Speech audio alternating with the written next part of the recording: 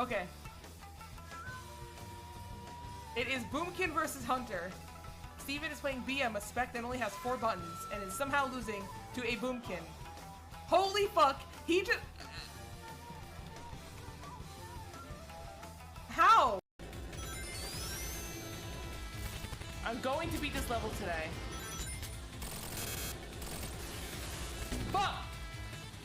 He's gonna get Tailwind up with the Talon Flame and then probably go for the Dragon Claw. So let's do this. And see if we can also get a Terra out. The only problem is the Tailwind. I don't think I'm faster than Talon Flame, which is why I'm protecting. So next turn I might have to bring this Elements out if he gets the Tailwind up here. Okay, so he's Terra-ing. That's fine. Terra on the...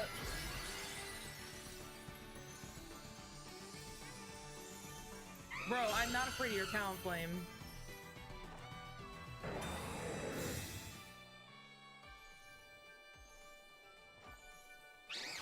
Okay, so you got the Tailwind up, sure. He went for it. I predicted it. Okay, here we go. So this Garchomp should die, or at least get very close to dying. Here we go. If this defense is less than 1100, I win.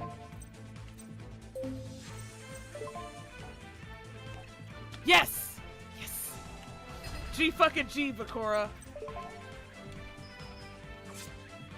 G fucking G. Oh, wait. I can't do math. I'm 200 short. G fucking G. Okay, it's fine. As long as you don't have, like, some chick up your sleeve. Oh, like that. Are you fucking kidding? Oh! No! You fucking top deck change of heart? Are you fucking kidding me? No! My feels. Okay. I hate that clip. I hate that clip because it is so accurate how much Yu-Gi-Oh sucks. I was grinding, for reference, I was grinding that game for like 4 hours at that point, and I just couldn't beat that one match. And I finally got there, and of course he top deck Chain of Heart. Or change of Heart, not Chain of Heart. Isn't that like a... Wait, isn't that a Kingdom Hearts game? Oh, Chains of Memories, that's what it is. Hello. Hello, hello, hello. Thank you for tuning in. We are so close to finishing our road to affiliate with Twitch. So we're gonna grind out some hours today. I have my coffee, although it's almost done because I was supposed to start earlier. Then I had a couple work calls, so we're a little bit behind. But I do want to talk about a couple things, and then we'll get into some gameplay because I can't play Pokemon for 6 hours straight without going crazy. So let me just fix this. Okay, so I did want to talk about these Ace Trainer rewards because it seems to be like the hot thing right now. And I was actually a champion for this a while ago.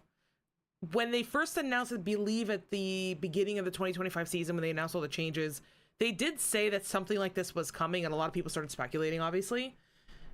I really was like hoping that this would be something that would actually come to fruition, and I was a little upset that they didn't talk about it for a while, because they were like, hey, this is gonna maybe come later. Stay tuned. And then we never heard of it again. So I did take a look already, but I do want to talk about it. So for those who don't know, obviously as you compete in Pokemon events, as you place, you get championship points, or CP for short. And previously that CP was only used to go to Worlds and for travel awards, but you never really got anything like physical out of it. And I felt like when they made the change to qualify for Worlds, which previously you just had to hit a certain CP bar. So let's say the bar was 700. As long as you hit 700 points for the season, you automatically got an invite. Now it's, you know, by region. So top 175 or top 100 per region gets invited. So now it's a lot harder for people, and people don't want to grind out the CP now unless, you know, they're actually making a Worlds run. So essentially, if you don't hit top 100 in your region or whatever, you're just, you have wasted points. So there really isn't anything for people who don't make Worlds, or people who maybe aren't necessarily trying to get to Worlds, but just want to go and have fun at a local league, maybe try to just get some local placements at a cup or a challenge. There's no real incentive other than, hey, cool, I won like a couple of packs or I won a plushie. So I was always like really pushing to have something, at least a physical reward for both TCG and VGC. So now that this got announced, I'm actually really happy. I'll be honest, I'm one of those players where I'm never going to make it to Worlds for two reasons. One, I'm not good enough. And two, I just don't have the drive to get good enough. I recognize that. So that's why I produce things, because I am not good at the game and I don't have time to grind. That being said, let's take a look at this, because I think this will be a really good thing for newer players, especially something to aspire towards. So, says last June, they announced that this was going to happen, blah, blah, blah. We know that. This is a new qualification. Today, the new program is being unveiled, complete with details for the 2025 season Ace Trainer Rewards. So the Ace Trainer Rewards program celebrates players who participate in tournaments in CP earning regions. So I think that's basically everything outside of Japan, and operates on a CP threshold, meaning that there is no limit to the number of players who could earn rewards. This is how it previously was for Worlds Invites. For the 2025 season, these rewards include a Play Pokemon stamped celebratory fanfare, a Pokemon TCG promo card previously exclusive to Asia, with an exclusive deck card or deck box and card sleeves in live. So this makes me really excited, because I think getting a physical reward for attending League, attending these local cups and challenges is actually like a big deal, and it'll get more collectors into the game as well. Celebratory fanfare has been awarded as a promo card to trainers in Asia since 2021, often featuring unique artwork that celebrates the spirit of the season. Here's a look at the past ones. Okay, cool. So here's an example of what they could look like. I mean, they're really, really unique art. I really like this. It's different from what we normally get. I mean, as far as I know, these cards aren't even really playable. I don't know if they're like legally playable or if they're just bad. I don't even know what they do. It doesn't matter though. I don't need to have a card that's legally playable. Like, I don't need to have like a stamped Iono to be happy. This is something that I would grind out local challenges for, just to get these cards in my collection behind me. I would love to do that. It says here that Pokemon TCG, VGC, and Go players can earn Ace Trainer status by earning 200 CP, and a setup where Pokemon Unite teams will get it as well. So I just want to check something. Let's see, Pokemon 2025 competitive circuit. I want to see how many local things you'd need to do to get this CP. So let me just see if I can find that link really quick. I just want to see like how much CP do you get? Pokemon championship points. Oh, I should also open up my restream chat. Sorry. Thank you. That's not Rain. I appreciate you. Let's see. Oh, that's 2024. Let's go back. Yada yada. Oh, I probably have to put 2025 in my. I probably have to put that in my my search, right? Let's try this. Why is it so hard to find?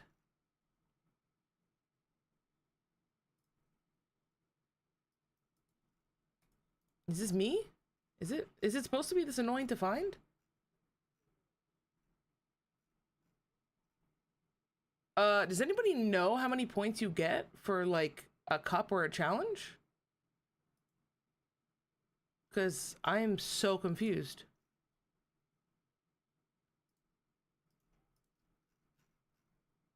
Okay, let's try this. I should have picked this up before the stream. Championship points, Pokemon, VGC, Cup. Let's try that.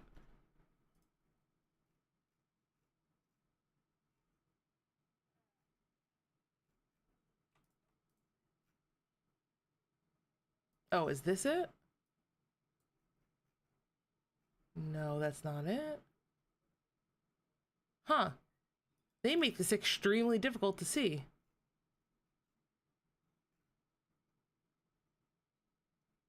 What happens if I click on League Challenge? Oh, here we go. Okay, cool. So it looks like, well, let's just go through each of these. So for a League Challenge and a League Cup, if you place first, you get 15 challenge points. If you place first in a League Challenge, you get 15 CP points. If you place first in a Cup, you get 50. So if you need to hit 200, that means you need to first place 4 League Cups or get a mix of some League Cups and challenges. So that is still kind of a grind, to be honest. You know, in a local area, getting your League Cup wins, I mean, like, for example, for me in New York, I mean, we have some of the best players in New York, so trying to go to a cup and getting first place is actually kind of difficult if any of the good players show up. So, like, for example, the last cup I went to, it was me, Tom Hayden, Tim Edwards, Anthony Vola, who's a TO in the area, and then we had another local player, Brian, who's very good. It's like, I'm not getting ACP there, right? Like, I think my only win there was I got a bye. So, yeah, that's interesting. I don't know if I'm even going to be able to qualify for this, but you know what? It feels obtainable. It doesn't feel like totally out of like the realm of possibilities that I could get the CP. I mean, if I just go to one regional and I do okay, you know, maybe if I can get like top 50%, I'll get some CP. I'm actually not entirely sure how it works for regionals. Let's open up that link. So to the regional one. So here's the regional one. Cash prizes, CP. Okay, so obviously these are probably out of the realm of me doing anything. I feel like I could get at least here. I feel like I would like to think that at least if I could win 1 or 2 matches, I could get at least 20 points, which kind of equates to winning a league challenge. I think that's possible, right? So this is for regionals. Let's look at the global challenge as well, just to get an idea of like how many points I would need. Okay, I don't think I would be able to get this as your average player, but again, this is obtainable. This is not out of the realm of possibilities for a lot of average level players. And it's a best finish limit of 3. So you have to think about that too, right? It's like you can keep grinding these out and get a BFL like 3 times in this 20 bracket and get 60. You know, like the same with regionals. I could go to 3 regionals, place in the bottom half, and get, you know, 20 points. Although I know this is the kicker, so actually this might be a little out of the realm for a lot of people. So let's look at something like this, because I don't think VGC specifically is going to get this many players for a regional. It's close, you know, like it's close, but this is just a lot. Like I think this is a lot more obtainable. But then again, you'd still have to be in the top half to be able to get 40 points. So for a player like me, I have some grinding to do that. But I feel like, oh, hey, thank you for the follow. That was so loud in my ear. I'm sorry I jumped. I have to fix that. Wak Jupri, thank you so much for the follow. But yeah, I think this is something where like I now have a semi-obtainable goal that I could work towards that's not Worlds. And I think that's very important for the average player to be able to have something that they could work towards, get a tangible reward, and still feel like the season has some meaning. So if you get average players like myself, whose aspiration is not to get to Worlds, maybe I'll go as a spectator, but I'm not going to compete. I have something I can work towards, and I think this is a very good stepping stone, or not stepping stone, but starting point, I should say. I think this is a very good starting point for a system like this. I just want to look at internets really quick as well.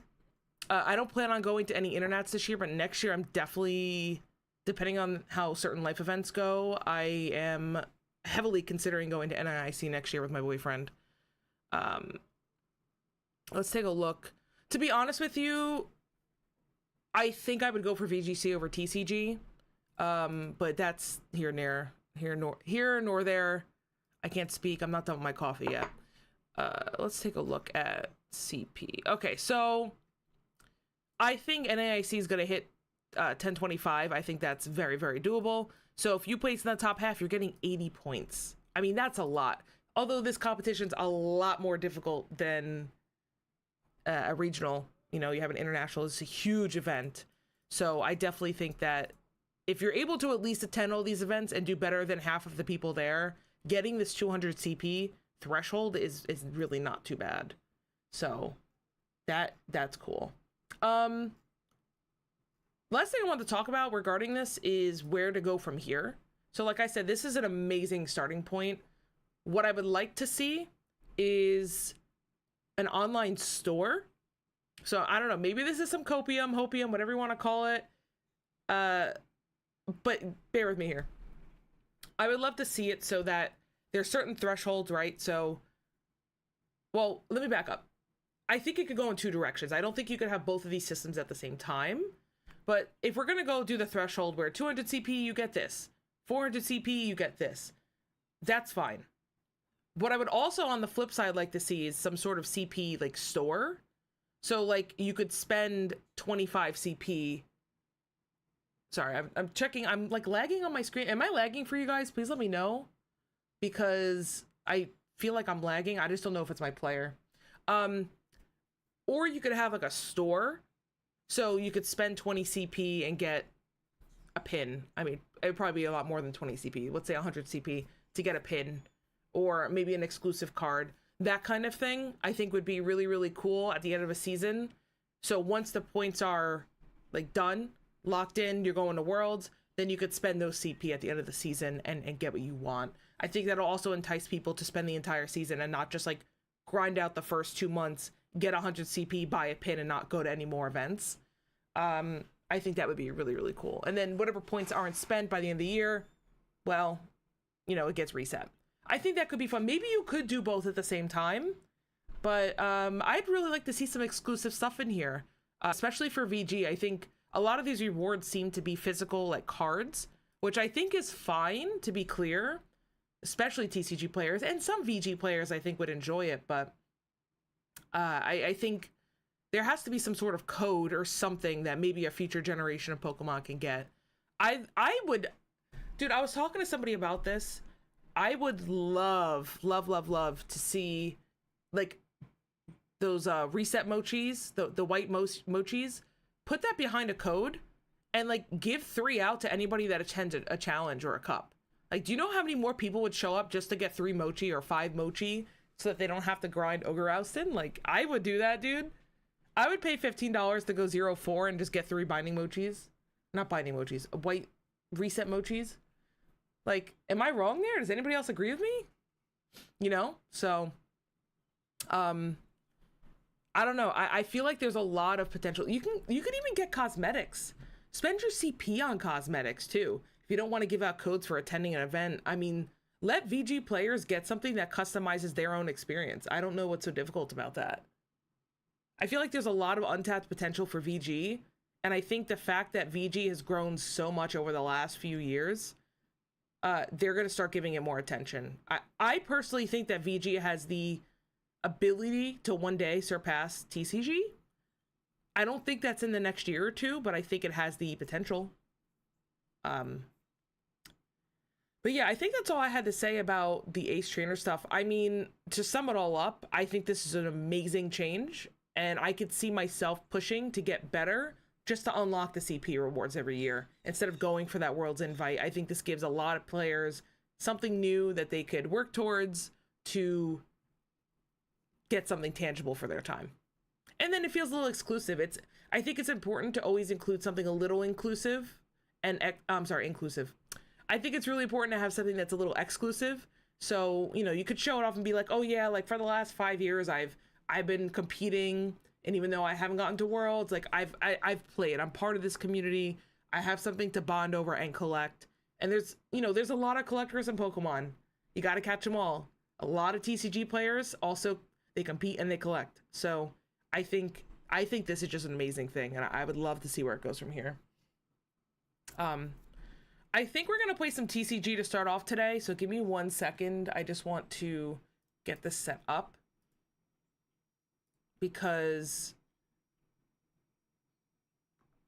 I haven't played in a while and my brain's not fully turned on enough to do VGC. So here is the sound working? It is. Okay. So here's an Archaludon Dialga deck. Actually, I want to edit it because I haven't played it in a while, so I'm going to be a little rusty. Oh, and I wanted to put some music on too. Give me a second. We'll listen to some Pokemon jazz. Let me know if it needs to be louder. Actually, let me do it from here. How's that? Anybody in stream, let me know how that sounds.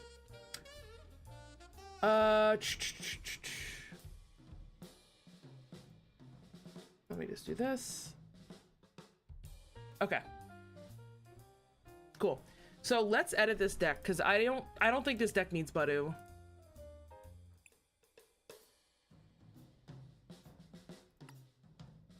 Who was I talking to though? I adjusted this. I think I added a second Pokegear the last time I played. I have this deck built in paper.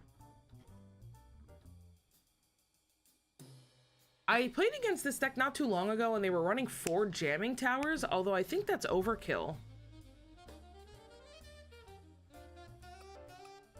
And they were also running 9 energy, not 10.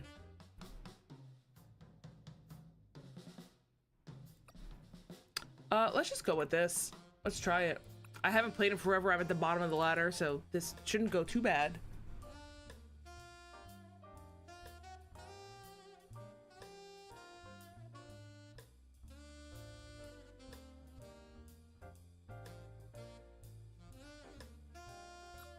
I don't even know if I want to go first or second anymore. Shoot, I didn't want to be given the option to think about this. I would assume I probably want to go second.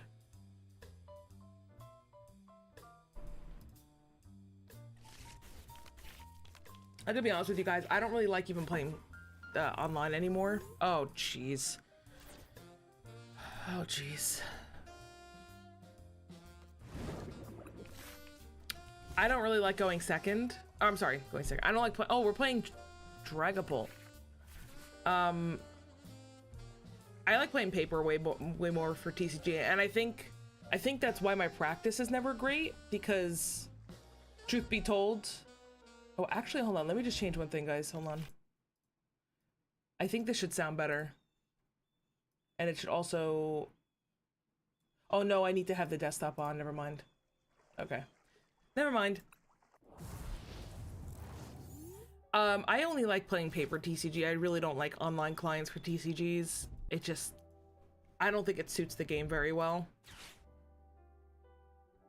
It's a great way to practice, it's very convenient, but I think part of the fun for me with TCGs is like having a conversation with my opponent, reading my opponent's face, the physical feel of the cards. I really like that, and like playing online, you don't get that.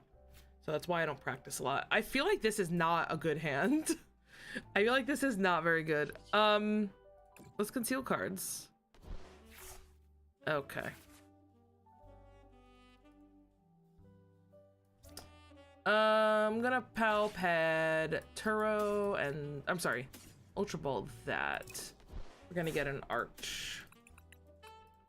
Wow, my brain is like not here today. We're gonna get Duraludon. I'm gonna Pal Pad that back in. Actually, maybe I should have attached that and Pal Padded back Boss's Orders. Yeah, that would have been the play. Then I would have had an attachment for turn and retreated the Greninja. Well, I guess that kind of works out in my favor now anyway, because I don't want to lose my Greninja. We'll put that in the discard. I mean, they're not gonna be able to kill Dialga for a bit. So do I Nest Ball for a Dialga? I think let's wait a second and see. Because I could always Nest Ball for Fez if they get some sort of kill.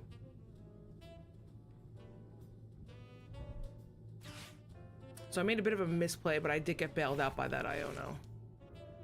So he's playing Duskull, so now we have to be careful with the math.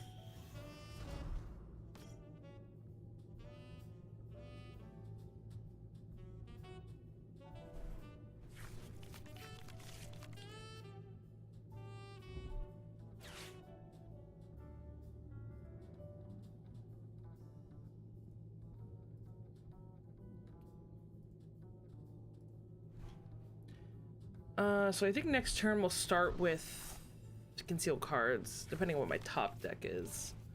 I have to be very careful. I keep losing to Dragapult right now. I think it's just because I don't know how to play this deck into it. He's playing Sparkling Crystal, not Trolley. Alright, so he is going to get the attack off first turn. That's fine.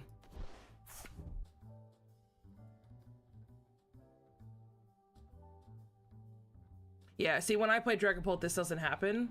It takes me 4 turns to get my Dragapult up, so... you know how it goes. You know how it goes. It's always this way. How many energies? I have 3 energies in discard. Ugh. Okay. So you have 4 more energies left in deck. Well, concealed. Actually... What's Nest Ball? The thing is like... I have to be very careful because they can get a kill very easily. Wonder if I just take the Relicanth instead and see if I could do something. What's concealed cards? I'm so afraid to put this Dialga down.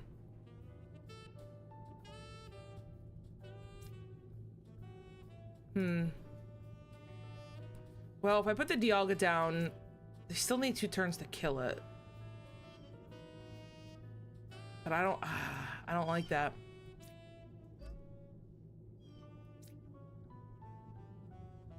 I really need to get an Arch up right now. I think I just go for the Arch, because if I put the Dialga down, it's just too easy for them.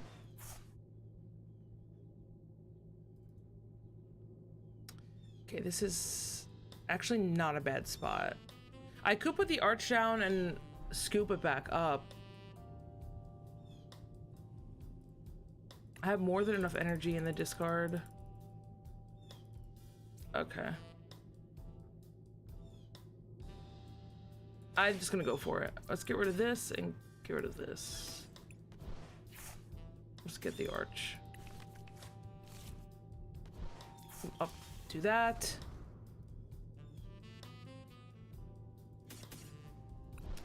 Let's just get some damage out. I'm afraid for the Arch or for the Dialga right now. But yeah, because I could scoop up Cyclone. So let's just get some damage. So he's either gonna have to boss up the Dialga or put counters on it, which is fine. So maybe I can get him to waste his counters. The only bad thing would be if he Iono'd me here and I lost Scoop Up Cyclone. That would actually like really sting.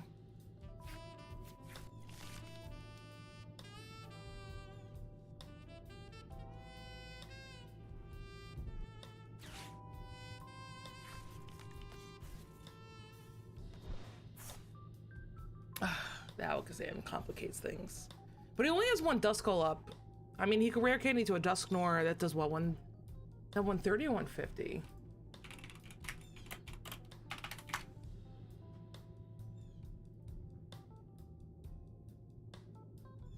Yeah, it's 130. That's fine.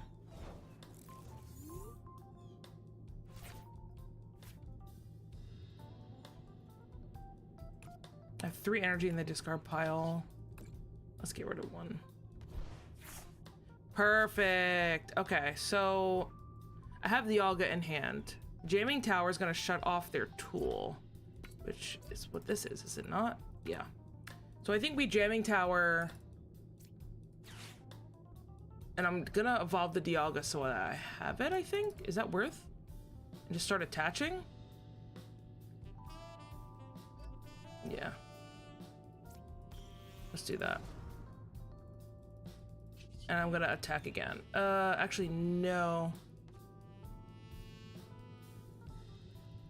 Shoot. Whatever, it doesn't matter. Actually, I didn't need to play the Jamming Tower now. But I don't know what Stadium's Dragapult's playing. I should have kept that for a Stadium bump. Whatever, getting the Arch in my hand is good, actually.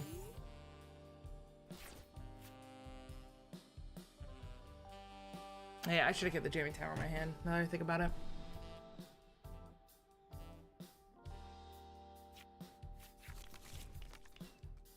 I need a boss. I really want to kill the Rotom.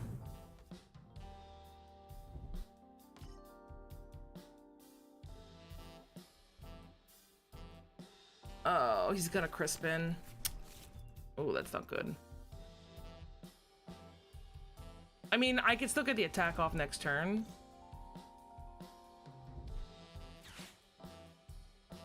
How come when I play Dragapult, I never get every single perfect card that I need? Like, that is crazy to me. That this guy has gotten the, like, every single one of his turns, he's gotten a Dragapult fully up and going. And a Lumineon, and a Dusclops, and a Radiant Alakazam. It's like, bro, when I play, it's like I get maybe one of those. I kind of need to get my Dialga V-Star up and running, which is possible. I should have played the Duraludon last turn. Now I'm gonna get punished for it.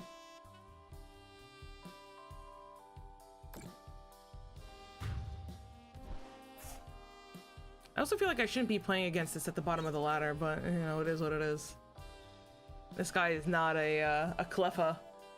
He is not a Cleffa.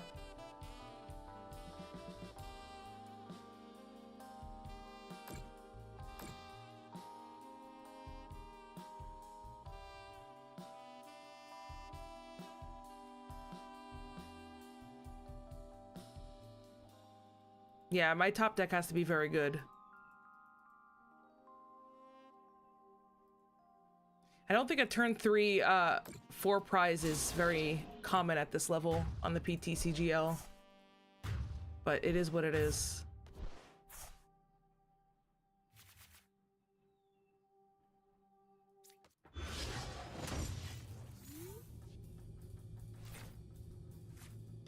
I mean, I made the mistake.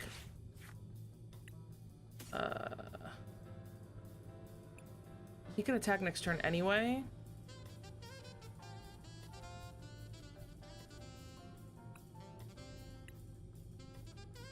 I mean, I could boss. I need.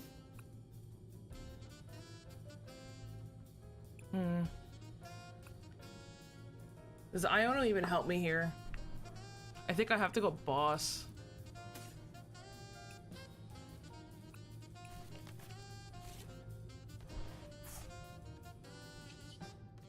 Yeah, I made the mistake with the Duraludon. That's gonna actually just screw me.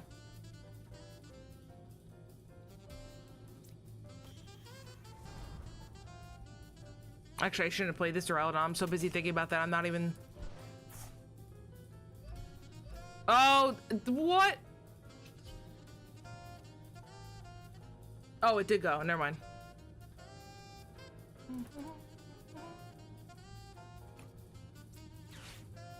Yeah, I could have had a knockout here if I didn't screw that up. I screwed it up.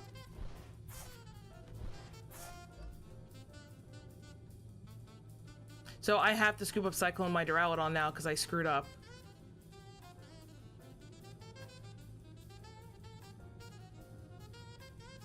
Yeah, I screwed up. I have to scoop the Duraludon now. Oh, I screwed up so bad. Like, see, I belong in the Cleffa rank. These people do not. These people do not belong in the Cleffa rank.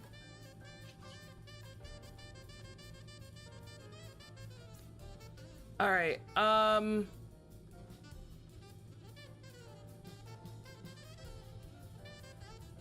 I think I just attack. He can't knock me out next turn. I think I just attack. Maybe I should Iono'd actually then. Dude, I've screwed this game up like the last 4 times against a player that's playing absolutely perfectly.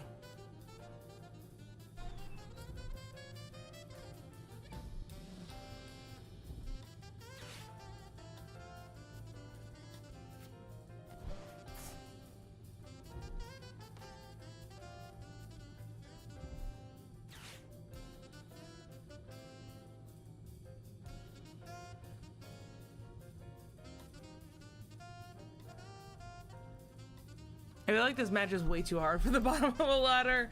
Jeez.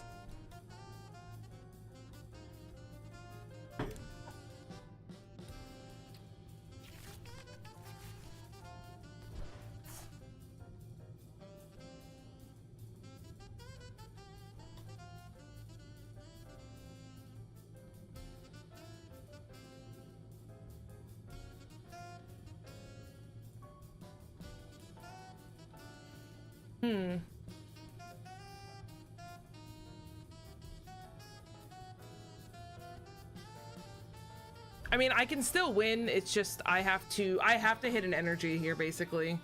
I have to get an energy. Or I have to top deck Turos.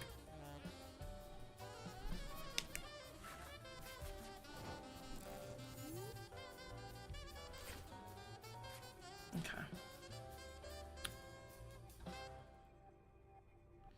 I think we do this if we get a Turos.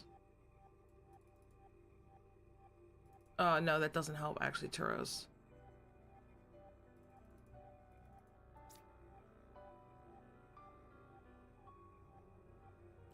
Let's see. I need to get energy now. I need to get an energy right now. It does not help. It does not help. Alright, so we're gonna boss up this guy and we're gonna kill him. That's our only play.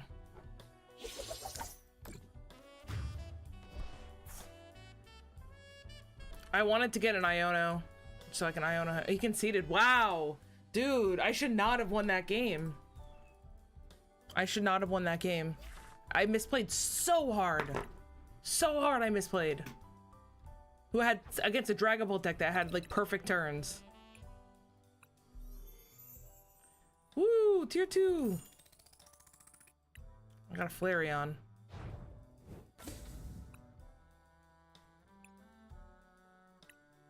Yeah, I misplayed really hard there. But it is what it is. Excuse me. He must have just had nothing in his hand. I think that when he was like stalling and was like... When he went and he put the skateboard thing, I was like, wait a minute. I don't know if he has what he needs. And also the jamming tower shut off his Forest Healstone.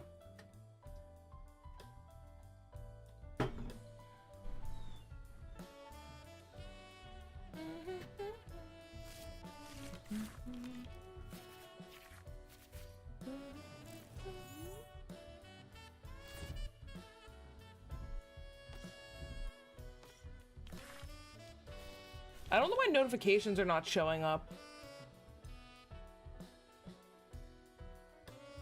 Oh god, it's a mirror match. I know there's some math involved with Relicanth, and I, like, sincerely don't know it.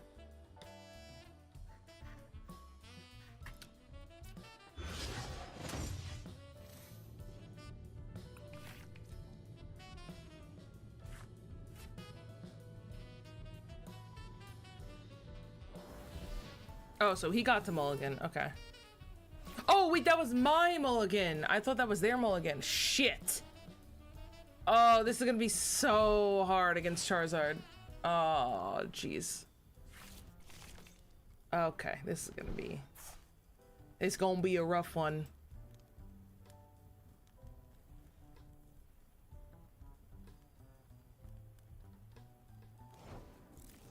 Oh, jeez. Okay.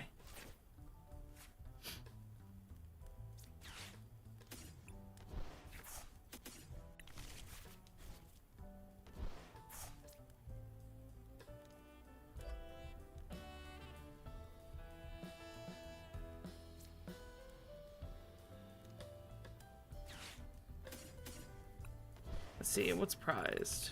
Let's take Greninja. Can he kill Duraludon next turn? He'd need a Dusclops.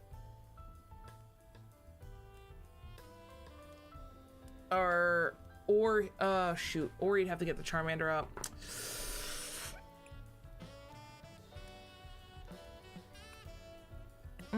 We're gonna go for it anyway. I'm gonna get greedy here. See what happens. Let's conceal cards. Okay, that's not the end of the world, actually. I don't want to research his hand away. I have 2 arches. So I'm just gonna do damage. Help with the Charizard matchup. I mean, maybe I should have researched and then I would have gotten a Night Stress to bring it back. That could have been the other play to try to see more cards this turn, because like kind of only having one Duraludon into this is a little sketch, but I also don't know how good this player is when they bench a Fez on turn 1. And they're playing like some weird stuff. Alright. Alright, I have options here.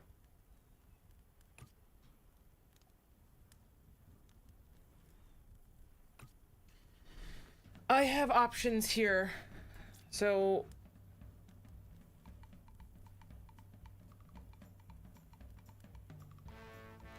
yeah, let's evolve Arch.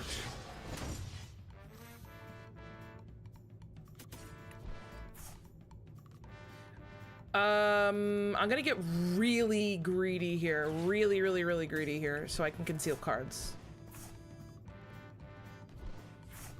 Okay, that's what I wanted. All right. Cool, let's nest ball for another one of you. I'm gonna play the jamming tower now because I don't want you doing anything fancy. I think we have to attack.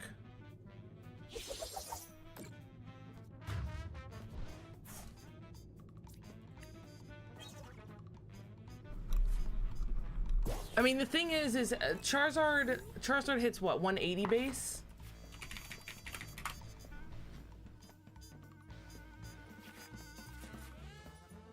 Yeah, it's 180 plus 30, I believe, for each one. So he still can't still can't one-shot my Arch yet.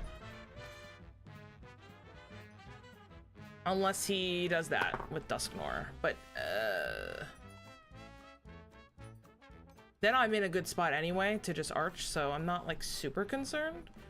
Oh, okay, he went for the Greninja. All right.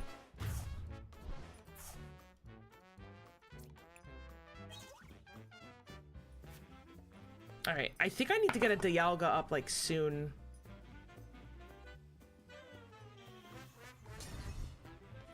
Actually, do I?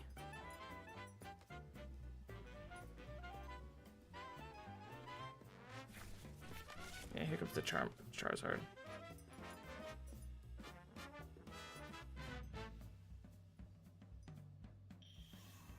Here's the thing, if I get a Relicanth up, I one-shot the Charizard next turn, don't I?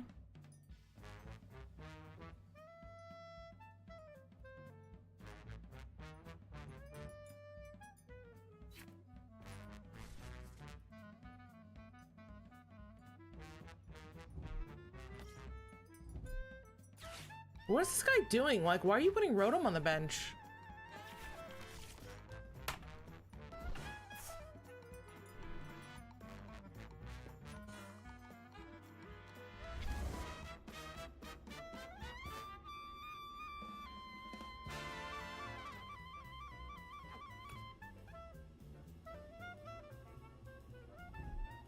No, the Iono was actually the last thing I needed. Oh no. Why does my opponent always have an Iono on the worn turn? I don't want them to Iono.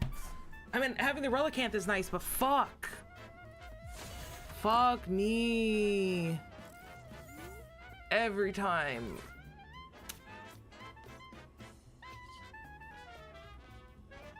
Bro, I'm 1 damage short. Bro, I'm 1 damage short.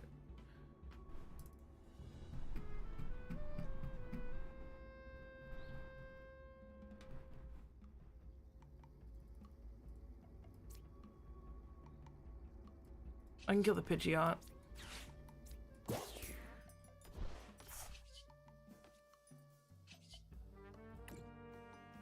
I think that's a worth trade.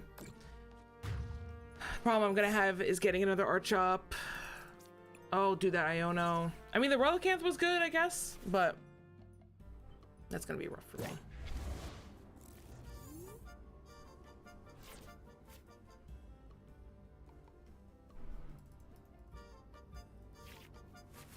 I mean, I'm just gonna Iona you next turn after you knock this out, so. Oh, wait. If he doesn't Iona me, I win.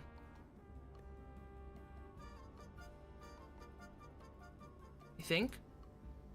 No, shoot. Never mind the prize card. I can't counter catcher.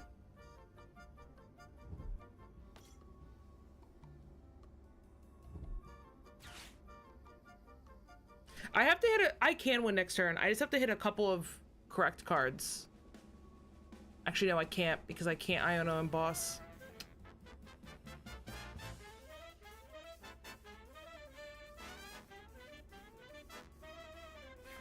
Fortunately, Charizard's at that spot where it just starts one-shotting everything.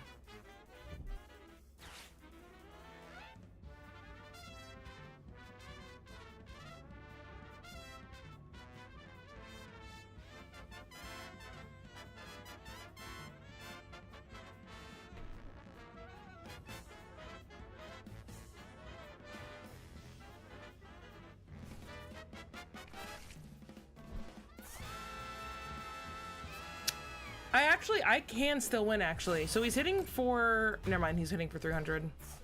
Never mind. Charizard just doing Charizard things. I actually don't know how I win now. Charizard doing Charizard things.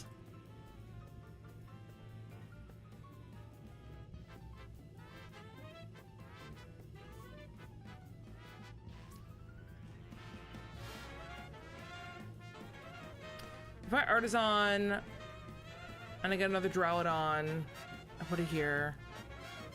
He knocks it out. Then I have to get an Arch next turn. I still lose. I think I lose.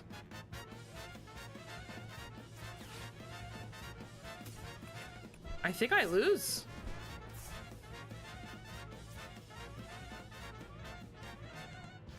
I think I just lose because it's Charizard.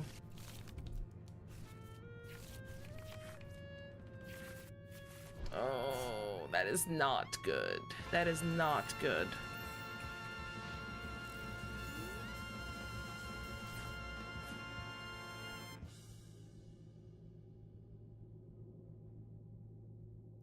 Yeah, I think I just lose. I fucking hate Charizard. I needed a better Iono.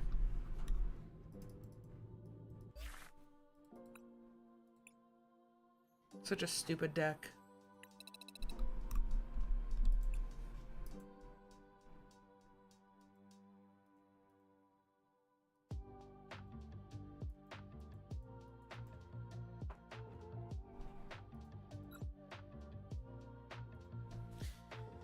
All right.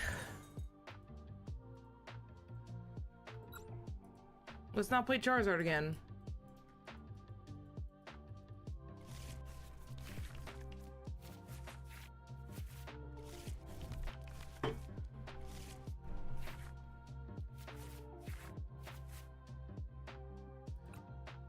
Oh boy. Xatu? Max Rod? Huh? What, am I playing against some sort of stall deck? Stall mill? Please. After this, I think I gotta go get a bite to eat. I'm starving. Actually, I think I could just do that while the cam's on, right? I could just shut cam off. Wait, nope, that's not shutting my cam off. Why isn't that shutting my cam off?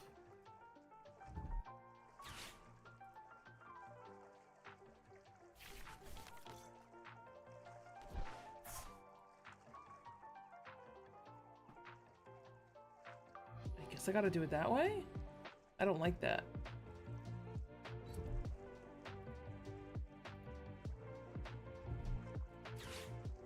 That's weird. Okay.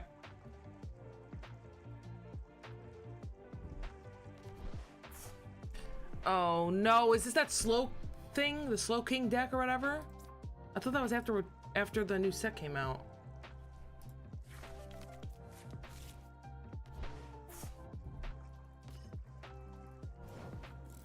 Dude, what is it with people benching Fez on turn 1? I don't understand.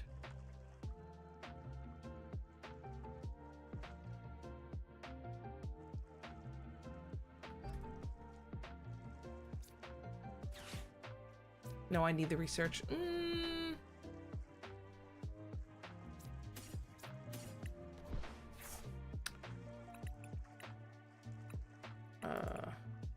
I don't know what's going on here. Let's just get another Duraludon up, I guess. Whatever. Let's get a Greninja. Conceal cards. Ideally, yes, that's what I wanted. And then we'll do 3 damage. I'll be right back.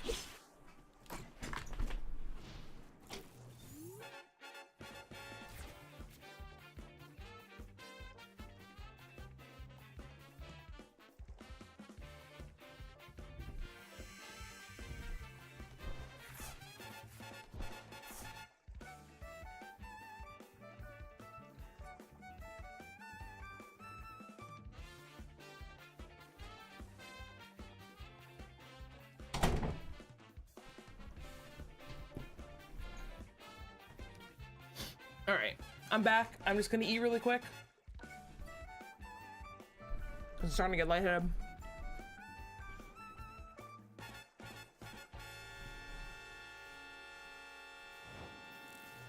Yo.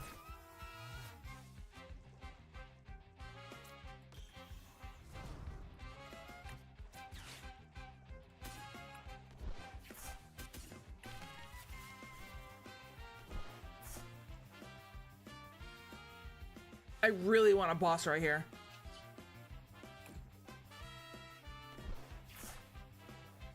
Oh, Lord. And make sure. Yeah.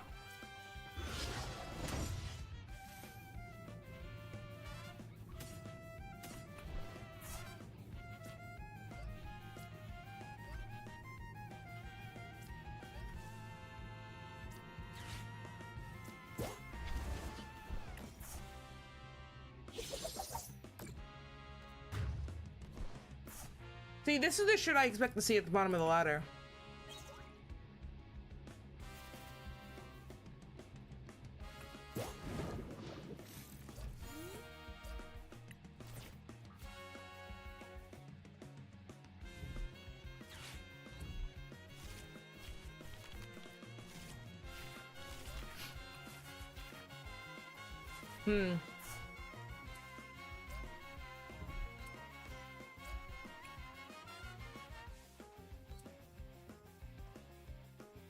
So what is the strategy behind that?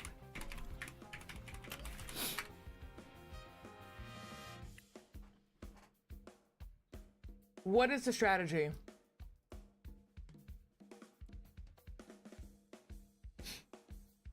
Does anybody know? Like, can somebody tell me what this deck was trying to do?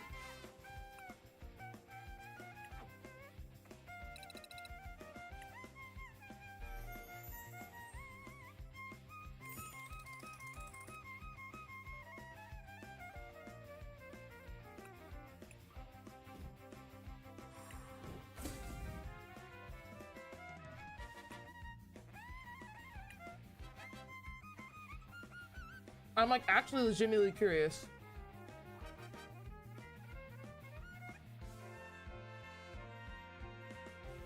The only thing I see is the Slowking EX. You may search your deck for the 2 cards and put them into your hand for 130. Oh, hold on. Let's search TCG deck.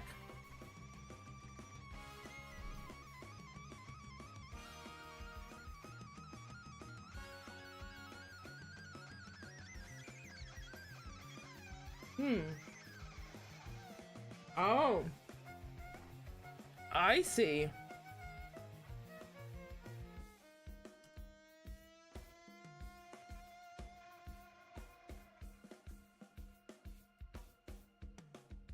So he's gonna try to cure me. That deck's wild.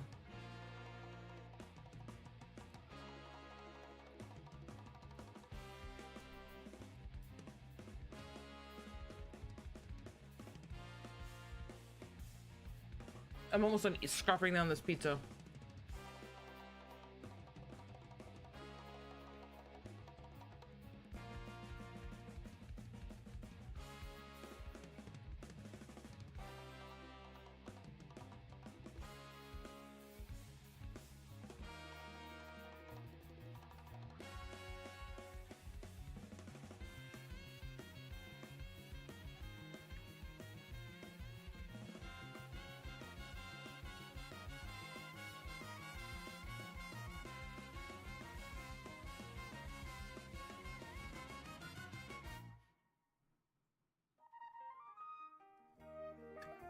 this is interesting.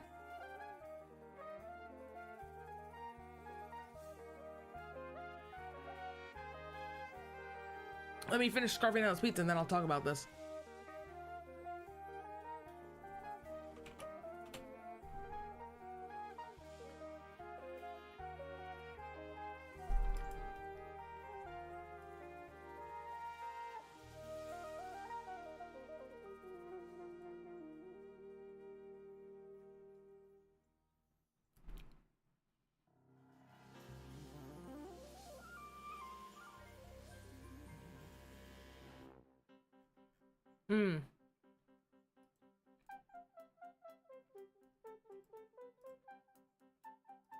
I'm like scarfing down food right now. I'm sorry, guys. It's so rude of me. But I was starting to get lightheaded.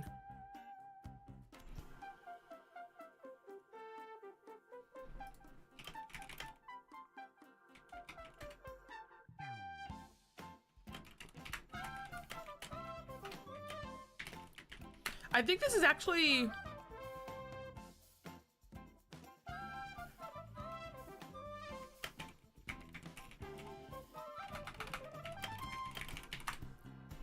Huh. Let me think about this.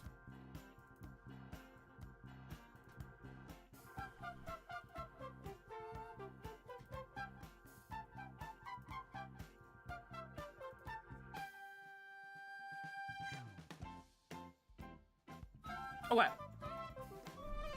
Sorry, I had to eat that. I was getting so lightheaded. So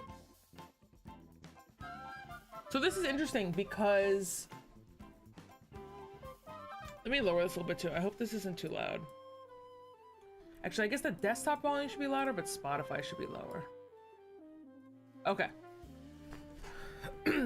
Let's talk about this. So, we all know Legends EA is coming out later this year. And my guess was always going to be around October, November. And I think this set releasing in August, it's interesting. I think TCG sets normally come out after the games come out. So this tells me that this could actually be a June or July. But I also wonder if a TCG set just like could come before the game comes out. You know, like does it have to come out after a game? I mean, I think historically it is. I don't know, this is interesting. I'm curious to see what other people think. Let's see.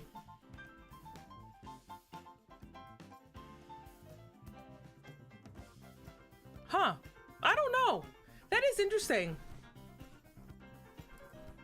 Because I don't see why they would release a game in like August or July. I feel like that's such a weird time. Is this August in English or August in Japan? Okay, hold on. This changes things. This is August in Japan.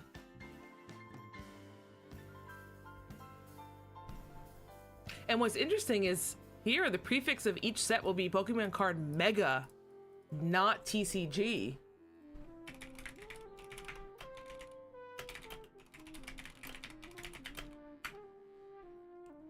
Hold on, let me just set this microcosm. So we're departing from Scarlet and Violet. So what does that mean for the TCG? I mean, they've done this historically, right? Where like that game's lifespan is still happening, but they kind of come out with something a little bit different. Oh god, did I get pizza on my keyboard? That's disgusting. Well, I gotta clean that out later. Oh, and they released 2 new cards. Mega Diancie EX. Oh no, sorry, just kidding. I got baited. That's from 2015. I was like, wait, I recognize this. Maybe it's a reprint, but nope, I just misinterpreted. So these are what the Mega EX and Mega Diancie used to be. 220 HP. Well, we know that'll be like 320 HP. Choose when your opponent's attacked and use it as this attack. Okay, that's cool. That's pretty cool. During each of your opponent's... Oh, during your opponent's next turn, prevent all damage done to each of your Pokemon by attacks from your opponent's EX. That's strong. But these HP pulls are so low compared to, like, these other EX cards that they announced.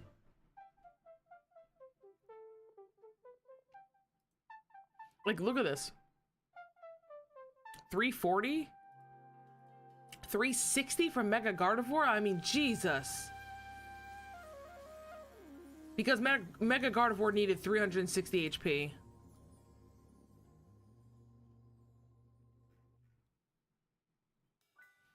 I'm...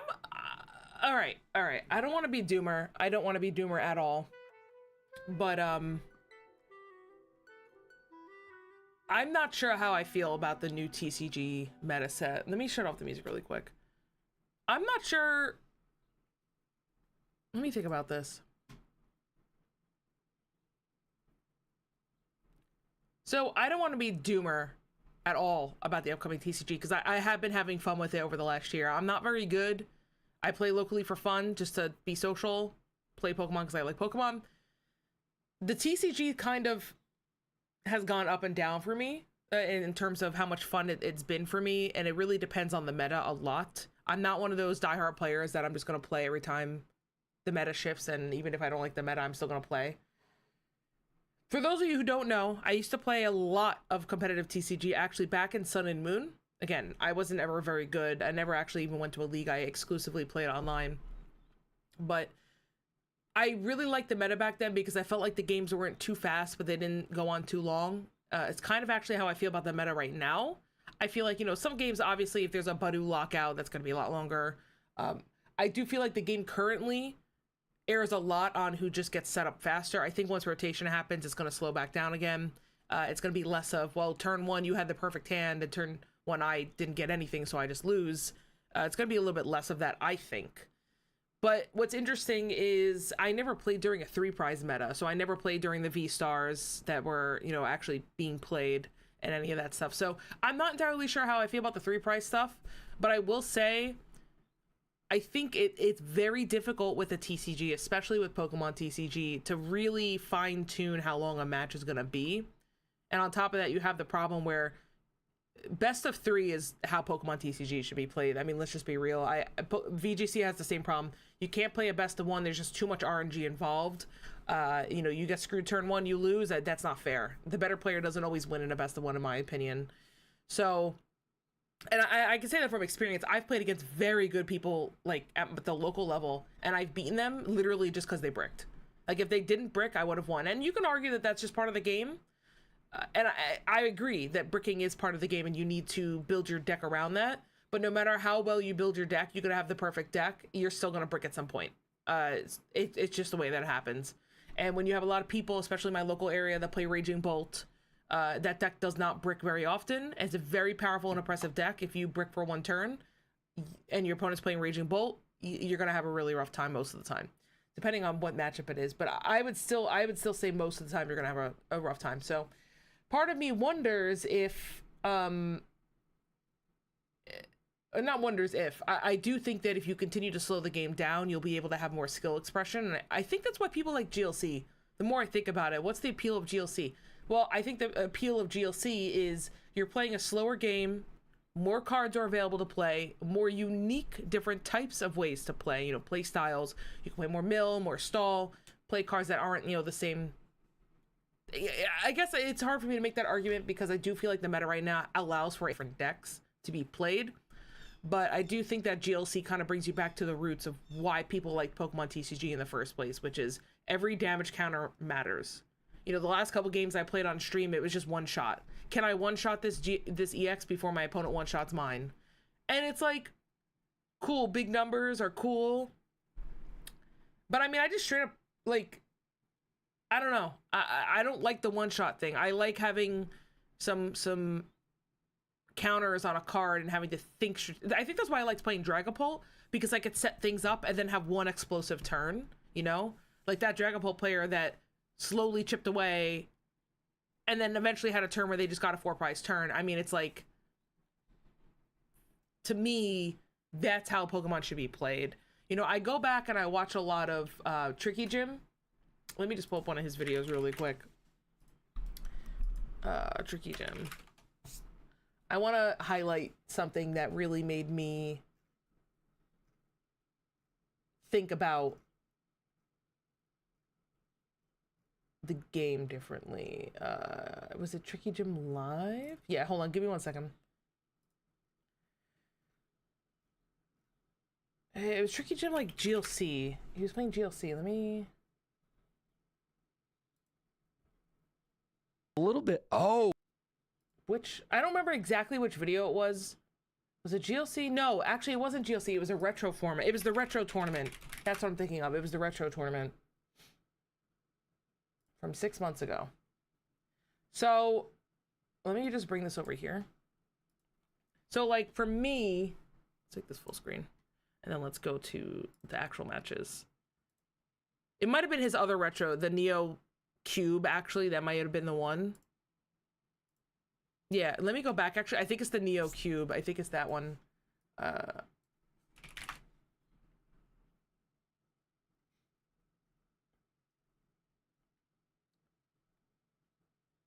Yeah, sorry, it was this one.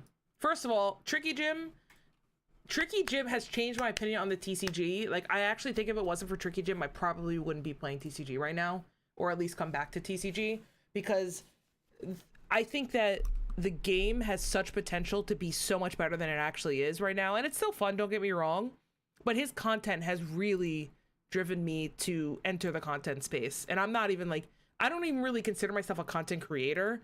I just want to produce content with other talented people like this documentary, like tournament style type of gameplay. I want to do this with like actual good players. I want to be the one to produce this type of content. But here's just an example. It's like, you look at this board state, right? And, you know, there's a burn, there's damage counters all over. There's a lot of things to consider when you're playing, instead of just like, okay, can I just get a boss and boss up and one shot this? It's like, I think boss's orders necessarily isn't a problem in the game. I actually like boss because it helps you get around walls. And I like that you either have boss or you have to pay a cost or flip a coin or something to get those gust effects. So I'm not arguing that gust is bad for the game or that boss's orders is bad for the game. I think that's fine. But I think we do need to go back to a time where counters matter and you could sit there and think about the game. But on the flip side, I also don't want to go back to a point where the games take a half hour for one game. Because that's my one problem, is I feel like there was a time in this game where the games just took so long, you know? And then you sit here and you're like, well, we have to play a best of 3 in 50 minutes, but game 1 took 30. How are we going to get through 2 more, you know? But I just look at this kind of thing and it's just like, playing in this looks so fun. Like playing this old retro thing. I want to get a cube going for some local players and play something like this, because I feel like it could be really, really fun. It'll probably just have to be proxies, and that's fine. But I think people would really enjoy kind of seeing the game in a different light. And also, you know, the thing with one shots is that there really isn't as much skill expression in it. You know, like if you're playing and you have to manage counters, like I think Dragapult's a very difficult deck to play, right? Because you have to manage damage counters on your opponent's side of the field. You have to manage and set up something. And when you get that 4 prize knockout, it's satisfying because it's like, you did this, right? And there is some counterplay, but I don't know how to describe it, but the one shots are just, they're not exciting. One thing I hope is someday standard TCG will follow Pocket Edition's footsteps and have the deck size. I'm tired of having to play searches. Let me think about that. Well, first of all, thank you for giving me your opinion. I really do appreciate that. I'm not sure how I feel about having the deck size, because my other problem is that I feel like if you have the deck size, you're going to get a lot of decks that run and function exactly the same and have a lot of repeat cards. But I do agree with you that it is annoying to keep searching. Like Luminion for Arvin. Okay, Arvin for all these, for a Vessel. Okay, Vessel now. It's like, the turns take forever, dude. That is a problem that I have with the game, is especially first turns. You're playing against a deck like that. You're just like, okay, let me go get up and use the bathroom, come back, and you're still on turn 1, you know? So I agree with you that that is a problem. I don't know if necessarily having the deck size fixes it, although that is an interesting thought that I never considered. And I'm sure somebody who understands the game a lot better than I do will have a better opinion on that. But Something does need to change, though. I agree, and I don't think it's 3 prizers. You know, like I'm a little worried about the 3 prizers. I'm not gonna lie. I'm a little worried about it. Let me just check something real quick.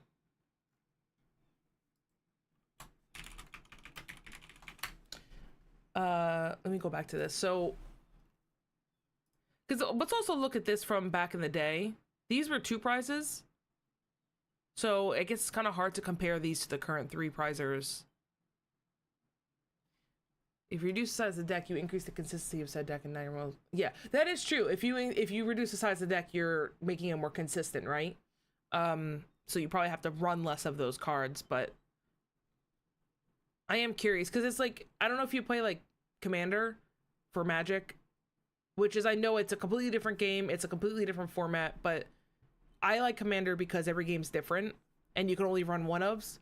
I mean, yeah, you can run like 5 different tutors, I guess, but that's still in like a deck of 100 cards. It's like trying to find those tutors. But it's, I guess it's a bad comparison because in Magic, for the most part, there's way less deck search than there is in Pokemon. Like, I feel like Pokemon, your goal is to deck search multiple times a turn, where in Magic, that's very, very rare. So everyone who plays MTG knows to tell others not to get MTG. Yeah, it is very expensive. I only play casual Commander, so I don't like, I honestly, I proxy anything that's over 20 bucks. If I'm gonna be real, like, I have entire Commander decks that I've proxied just because I play casually. I don't play for money. I have my boyfriend and his friends come over, and then we just play on like a Friday night. It's fun. It's really fun. And I also have my opinions on CEDH, but that's not here nor there. I'm not qualified to voice those opinions online. But yeah, I see what you're saying though, Holthrin, because I would be curious to see if like maybe you went down to a 40 card size deck, how that would impact the meta, impact how people are deck building in Pokemon. But also keep in mind though, if you reduce the size of the deck, what about prize cards? Because the problem with that is, let's just say you're playing with a 40 card deck, right? And then you have 7 cards for prize cards. So now you're down to 33 in your deck. And then you draw 7. So now you're down to 26. It's like, you only have 26 cards in your deck now, you know, to play. I don't know. It's interesting. Then I think at that point, then you have to go down to what Pocket does, which is a limit of 2 per card. At least in Yu-Gi-Oh! A deck could be anywhere from 40 to 60, and every meta deck only runs 40 cards, since the extra 20 cards is just going to clog up your draws. The only time you see a deck running more than 40 in Yu-Gi-Oh! Is when it's some kind of mill deck that gets more powerful than more cards. That is an interesting concept too, is like, and I always did find that interesting in Yu-Gi-Oh! I don't play Magic Standard, so I don't know. I think Magic Standard is still a specific 40 cards, I believe. Please correct me if I'm wrong. That is always an interesting concept of Yu-Gi-Oh! I used to play Yu-Gi-Oh! Very casually, like back in the day, because we used to be on like summer camp buses and just play until we got home. It was really fun. I was really bad. I remember I made like a deck that was all trap cards and all like flip effect monsters. That was interesting. But yeah, I do wonder sometimes with Pokemon, like, why is Pokemon like, why do you have to have exactly 60? I wonder if that's just an effect of like the way old games used to be played, or if there's a specific reason why the designers chose to make it 60 exactly. Unless they wanted to keep a certain amount. Well, this is what I could think of. Maybe they wanted it to be a certain level of RNG elements to make the game more accessible. And I hate that, like, I have to say it this way, but you know, Pokemon at the end of the day, it is designed to be a children's card game. I don't like, Magic is not designed to be a child's card game. So I wonder if maybe it's, you know, to make the game more accessible, to give kids a chance. They were like, hey, let's make sure that there's always a certain amount of RNG, so that no matter how well you optimize it, you still have to consider certain RNG elements in it, and you can't mitigate it. Because then, you know, lots of games run into this problem where if you just make it, if you make the, how do I say this the way I want to say it? Skill discrepancy grows over time, right? Like, the better people are, the further they get away from people that are just picking up the game. And when you have a game where that gap is constantly growing at a rate where new players can't get into it, you have a problem. right? I think, I don't know if you play WoW, but I'm a very old school WoW player. I've played since 2008. I don't really play currently, but I used to play at a very high level. And only when I got up to that level did I realize how difficult the game was for new players to come in. And it got to the point where, not to sound toxic, but like I didn't want to play with newer players anymore because it was just a waste of my time, you know? And I hate saying that, but it's just the truth, you know? So I wonder if that's a thing. It's just an effect of old gen TCG. Back when games could last up to 20 turns, you're actually going through all 60 cards by natural drawing. That's another good point too. But keep in mind, just to play devil's advocate, I feel like we still go through 60 cards now. Like I have won games because my Raging Bull opponent decked out, you know? I don't think that's necessarily supposed to happen, but it does. I do still think decking out happens now, just maybe not as much as it used to happen. Then again, keep in mind, I'm playing at a very casual, like local level. Like I just go to league. I don't compete in regionals. I don't compete online. So, you know, if you have more experience than me, then, you know, I totally respect your opinion. That's just what I've personally run into. Let me move this so I don't have to totally move my head. Hold on. Let's do that. And then put this here. Perfect.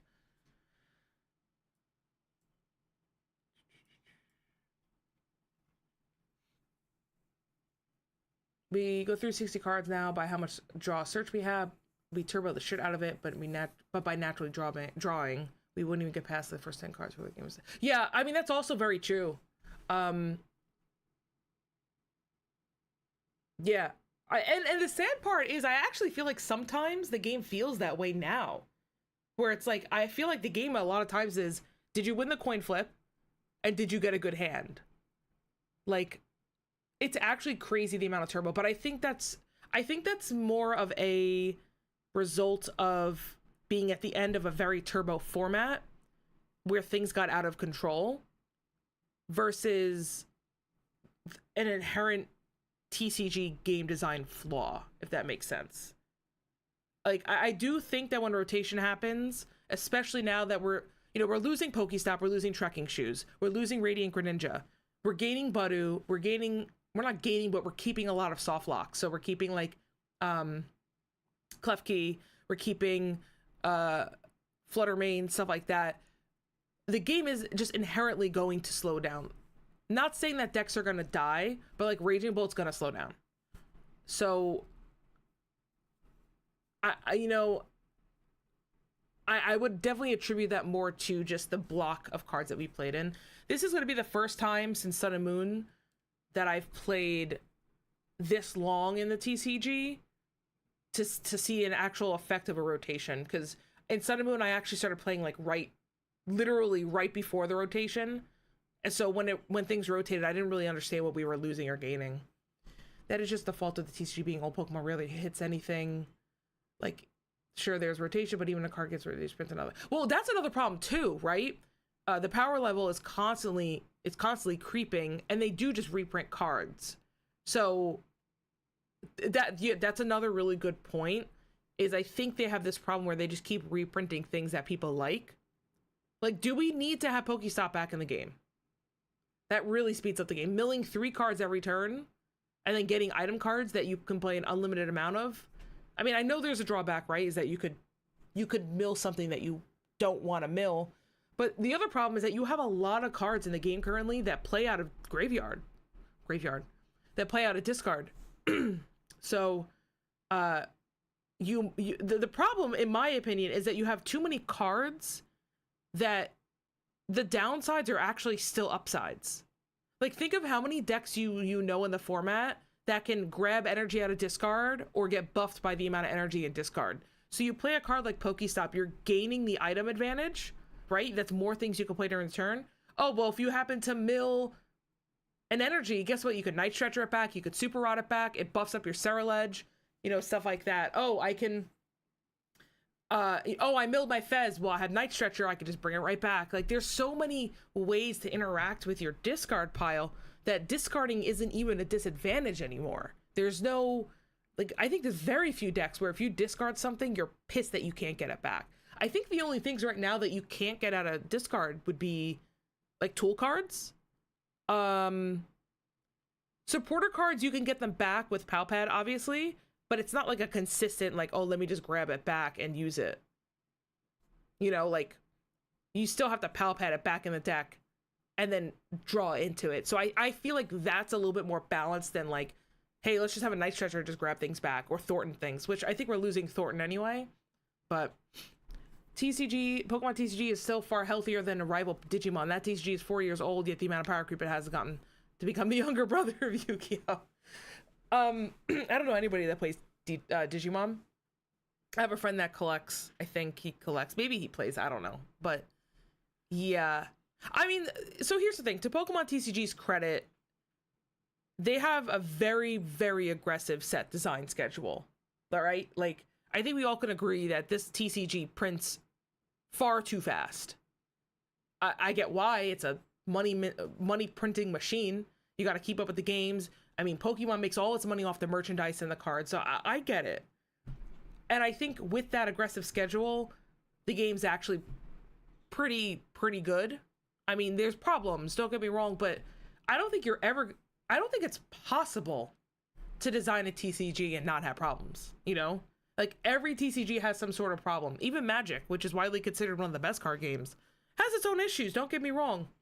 I mean, they kind of dropped standard. Like, they stopped supporting their main format and are supporting a casual format, which is also spun off a competitive side of the casual format that, in my opinion, is just too busted to be a viably competitive thing. But you can rarely find people who play Digimon because it's snake eating its own tail. Yes. You can't play Digimon if your local card store doesn't sell Digimon cards, and your local card shop won't sell Digimon if there's no one playing for it. 100%. 100%. And I think there's multiple reasons why the Digimon card game never took off. I think the main issue is just the fact that I know the IP has its niche fan base. I know like One Piece has its own niche fan base, but One Piece, from my understanding, is just like it's ongoing. Isn't Digimon kind of done? I could be totally wrong. But oh, the Digimon TCG in top 5 most played TCGs right now. That's news to me, only because like when I talk to card stores, nobody's carrying Digimon. So I guess maybe I've just never had that. Like when I go talk to a card store, it's always Pokemon, Magic. Pokemon's the biggest. Magic is the second biggest. Then it goes down to One Piece, Lorcana, and Yu-Gi-Oh. Yu-Gi-Oh actually, I think Yu-Gi-Oh is above One Piece actually. So maybe it goes like Pokemon, Magic, Yu-Gi-Oh, One Piece, and then Lorcana, and that's it. Like nobody mentions anything else. So that's actually interesting, and I'm not saying you're wrong. I'm just saying, at least in my local meta, like nobody's playing Digimon. So I guess take what I say with a grain of salt then, because I don't know much about it. I know that it's new though, so like it definitely still has room to grow. I just wonder, I don't know what Digimon can do to grow that and bring it to the local store. Either every card shop is a 50-mile radius hosts Digimon, or no card shop in 50-mile radius. Yeah. That's interesting. Can I ask, are you in the US? I'm just curious. Because at least here in New York, it's not.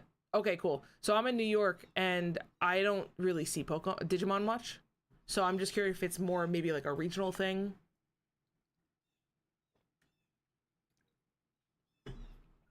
But I don't know. I like TCGs. I kind of just I kind of go through periods where I'm like really into it, and then periods where I'm not, because my thing is I really like the social aspect of it, and I like having like a conversation with my opponent. I like playing. I'm not super competitive. And my issue honestly is just the fact that as I get older, I have less and less time to grind these things, and I'm competing against people that have been playing TCGs since they were like 7. Kinda, if I drive north, not a single Digimon related. If I drive south, Digimon everywhere. Okay, that's interesting. That's interesting.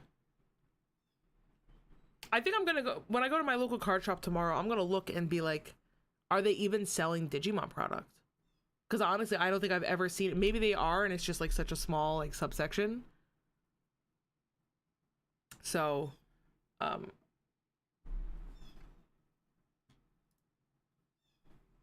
why does that not work?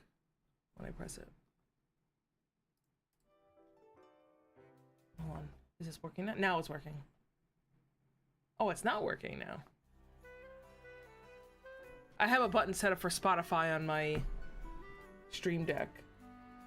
And it like works sometimes.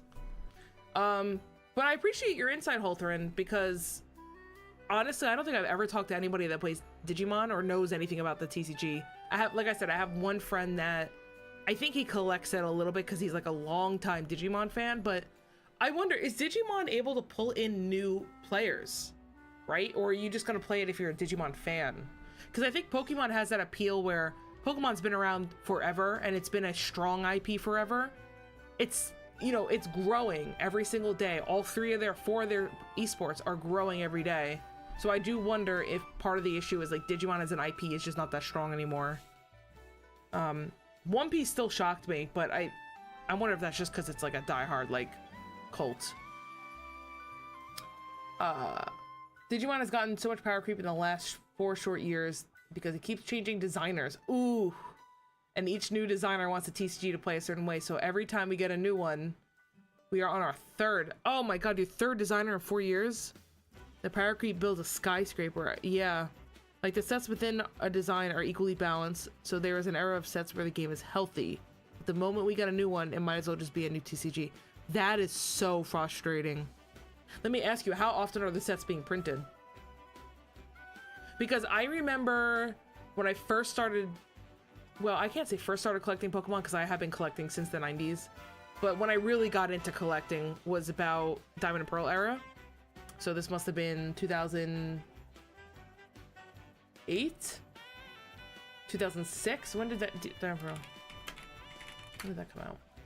2007, I was close. So in 2007, I started getting into Diamond and Pearl.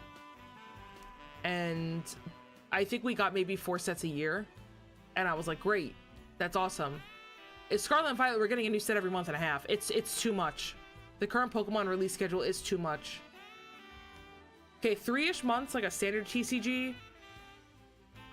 That means you're getting 4 sets a year. How many, hold on. Pokemon's TCG set releases, 2024. I want to see how many sets released in 2024.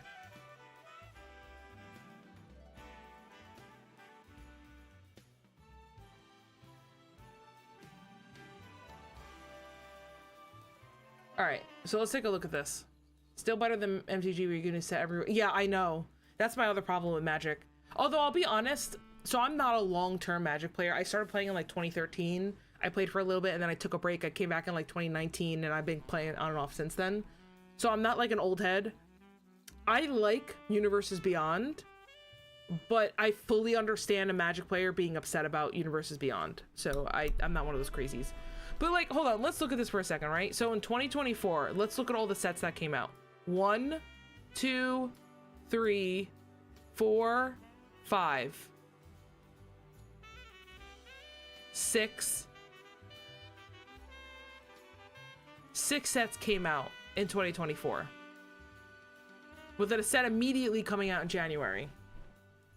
So you have 6 sets coming out a year, right? And your average booster box is 120 to 100. Now the booster box is getting up to like 160. I mean, that's a lot of money people are dropping on these things because collectors, they got to get everything. I mean, you're looking at this and you're just like, this is insane to me. And I will say, as a competitive player, the game doesn't change that frequently. Where like every set that comes out, there's new cards, but I wouldn't say it completely overhauls the meta. You might get one new deck that comes out of it, and if you're lucky, you'll get 2 new decks that come out of it. And then we've had sets that literally don't impact the meta. Like one of these sets, I forget which one was it. Prismatic? I think the only thing that came out of Prismatic was Budu and Regigigas. So it's like, it's not even like a big change, you know?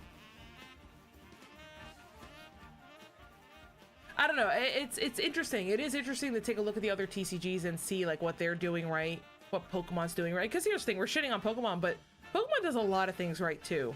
They consistently release good products.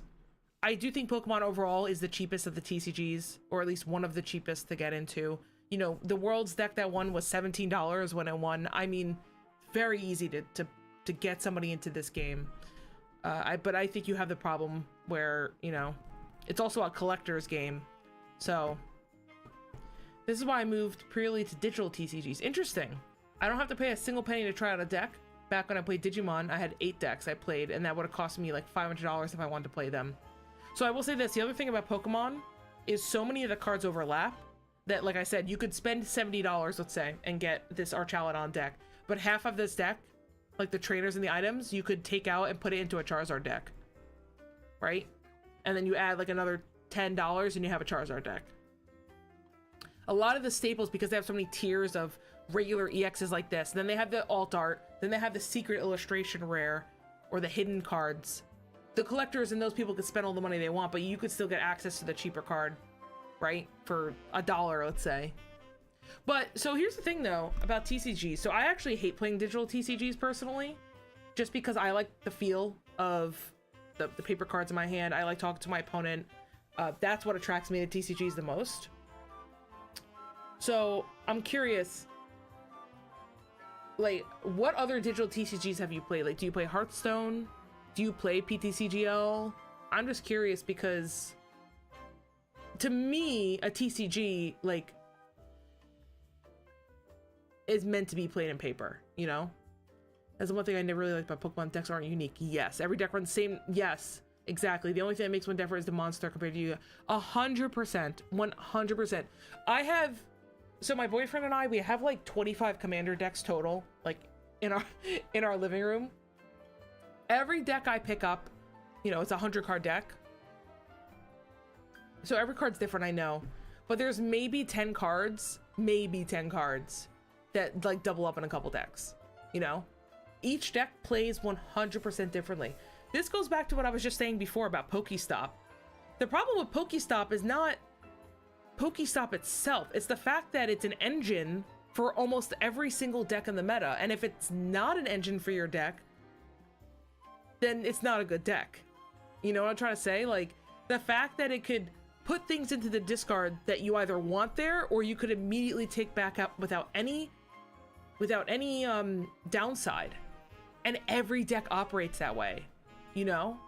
It's crazy. I think they need to start calling some discard resources, in my opinion, if they want to try to save this TCG, because there's a lot of like decision making that you're making, but other decisions that you don't have to make. I don't know how to like say that in a way that actually makes sense, but I feel like when you're playing a TCG, any TCG, you would need to balance, like, there's a skill set that you need to balance of, if I discard this, what am I gaining for it? It's a trade-off. I discard it, I'm probably not going to see it again, but I'm able to get this instead. Versus in Pokemon, it's, I'm discarding this, but that's fine because I'll get it back next turn. Just to speed up the pace of play. Like, it literally is just an accelerant. And what you're saying, every deck runs 90% of the same cards. Exactly. That's why I'm saying every single deck kind of has that same engine, which drives me crazy. And you know, deck building is a skill, don't get me wrong, but it bothers me when, like, you go to a tournament and, you know, let's just say Raging Bolt's the most powerful or most popular deck. You'll look at Raging Bolt and the top 10 lists, and the only difference between any of those lists will be like maybe up to 3 cards. It's like, oh, they ran this one tech, they ran Ogerpon Cornerstone, oh, they ran Sandy Shocks. This one, oh, he ran a 1/1 line of Duskull or whatever. It's like, you know, you go look at Magic, go look at the top 10 deck list for a certain meta, and they're going to look very, very different. I don't know much about Yu-Gi-Oh's current state, but from my understanding of the Yu-Gi-Oh meta, every single one of those deck lists do still look pretty different. And I 100% agree that TCGs to be played physically. You can't replicate that feeling of drawing, playing, shuffling. But sadly, we live in a world, money is everything. Yep. No, I get it. I get it, and that's why I hate to admit it that I proxy my Magic decks, but I simply cannot play that game and not proxy. Again, if I was playing in a league, I was playing competitively, I would get the real cards. And I still buy, just to be clear, I still buy Magic product. So I still do support wizards. Don't get me wrong, I'm not one of those people where I'm gonna be like, I'm gonna pirate everything and then be mad that wizards is suffering or whatever, even though they're not, but you know what I'm trying to say. I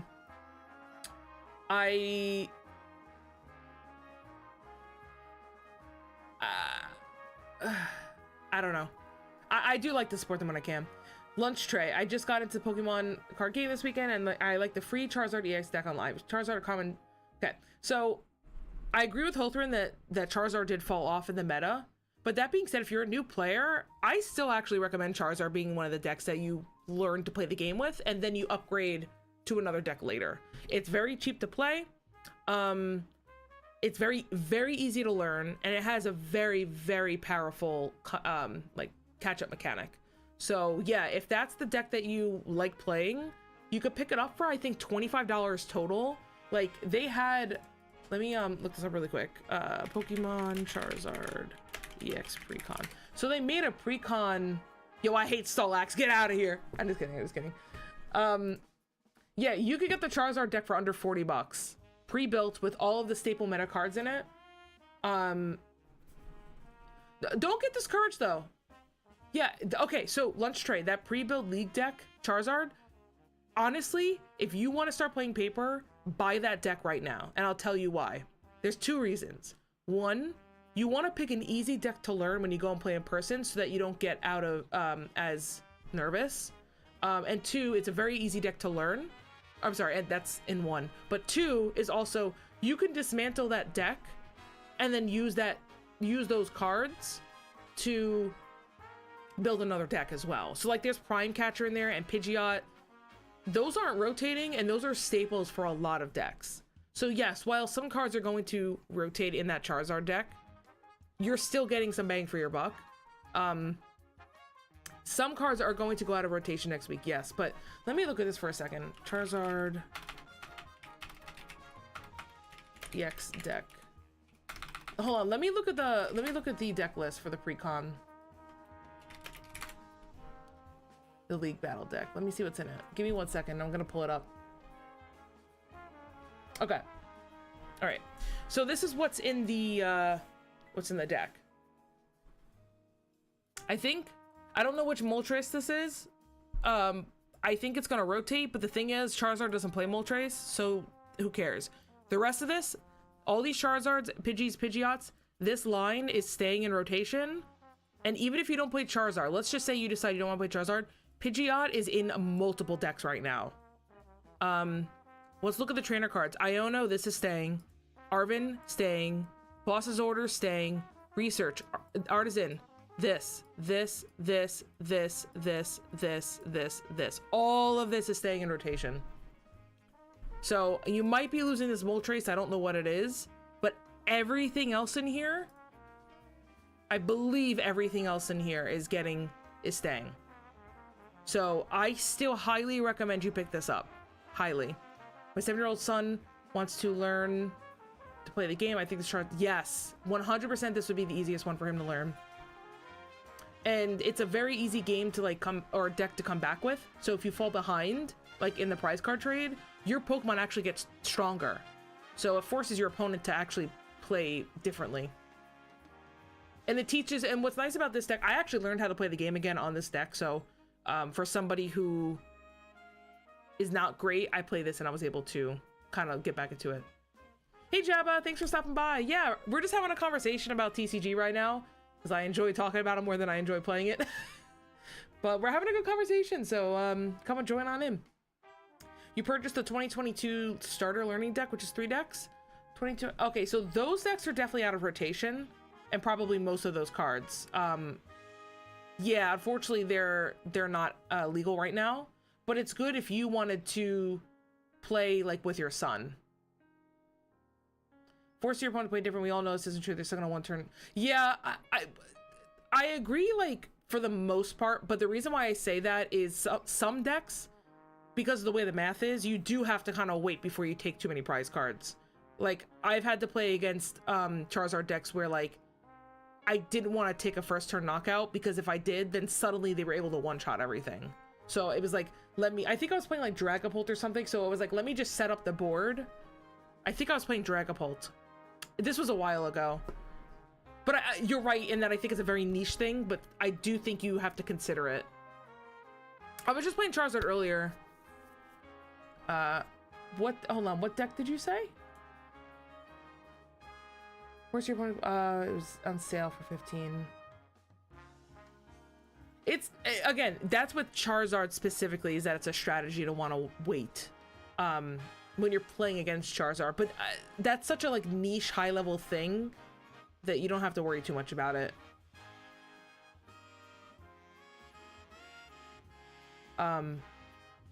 You hate the Moltres card. That's so funny. Yeah, I mean, like I said, this would be a great starting deck. I actually think they're doing another one. Are they doing another one too? So like, okay, so you see this Miraidon one? This Miraidon one is rotating. So you could get the Miraidon one to play with your son, but it's not legal. Some of the cards will be, like Miraidon, but you'd have to rebuild the Miraidon deck, and it's gonna function very differently than how this deck functions. I forgot the name of it. I just love my wave clear deck, just doing 20 damage the entire turn. Yes. I like rare candying into Charizard, get my energies and attacking. Yeah, so Charizard, that's another reason why I think it's great to learn with Charizard, because you don't have to play differently, but your opponent has to think about it because of the fact that Charizard ramps up a little bit. If you're playing Charizard, you kind of just play a one-player game for most of the time. It's a very linear deck. You have the same goal every time. I think the difficulty from Charizard comes when you're playing against somebody who knows how to play against Charizard. Which, I mean, you could say that about every deck, but I do think other decks have a lot more decisions that you have to make than Charizard. I think Charizard's very straightforward. Get up your Pidgey, get up your Charizard, and go. Miraidon's going on a rotation. I'd rather get 2 Charizard to eat. Yeah, you could do that. Another thing too I just want to bring up to you is, if you're not familiar with Limitless, I'll post it in the chat right now just so that you have it. You could see all the top decks right now. So a lot of these are rotating, like fully rotating. Like Lugia Archeops is just not going to be a deck anymore because literally Lugia and Archeops are rotating out. Regidrago is going to have to be restructured a little bit. Gardevoir is going to be restructured. Dragapult's still going to remain the best. Yeah, Dragapult will be another starter. I do think it's a little bit harder than Charizard, but Dragapult's fun, and so Dragapult builds up the deck and the play space the same way as Charizard, but it attacks functionally different. Like Charizard, you just want to one-shot shit, and then Dragapult, you want to set it up so that you have like a 4-prize turn. Archaludon's not rotating. Well, kind of. Pure Archaludon's not rotating. You are going to lose Ninja, but I think that's okay. Archaludon Dialga is going to be gone because Dialga's rotating. You know what you should look at is, you should check out Golden Go. Golden Go is very fun. I don't know how good it's going to be, but it's fun. Let's see. Dragon will be another good starter. Actually, you know what?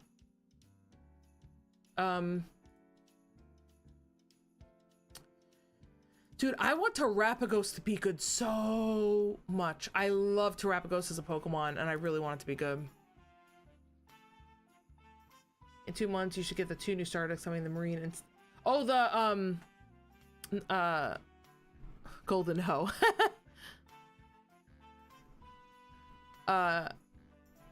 Marnie. The Marnie and Steven decks, they come out in May and will be $50. Yes. Yeah, 100% for your son, you should do that. My baby mama and I loved the free Golden Go deck on Pokemon Live the other day. Yeah, Golden Go's really fun. I also really like Ceruledge, but Ceruledge, I don't know how it's gonna function because it's losing Palkia and Palkia V-Star, which is like one of its main attackers. So I don't know. This deck is my favorite deck to play, Roaring Moon. Unfortunately, it's getting kind of gutted because it's losing Dark Patch and it's losing Pokestop and it's losing Ninja. So I don't know how this deck's gonna... I think they're gonna reprint Dark Patch in my opinion, but that's just me. But yeah, Lunch Trade, definitely listen to Holthran's suggestions because I honestly would suggest the same thing. I'm pretty casual. I don't know Holthran's skill level. I think he's a little bit more skilled than me. Do Marnie and Steven have... Let's see. Marnie, TCG, pre-con deck. I would say no. Steven, definitely not. I don't know what Marnie's deck is. Oh, Marnie's dark. So maybe? I would say no. Oh, Marnie's gonna be built around... So Marnie's gonna be Grimmsnarl. So that's gonna be like a dark type deck. Maybe Dark and Fairy, maybe? Oh wait, Fairy doesn't exist in TCG. Just ignore me. Looks like Grimmsnarl, Morpeko, Scrafty, Liepard, Purloin. And then Stevens is gonna be Metagross, Beldum. I'm definitely picking that one up. This is gonna be like tankier Mons, and Dark's gonna be more like how do I describe it? I think there's gonna be like poison involved and like slowly chipping away. Who is Marnie and Steven? Okay, so Marnie is was she your rival? I don't know if she was like one of your rivals or something in Sword and Shield. And Steven is from Gen 3. He was, oh god, was he the champion? I think harder decks are a good introduction to games, not like the first deck trial by fire, but then yes, I agree with you. I would 100%. I would start with Charizard, learn the core concepts of the game, and then go to Dragapult, because Dragapult builds upon those same concepts. Like, I think playing rare candy decks is a skill to have versus playing all basics. So I agree, like, go from Charizard to Dragapult, 100%. Yeah, Marnie is the character that all the boys goon over, yep. Morpeko is the ace card of Marnie's deck, huh? I don't know what Morpeko does. I guess I think I'm Marnie for sure. Yeah, he was a champion. Oh, he's retired in Emerald. That's why I always get confused, because I actually never played Ruby and Sapphire. I only played Emerald. So that's why I was like, wait, he is a champion, right? Scroll down a bit. Oh, there we go. Unfortunately, it's in Japanese, but I could try to find it in English.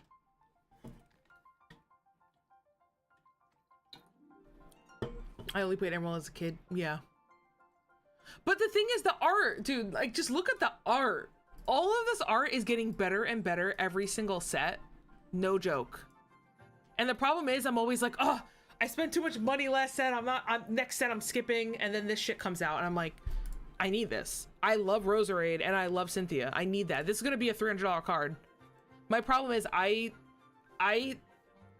do not have the capacity, both financially and mentally, to spend $300 on a piece of paper. Like, I think the most I ever spent was like, I traded a card in. I pulled the full art Iono during Scarlet and Violet, or Paldea Evolve, whichever one had that full art Iono, and it was worth $120. And I straight up traded it in for this alligator that I've wanted for the last 15 years. Because I can't bring myself to spend that much money. I'll crack sealed because I like the enjoyment of just opening it and seeing it. So I usually buy a booster box, or I'll buy an ETB like once per set. But I can't, I literally cannot compute spending that much money on a piece of paper. 20 plus damage attack does 40 more for each energy attached to Pokemon. Oh, geez, so it's like a Chichino. I wouldn't mind spending $60 at Costco in order to raise the resellers. Yeah, I don't even have the time to do the reseller thing. Like, I can't. I don't have the bandwidth to even think about competing with them. Grimmsnarl is the engine when its ability is when you play this Pigmon. When you play this Pokemon from your hand to evolve one of your Pokemon, you may search your deck for up to 5 basic energy cards and attach them? What? That's crazy. Wait, that deck might be pretty good. You definitely need to run some sort of ability shut off for that. Jeez. Racing the resellers is like an IRL Pokemon battle? Dude, so true. So true. You probably do get rare candies. What does Morgrim do, though? Or, yeah, or Impidimp, whatever the middle one is. What does Impidimp do? I'd be curious to see if people are going to run rare candy or try to do, you know, kind of like a 3-stage type thing.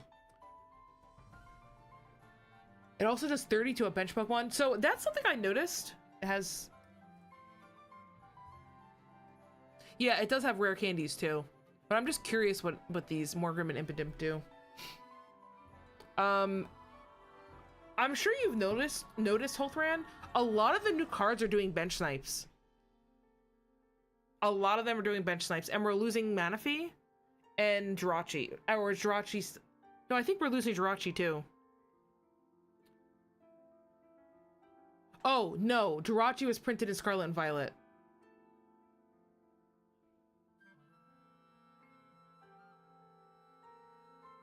Taste the rainbow with that one attack with energy. Yeah, that one's funny. Nothing much. Basic shit, like all basic. Yeah, it's not huge. But they are doing it, though. And I think it's because these HP numbers are getting out of control. So I wonder if they're trying to go back to that older style of, like, get damage counters early and then do a knockout, versus just power up my Mons and just one-shot everything, like it currently is. I don't know, I just feel like it's better to have that kind of play style. Because, like, I'll tell you what, sometimes you don't realize that, but, like, 10 or 20 damage matters. Like, I remember I was playing against, I was playing Charizard into another deck. I don't remember what it was. And... I'm sorry, I was playing Dragapult. I was playing Dragapult into Charizard. That's what it was. I was playing Dragapult into Charizard. And I only had one fire energy or whatever, so I attached it to my Dreepy, and I was like, haha, I attack you for 10 damage. And I was like... And he laughed. He's like, oh, well, it doesn't even really matter. I was like, yeah, but, like, I have nothing else to do this turn. I might as well attack. And then down the line, I ended up winning by that 10 damage. The reason why they do bench snipe is counter the current meta where players just either ace monster. Yeah, that is also true, and I like that. I think that's great. Which is also why I'm fine with boss's orders. Like, I've been seeing a lot of people in the community that are like, oh, boss's orders, like, fuck that. Like, bosses is the problem with the game. And I'm like, no, it's not. In fact, I actually think the game is worse without boss's orders, because you get people that just hide on the bench. What's wrong with the Pikachu on the Marnie box? So that's not Pikachu, that's more Pekko. Every generation has a Pikachu type Pokemon, and this is Gen 8's Pikachu. So it's not literally Pikachu, it's its own Pokemon, but there's always a Pokemon that kind of looks like Pikachu. But yeah, that's why, like, too, I feel like a lot of people complain about games in general because they hate this one card that they keep losing to, but the thing is, it's like, if you actually remove that card, does it make the game better or does it make the game worse? And also, a lot of people I don't think realize what the actual problem with the game is. You know? Like, I remember a lot of people were complaining, oh, Duskull, it's gonna break the game. Oh, Briar. Neither of those cards break the game. I remember when Briar was announced, people were crying that the sky was falling. Like, oh my god, the game's unplayable. And no, like, I think one deck runs Briar. You know? And I'm not saying it's not okay to complain about those things, but I really wish people would kind of look outside the box a little bit more. There's a ghost Pokemon Snipe. I think its name that lets you do 11 damage counters to any Pokemon if you have 10. Yes, so that's Sableye. That's rotating, unfortunately. That entire archetype, Lost Box and Lost Zone, that's all rotating, which is unfortunate because it's actually a really fun deck. And it plays very different from everything else in the format. I actually liked, even though I personally didn't play the deck, I liked playing against it because it was a very different style versus all of the turbo that's in the game currently. I prefer Steven's Ace Monster though. Metagross EX. Ability. Once during your turn, you may search your deck for a very basic Psychic and Steel Energy card and attach them to your Pokemon. Okay. So it's a free Crispin. Then shuffle your deck. An attack is 1 steel, 2 of any attack. This 200. That's good. Honestly, I love metal Pokemon, so if this deck is good, I'm legitimately thinking about playing it. That's why I'm playing Arcaludon right now. Although I'm not very good with it, but that's my favorite deck currently. Where is my... Does that mean you can use that ability when Metagross EX on that? Yes. Yes. So with abilities, you can activate them no matter what position they're in, unless they specifically say when this Pokemon is in the active slot. So like, I believe Klefki says that. Let me check. So Klefki, As long as this Pokemon is in the active slot, then basic Pokemon in play have no abilities, except for this. But Metagross does not say that. That means you can use it on the bench. But keep in mind, there's a lot of Pokemon that shut off everything, though. So, like, Iron Thorns EX TCG. So, like, Iron Thorns, for example, as long as this Pokemon... Okay, this is in the active slot, but as long as this Pokemon is in the active slot, Pokemon with a rule box in play have no abilities. So you have to watch for this, because if this is in the active slot, and you try to level up your... evolve your Grimmsnarl on the bench, this guy's gonna stop it. Right? Because I believe Grimmsnarl's an EX.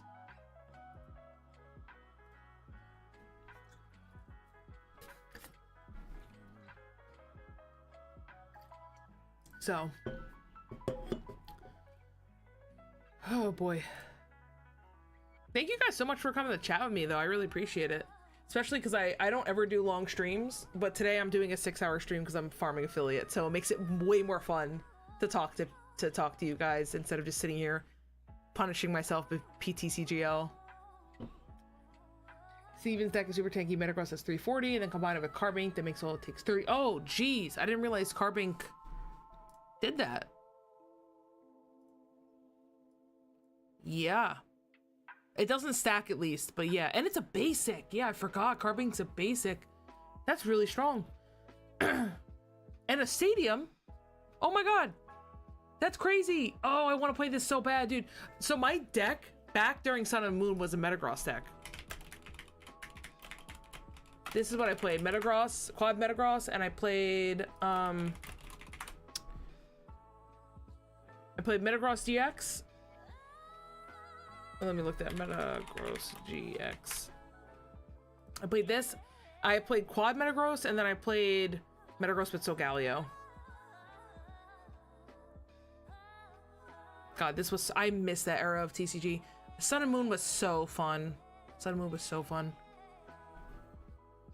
YouTube recommended me a short video showing a shrimp bloom deck that lets you flip a coin. See, don't take damage if you let me cheap deck make. Yeah, it's probably a cheap deck, but I'm gonna be honest, it's not very good. Do you think I would win my first tournament? Nah. I don't think it would be good. Honestly, the problem with most TCGs, and Pokemon is not an exception to this, is there is pretty much a predefined meta. And I hate saying that you can't experiment outside of it, because there are rogue decks that pop up from time to time. But specifically in the Pokemon TCG, it's very hard, very, very hard to play a deck that's not meta and actually make it good. The game's been kind of figured out already. Yeah, and I hate saying that, to be clear, because I'm definitely somebody who... I don't love playing super meta stuff. I don't like playing, like, anti-meta, like, let me go full rogue, because I'm not very good at team building or deck building. And I think when you're a newer player learning the game, it's best to start with decks that are proven to be good. And then once you get to a certain spot in the game where you understand the basic game mechanics, you understand how the meta works, you understand how to min-max things, then you should actually start building your own decks. Like, for example, this Archaludon Dialga deck, my friend and I built together. And we've reiterated on it. I've taken some ideas from Archaludon, but to be transparent, this deck that I made with him, we actually made before Archaludon started seeing play. We were beta testing it before it even became a thing, and people were telling us, oh no, it's not good, it's not good. And I was winning at League with it. Like, I was going like 3-2. I mean, I wasn't like winning the league, but I was doing well with it. And we actually started out with some crazy stuff. Like, we were running Silene, we were running Adamin, we were running some weird stuff. And then we ended up kind of consolidating it a bit. And oh, which reminds me, actually there's a card in here I have to take out. I think I removed the counter catcher, actually. Oh, thank you so much for the follow, Busman Co TCG. Thank you so much. I appreciate you. What was I gonna say? Wait, how the fuck do I edit this? Edit. Where's the edit? Here we go. So we had been building this, and it was a mess at first, and then we kind of refined it. One thing we found is that we actually really liked having Super Rod in it. So I had, now that I remember, I wanted to take out a counter catcher for a Super Rod. But this isn't a super, so it's a conventional deck, right? Like this is a meta deck, but I have my own take on it just because that's what I was doing when I was testing. That full art trainer, which one? The Tarot Scenario, I love this one. You can play casual decks, but everyone in the room has to agree to this rule. That's one thing maybe your friends could. Yeah, that's the other thing too, is like when you, so if you're gonna show up to a weekly league, you're going to see a mix of things. It's gonna be some people that are just playing casually for fun, because there's no points attached to it, right? The girl in the, oh my god, that's Professor Juniper. And then I have Iono. Busman, thank you so much. Glad to be here. I played the TCG a lot. I've been a competitive player. Again, my 2 decks ready for rotation. Nice, welcome on in. Today we're doing TCG. I play TCG and VGC. Right now I'm just kind of trying to grind up affiliate, so I'm just kind of streaming whatever. Having conversations with you guys, just having fun. So I don't exclusively do TCG stuff, and I'm also pretty like average. I'm not special. So if you're looking for like high level gameplay, that's not here. But if you're looking just to chat, have a good time, come on in. More than welcome to be here. Thank you so much. And I appreciate the support very much. Thank you. Not the Iono. I think that's supposed to be really good. Yeah, Iono's very good. I've lost many games to Iono. What was I gonna... Oh, so I just want to finish my one thought about the league thing. So... Oh, wait, restream, I received 100 messages today. Oh, thank you guys. That's amazing.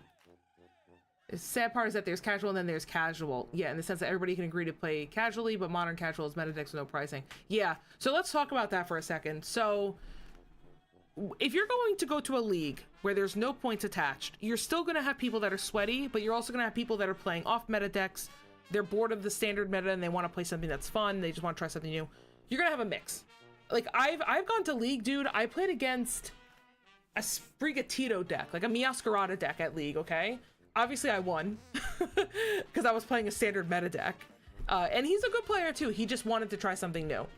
And then I went up against the super meta deck and got creamed the next round. So it's like, it's a hit or miss. If you go to any sort of competition where there's CP involved and people are going to want to get points, I would expect standard play. Like if you're gonna play Shrimp Loom, go to a league. It's fun, and also you'll make friends because people are like, "Oh, this is a unique deck. Like, this is really cool. Let me see how this works." I played against some cool, interesting things. But yeah, just know that leagues aren't ready to be warned. I'm happy to be here and support. I'm competitive but not that good. My latest achievement was losing my win in NISC. Oh, that's still really good though. That's amazing. Congrats. 565th out of over 2,600 players. Like, that's very impressive. So you're way better at this game than I am. Maybe you could teach me a thing or two. But yeah, thank you so much for being here. Honestly, we're just vibing. We're just chilling. And you know, I'm not really a streamer. I actually work full time, but I'm in between jobs at the moment. My next one doesn't start up for another week or two. So I just figured, hey, I'll stream, hang out. Tomorrow we're actually, just so you guys know, tomorrow night, either at 6 or 7 p.m. Eastern, we're going to be doing a live tabletop session actually. So I'm going to be bringing my streaming setup to a local card game store, and we're going to stream post-rotation deck building. So we have, I think, 7 or 8 different decks. I can actually get you the exact decks. We have Zoroark, Gardevoir, Hop Archaludon, Feraligatr, Zard Owls, Terrabox, Ogre Box, Dragapult, Golden Go, Raging Bolt, and Eevee Box built. And we're gonna play them paper. I'm gonna have people with headphones on. There's gonna be commentating, so it's gonna be really fun. Guys should definitely follow and check that out tomorrow. It's gonna be amazing. No matter how good your deck is, Pokemon still has a weakness, which weakness doubles damage dealt. Yes, so you can lose. Okay, so let me tell you a story about that. So I haven't been to League in a little bit, but I went a couple weeks ago. I brought my Archaludon deck. And I was doing okay. I had a couple of misplays that cost me a couple games, and you know, it is what it is, but I was having fun. My last match was against Ceruledge. Now, Ceruledge is fire, and I'm playing Archaludon, it's weak to fire. So they get the perfect opening hand. I mean, they are able to set up 2 turns in a row with... I got Palkia V-Star turn 2, let's put it that way. And they had a Ceruledge on the bench. I mean, there was absolutely nothing I could do about it. And I literally couldn't do anything about it because I straight up lost to weakness. I got a suboptimal hand. All I needed was 1 more card draw because my top deck would have given me a boss to make me tell me survive, but I just straight up lost to weakness, and I was really salty. I felt bad because I was playing against my friend, and it was nothing that they did wrong at all. Like, they played well. They got the perfect setup, but weakness like really pisses me off in Pokemon because I felt like I stalled out the game with multiple bosses, counter catchers, like, and I was still building up my bench, but I had to recover from a Palkia V-Star, and that was the thing. And I actually successfully recovered, but I had to take a 50-50. It was either put an energy on Archaludon, and Archaludon 100% dies next turn, or I put an energy on Dialga, wait for the Archaludon to die, and then I pull my Dialga up. And I was like, I can't put on the Archaludon, I have to put on Dialga. And then it turns out they had a boss to kill my Dialga when... because I had Scoop Up, or Turos. So I was like, I just have to Turos next turn. I'll boss this turn, I'll Turos and do it. And it was so sad. You can lose due to bad luck rather than your opponent having to play a better deck. Yeah, that is unfortunately a thing. That's also why I recommend playing a lot of standard decks, because a lot of the standard decks are kind of at the same level-ish. You know, if you're playing an S tier, an A tier, or a B tier deck, you're kind of all in the same block. I think once you start going below that, you start hitting like different power levels, it gets a little tough. I can share my list for decks. Yeah, go ahead, link whatever you want. I don't think I have links banned in the chat, so if you want to share and we could take a look at it on stream, please feel free. 2 rotation decks are Raging Bolt, Dragapult, Charizard, Dusknoir. Oh, so you're gonna play Dragapult and Charizard in the same deck? I have a local guy that plays that, which is funny because he was like a diehard Dragazard player, like diehard, about 4 months ago. Do you remember back during like Stellar Crown, everyone's like, oh my god, Dragapult's gonna be the best deck, and then it failed and like was nowhere to be seen? He was diehard stuck on Dragazard every single week, and then I think he finally gave up, and now Dragapult's the best, and I don't even think he's playing Dragapult anymore. In Pocket Edition, they fixed the weakness. Now weakness only does an additional 20 damage, so you're rewarded for a good matchup. Yes, I saw that. I like that a lot, that change for Pocket, actually, because the double damage thing in TCG is just too much. So, like, for example, let's look at this. So, here's our Chaladon, right? 300 HP. Dialga V-Star, 280, right? So, let's look at, Ceruledge.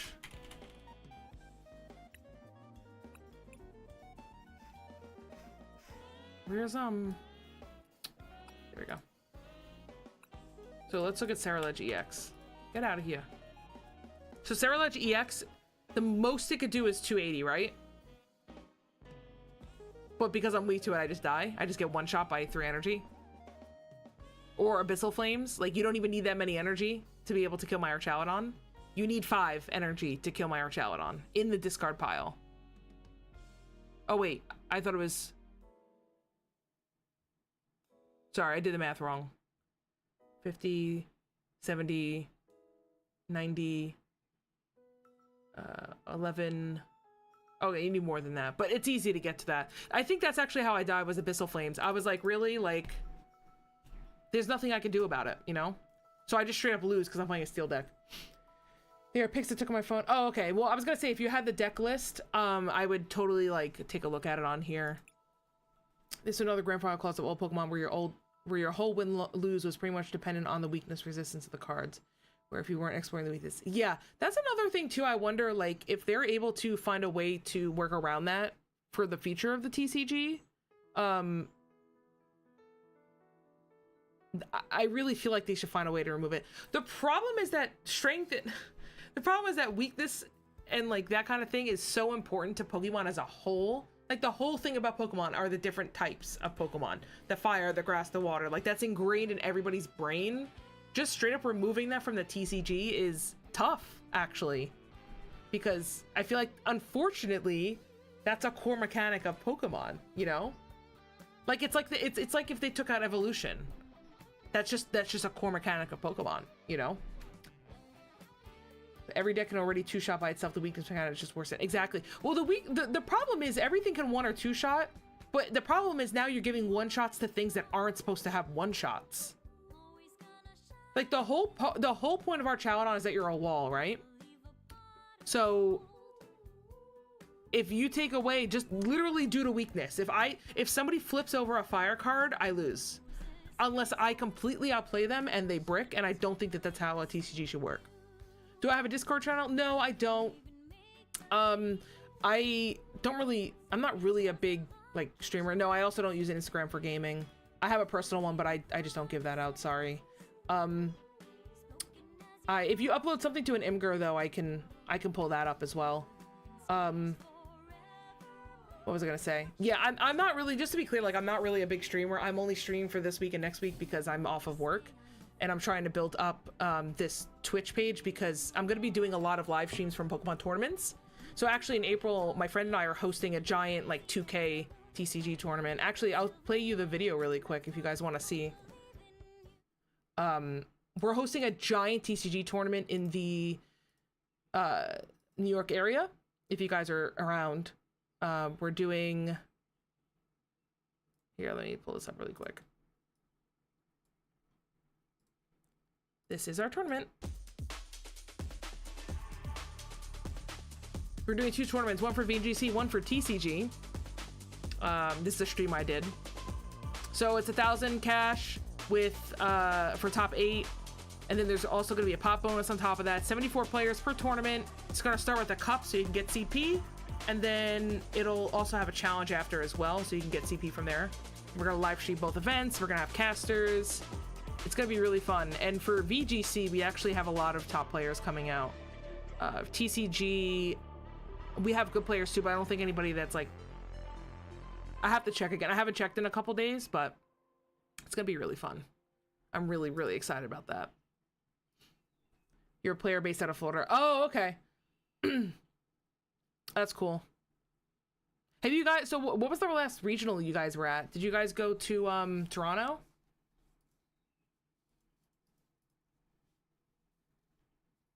I don't know, maybe I'll get into streaming more, because like I really enjoy talking about the game.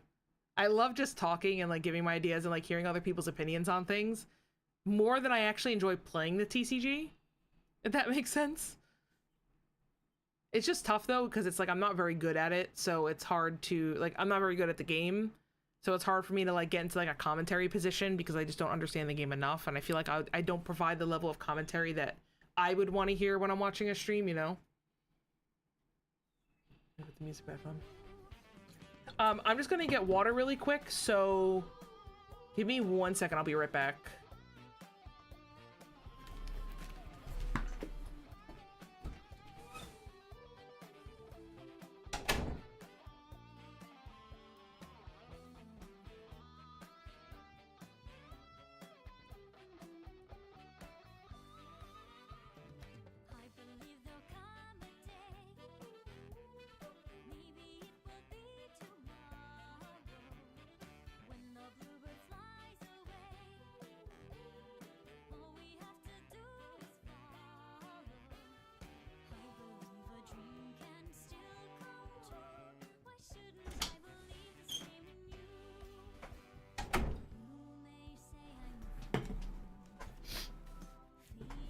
All right, I'm back.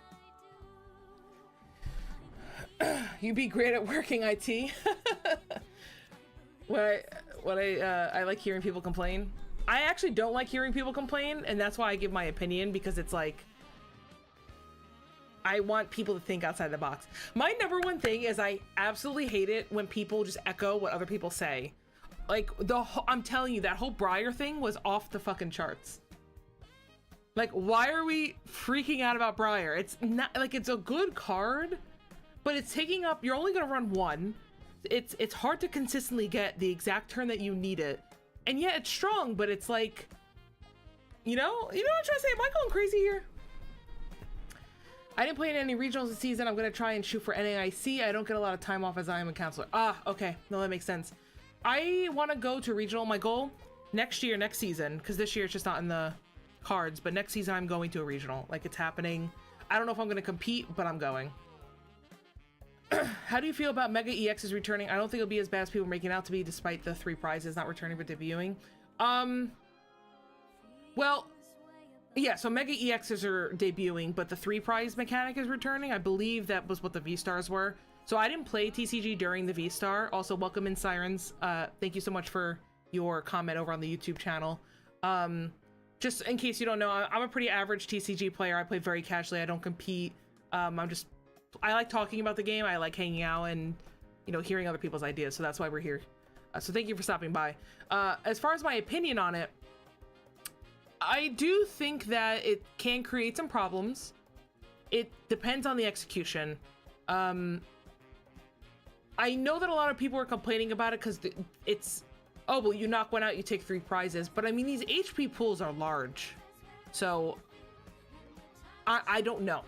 Truth be told is I don't know. I don't know how this is going to end up affecting the meta. I personally, you weren't here when I was having the conversation earlier. I personally prefer when the game has more chances for skill expression, and I don't think one-shots allow for that to happen. So the game being so turbo with all these one-shots just kind of drives me crazy, because I'm sitting here like, it's a race of who can one-shot the first Pokemon first, and then it's just a prize trade. I don't like that. If Mega EXs solve that problem, I'm not saying that they will or that they won't, but I'm just saying if they solve that problem, I think they will be healthy for the game. I went to 5 last season. I'm jealous. I really want to go because I want to meet people in the community, and so fun fact, I hate planes. I avoided a plane successfully for like 12 years.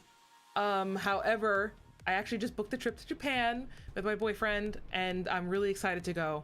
So I'm getting over I feel like if I could take a plane to Japan and make it, then what's stopping me from going anywhere in the US to go compete or visit a regionals, right?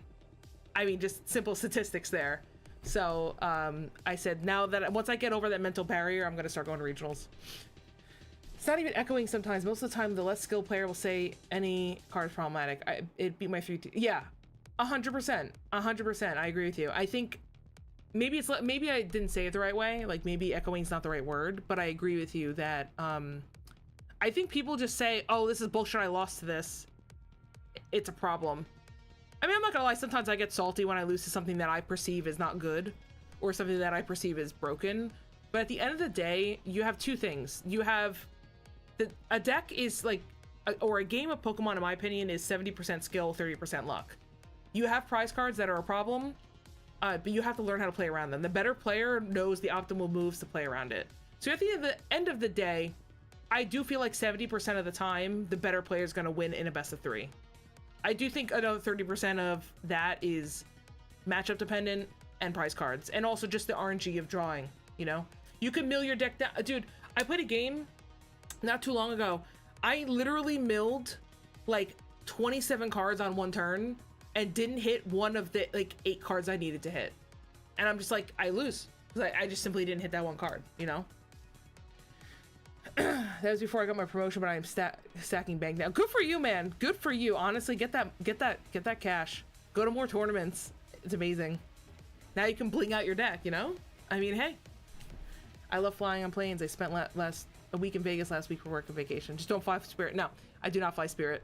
I only fly like JetBlue or like I guess we're taking ANA, I think, to Japan. So that'll be exciting. But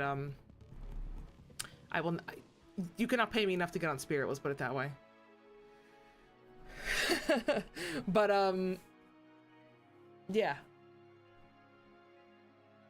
a Southwest kind of guy. I've never been on Southwest, but I actually haven't heard bad things about them, so I'm sure they're fine.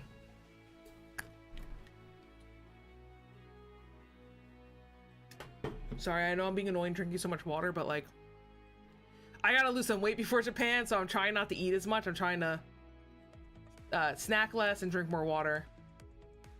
Also, I'm from New York, so I'm gonna say water. Sorry, I know. Sometimes that triggers people. I say Mario, water, and coffee. Just the way it is. Just the way it is. What other decks was I messing around with? Oh, I was messing around with a Thorns Dragapult deck. I think this is like super out of date now though.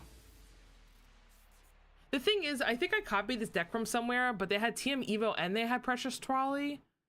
And I'm like, huh. This is nasty. This is gonna be really nasty. Do you think we'll get more trainer starter decks? It seems that they debuted with the category rival battle. So far I'll have Marty and Steven.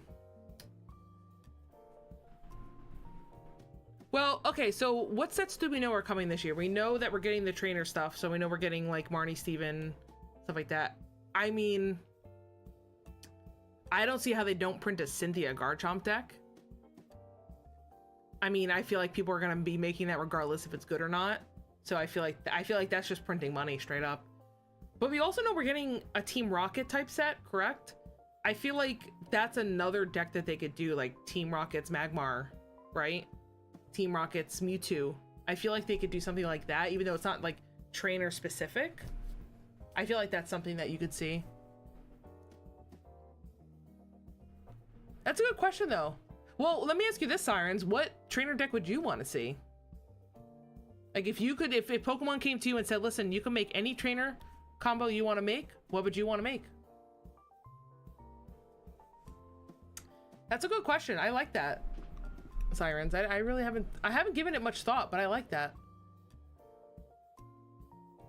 Also, I realize my chat is like really hard to read on stream. I think I have to fix the, hold on one second.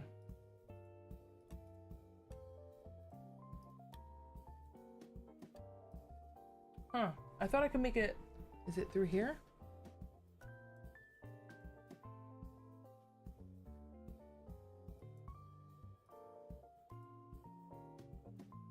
Did that affect it? No. Huh. I want to make it a little bit easier to read, but I don't know if I can. Oh, here we go. This should, I think once I hit apply, this should fix it. Give me 1 second. It might be smaller, sorry. Let me do, I have to copy the chat. Copy. Let me fix one thing real quick.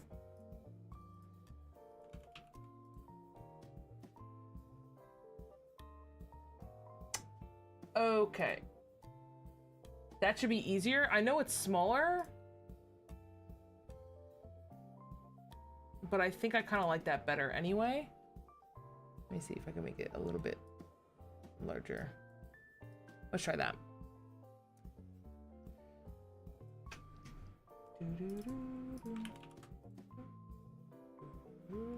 Okay.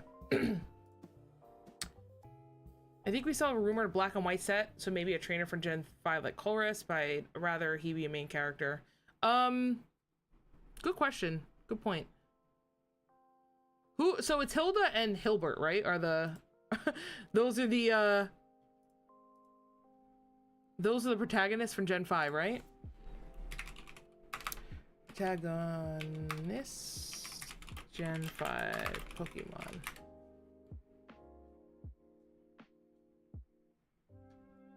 Hilbert and Hilda. Okay.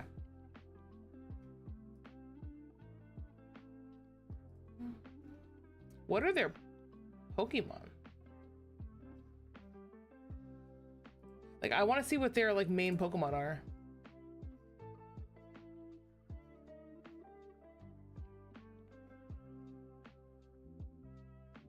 They don't say it. What's like the canon? Do you guys know what like the canon Pokemon are? Like, I guess Pokemon Hilbert team.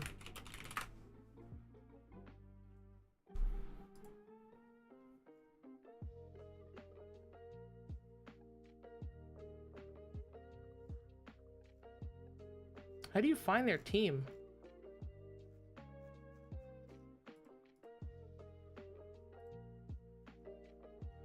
I hate flying as it hurts my ears, head, but I did love flying. Oh god, is that sarcasm, lol? I don't think anybody's loved flying Spirit Airlines.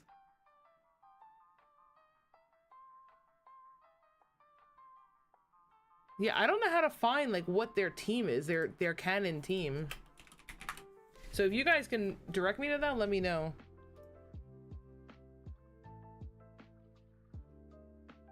this it? Oh, I think I found it. Actually, hold on.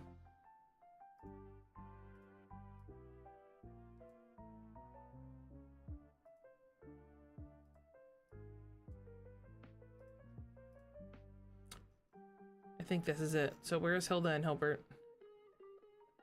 Oh wait, oh my god, is this only Gen 1? Shit. Oh, that didn't answer that. Oh shoot.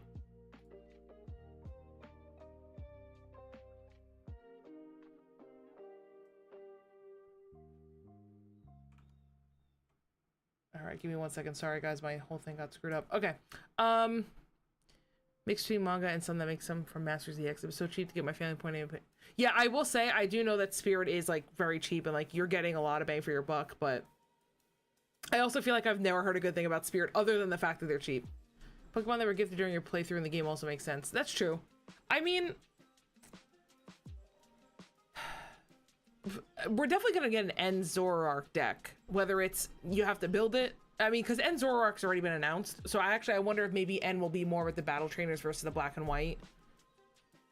I could see that. I don't even remember most of the black and white protagonists. Pokemon Gen 5 trainers. Like, who's big in Gen 5? Maybe we can get a Getsus deck. That would be sick. I love Getsus.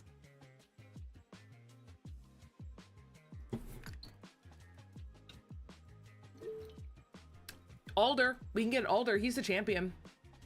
And I don't think I've seen anything. I don't think they've announced anything for Alder, right?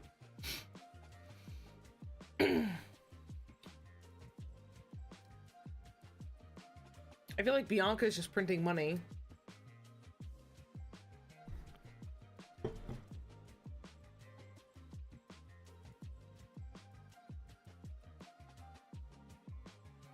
I'm just looking at this list. Oh, Grimsley. People like Grimsley. I mean, okay, Team Rocket though, we're definitely getting like a Giovanni thing, right? Like that would be so sick if we got a Giovanni thing.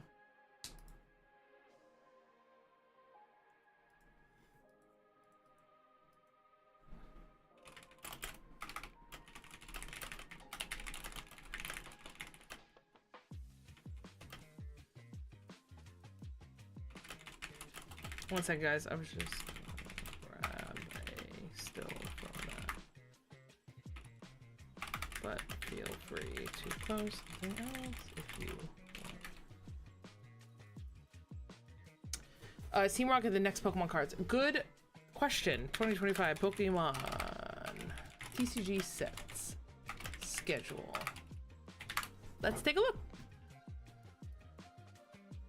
So I'm on Justin Basil. Looks like, so Journey Together comes out next month? Oh, this month, sorry. Journey Together comes out 28th. So Destined Rivals, this is the one that's the trainer set. This is coming out May 30th. That means July is probably the Team Rocket set. Or it could be this one. It could be the September one. I could also see the black and white one being here and then Team Rocket being here. I think it just depends. Or it could be September and November are the Team Rocket and black and white ones. It depends on when Legends AZ comes out because Legends AZ is going to affect this. Wait, didn't they just announce something for September? Hold on, back up. Back up, Nicole. I just saw an article today. I've totally forgot about it. Okay. So Mega Brave, we were talking about this earlier and I totally forgot. Mega Brave and Mega Symphonia TCG sets release in August in Japan, which means we're getting one in September. So this September release is more Mega cards, which is telling me nothing. Are there gonna be, I'm assuming there's gonna be Megas in the Team Rocket set, right? I think that's like the only info we can get from there. But we know that Megas are gonna be coming out in September. If you want my honest opinion, did they announce Megas for... No, so the first megas they announced were Lucario and Gardevoir, right? Those are releasing on August 1st, which means we're not getting any megas in English before September. So I think Legend ZA is going to come out around then. But the fact that we don't know anything about this July set is a little confusing. I wonder if it's just... This might be the Team Rocket set. Maybe this is the Team Rocket set. Then this is the Mega set. And then this is the Black and White. I don't know. I don't know. But we do know a Team Rocket set is coming out. What's set at the bottom here?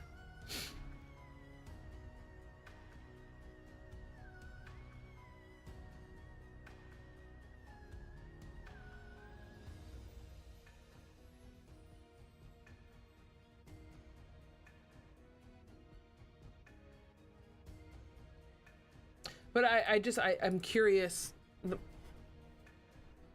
Team Rocket is real, right? I just saw an image online as soon as Team Rocket has a big R on it. Yeah. Yeah, I'm pretty sure the Team Rocket set was confirmed to have a trademark.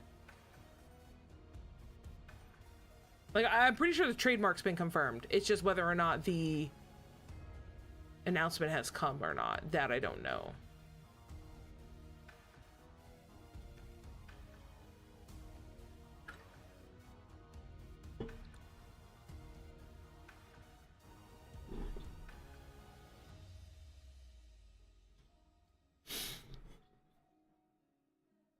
Oh, my first ban of the day! Oh, I love that! I'm so excited.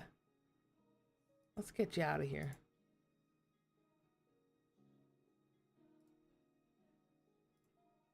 I love banning in my chat. I just get that rush of dopamine. Thank you guys so much for stopping by. I really do appreciate it. I just want to be clear, this is so much fun just talking Pokemon with people, and it's like having a platform to be able to do so is just, it's amazing. And I'm excited to bring more content, especially if you guys like tabletop. Please stop by tomorrow. I'd really appreciate it. We're streaming live 7 or 8 p.m. Eastern at a card shop, actually the card shop I just showed you, and we're gonna be doing post-rotation testing. Thank you so much for the follow lunch tray. I really appreciate it. I don't know why it doesn't pop up on the damn stream.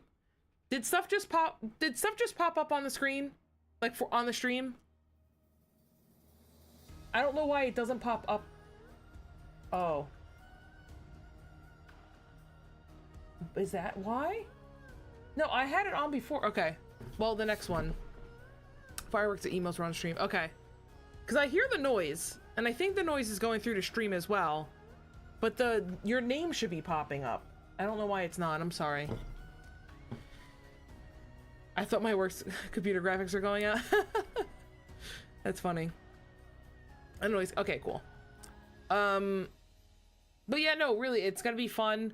I'm streaming tabletop tomorrow, and then Friday, I have a whole stream schedule planned out. Let me just check. Hold on. What did I post about on here?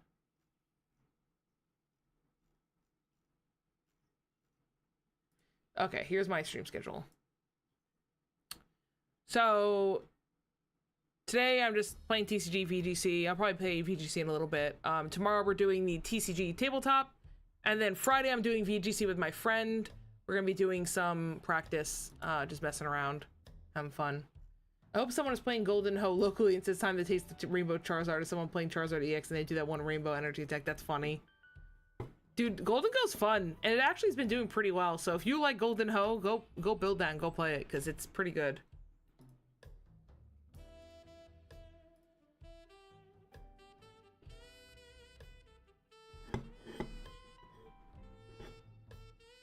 So I'm just curious, for all the people that just stopped in, what do you think about those new CP rewards?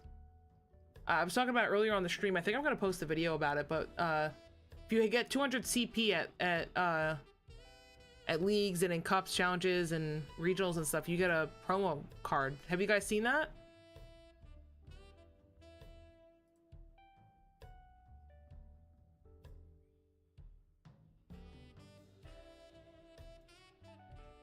I'm gonna pull it up again so I can show you guys if you haven't seen it.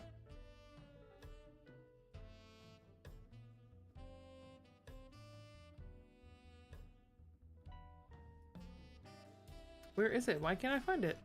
Why can't I find it? The Ace Trainer rewards.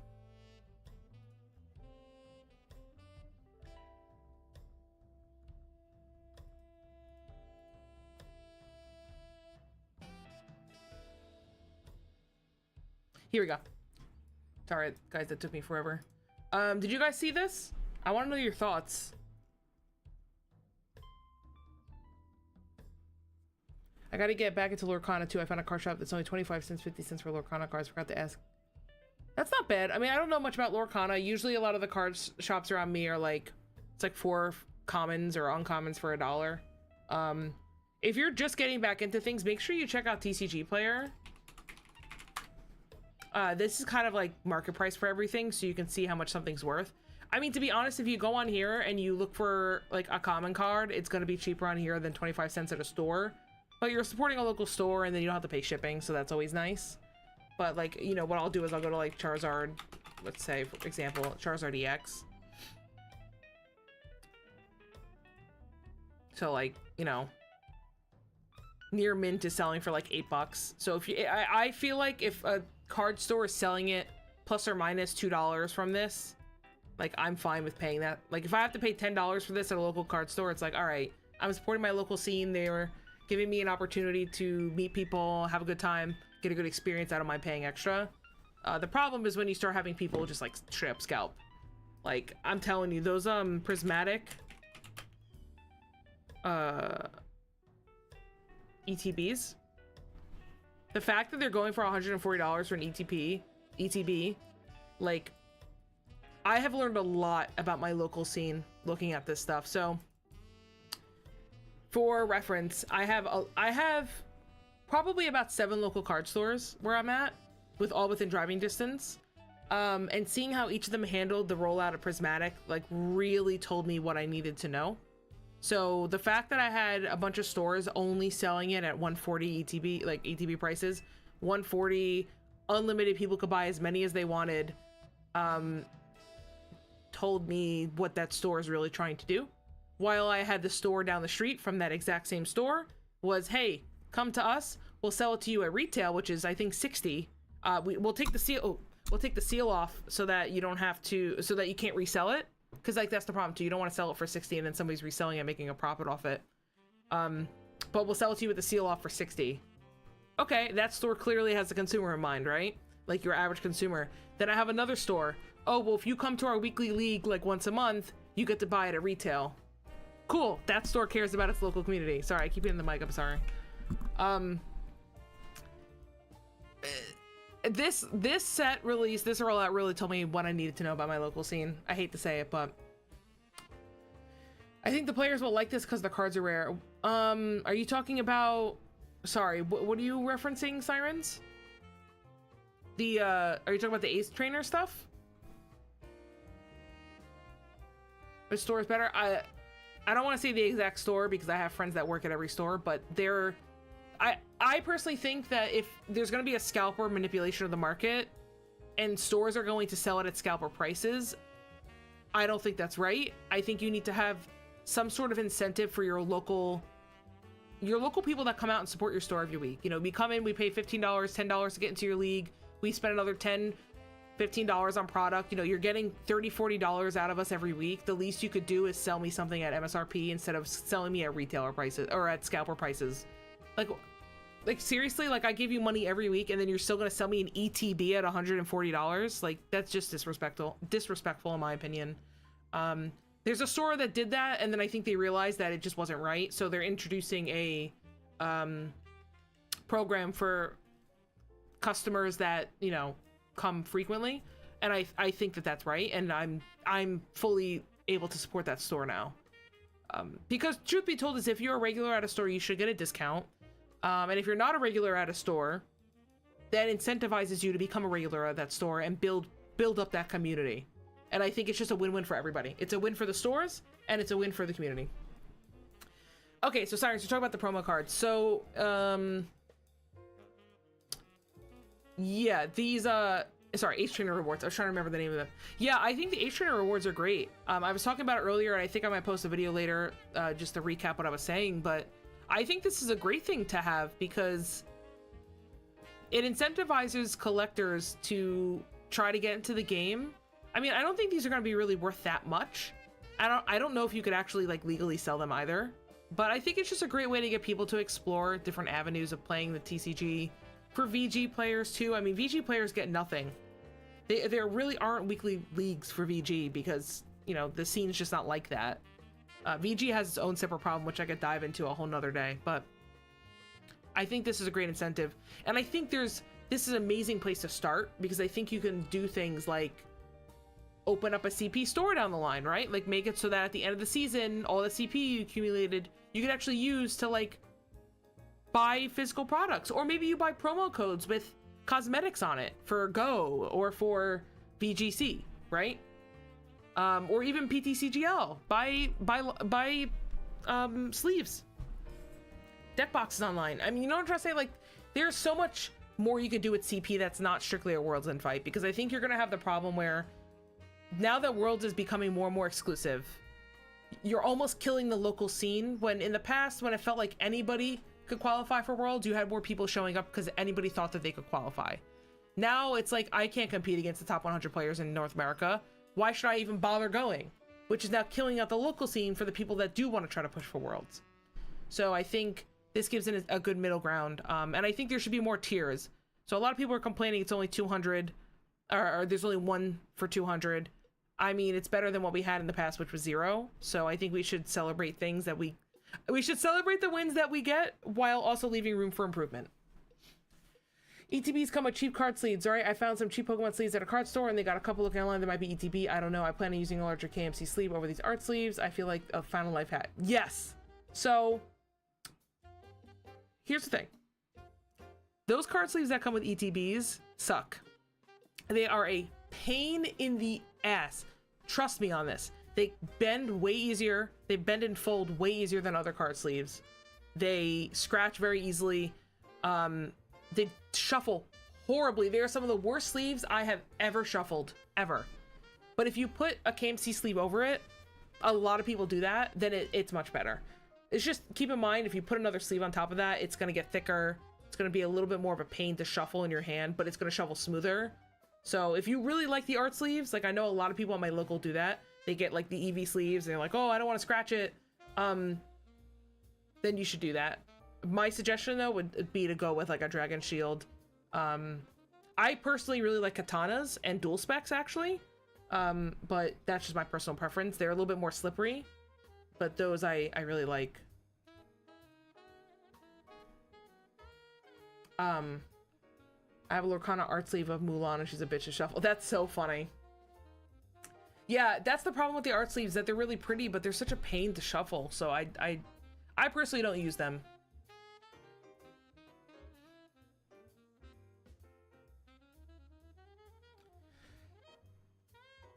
Oh goodness. Is this lagging a bit for anybody? I just want to know because I'm getting like an unstable warning. Average stream bitrate too high. Let me lower my bitrate just slightly then. I'm just gonna lower it a little bit. Tell me if it looks okay. I don't think it's lagging. Okay, cool.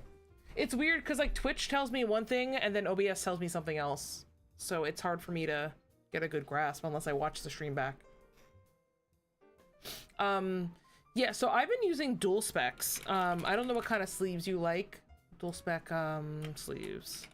They're really hard to find because they're always fucking sold out. They're always sold out. But they shuffle like katanas if you like katanas, but they're a little bit thinner. The only problem that I have with dual spec, literally my only issue, is if you use one of the lighter colors, it's see-through, so they're not tournament legal. That's the only problem. I like Dragon Shields, but they're so inconsistent. So like I've been using Dragon Shields for the longest time, and I like their colors, I like the way they feel. But I have one deck that's sleeved up where when you shuffle it, it feels sticky. And then I have another deck of Dragon Shields that when you shuffle it, it's like butter. I don't know how to describe it. It's the most inconsistent thing.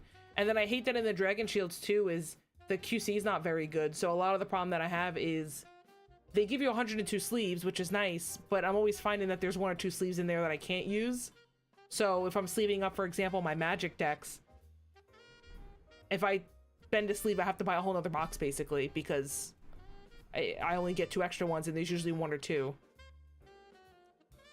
I heard the dual color dragon sleeve, I bet they split. I've never had a dragon... Okay, so I've never had one split.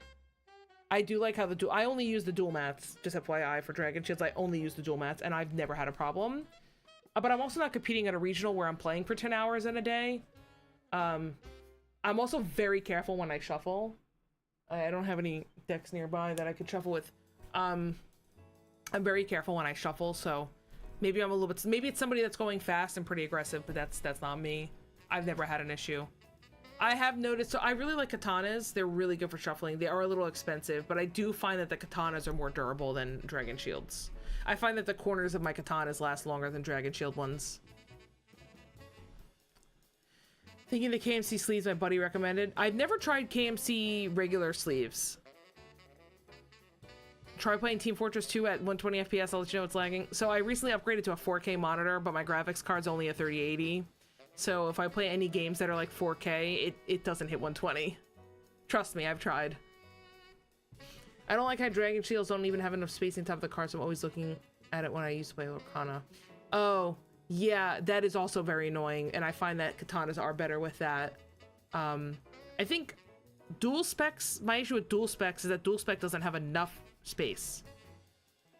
So the problem is a lot of the... I double sleeve some of my Pokemon decks because I have more expensive cards in them. So when I double sleeve for a dual spec, it pops out a lot, which is annoying. Dual specs, they have some room for improvement. They're my favorite sleeve, but I would not feel confident bringing a dual spec to a tournament. I hate saying that. But yeah. The thing is, it has enough space if there's no inner sleeve. Let me put it that way. If you're just putting the card in the sleeve, you're probably fine.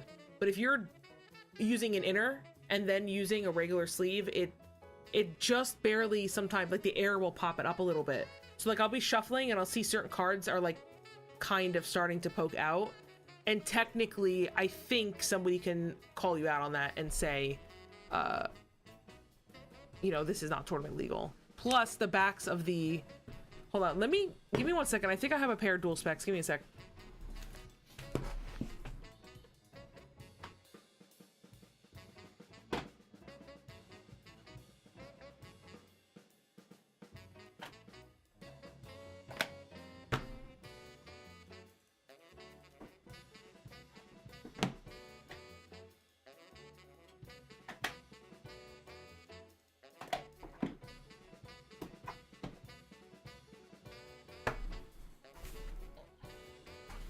All right, so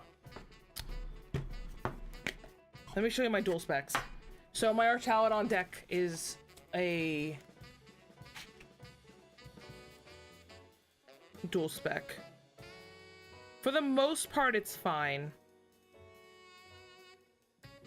It doesn't happen all of the time, but it happens enough that I notice it only with the dual specs, if that makes sense. And I don't know if it's because I'm double sleeving it.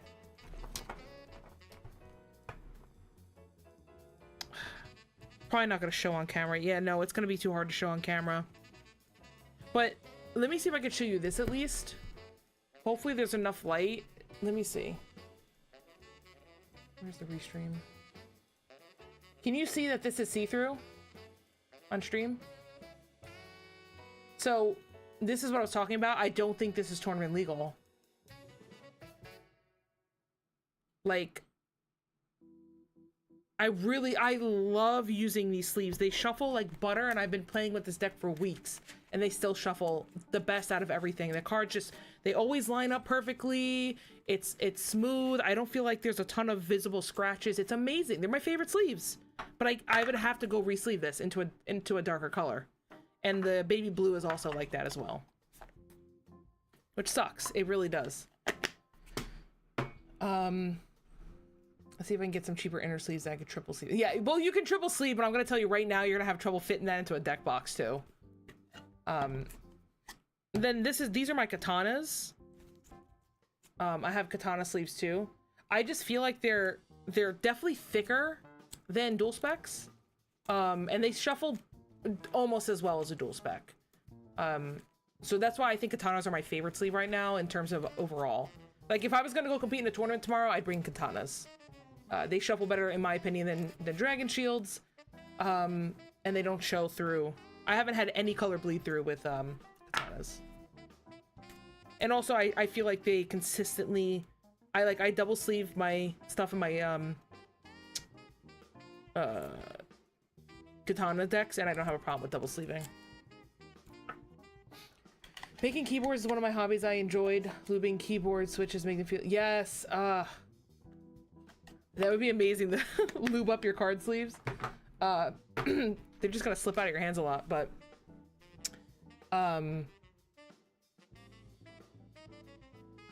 I enjoy keyboards too. I have a cheap keyboard right now, but I used to be pretty big into buying like what were they called, PBT keycaps. I used to buy a lot of like PBT keycap drops on like Mass Drop or whatever that website was, but I kind of fell out of the hobby because I've been spending my money elsewhere. I think I had like Ducky PBTs for a while. I could touch my other cards and touch my opponents. Oh my god. Well, Lunch, I forgot, were you the one talking to me about Yu-Gi-Oh before? I was talking to my boyfriend about this. He was telling me that, well, he was telling me secondhand from somebody else because he doesn't play Yu-Gi-Oh, but apparently somebody was telling him about how there was a Yu-Gi-Oh, so there was a Yu-Gi-Oh issue where people weren't handshaking after games. They were just having really bad manners, which doesn't surprise me from that community. And so Yu-Gi-Oh implemented a rule where it was like you have to shake your hands with your opponent whether you win or lose. And people would, if you don't shake the hands with your opponent, you automatically lose regardless if you won or not. And so what people were doing was they were like losing matches and then spitting on their hands and like touching their ass and like doing all this gross shit so that their opponent wouldn't want to shake their hand. And I'm like, dude, come on. That is just extra. This is my first time on your channels. I only got to Pokemon cards this week. Well, welcome. Guess what? This is the first time I've really streamed on this channel, is this week. I streamed like once or twice before, but so welcome on in. You're one of the first ones. I've been begging people to follow just because I'm trying to go for affiliate, and going for Twitch affiliate's actually like not that bad. Let's see where I'm at right now. I have 50 followers, so I already hit that first requirement. I have to stream for 7 days in a month. I'm on day 4. And I have to stream for 8 hours, and I have 6. So, no, first is not the worst. First is the best. So I'll remember you now. So every time you come into the stream, when I become big and famous like XQC, you know, I'll be like, Lunch Tray was there. Lunch Tray was there on day 1. That's a joke, by the way. I'm probably not streaming that much, but I appreciate it. Are you cross-streaming to my free speech platform Rumble? No, I am not. I am not. But you can have free speech in my chat, though. That's cool. I've been doing YouTube, Twitter, and Twitch. Cause I have to pay for restream for I live stream tournaments, so I have to pay for restream anyway. So I'm like, well, if I'm paying for it, I might as well just use it, you know. Try to build my brand a little bit. I'm not really I'm gonna be honest, I'm not really trying to become like a big streamer. I'm just trying to build up my platform so that when I stream tournaments, I have a lot of people that can see it.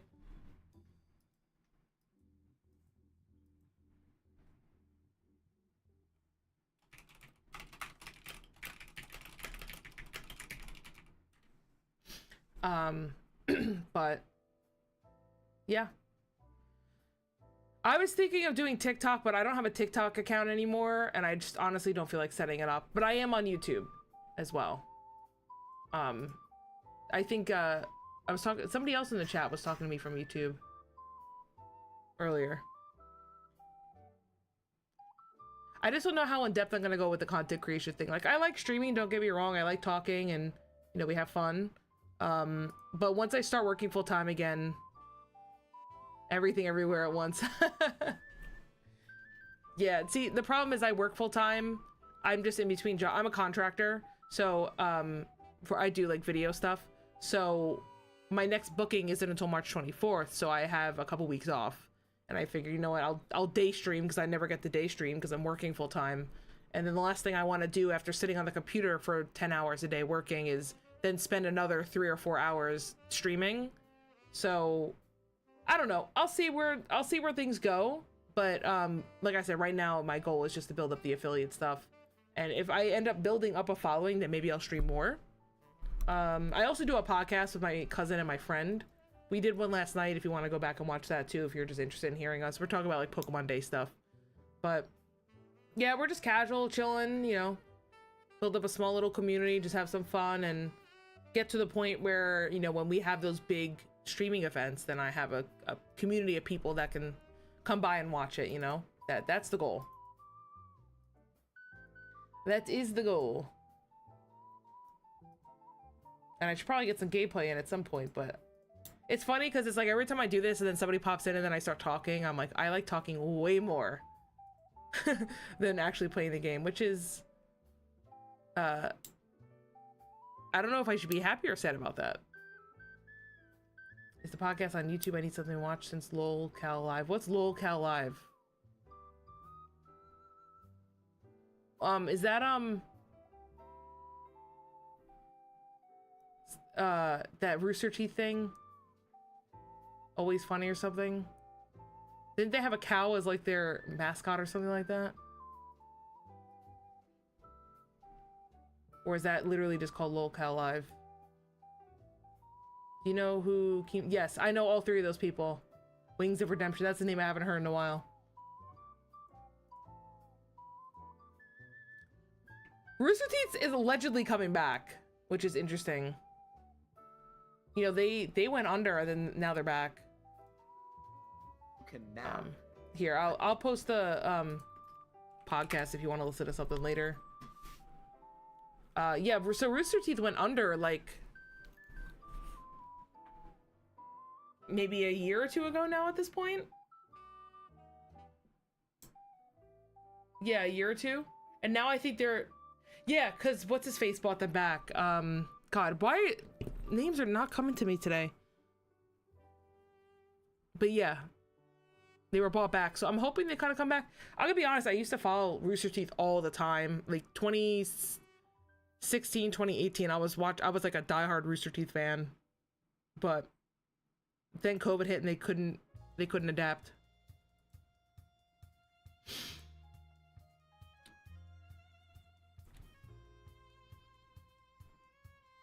Give me 1 second, I just have to respond to this.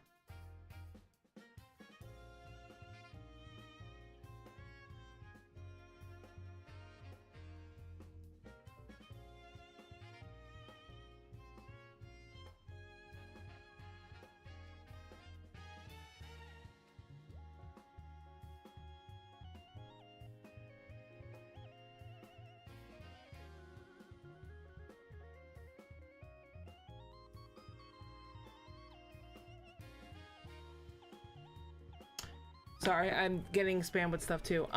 Okay, Keemstar has this LOLCal Live network, and I like their tech show, but got rid of it since Keem hired the maker of God of War and some... Oh, so did they like lose their vision? Is that what happened? I mean, I'll be honest, I'm not really the biggest Keemstar fan. I don't really follow him though, so I don't know if he's changed since what he used to be.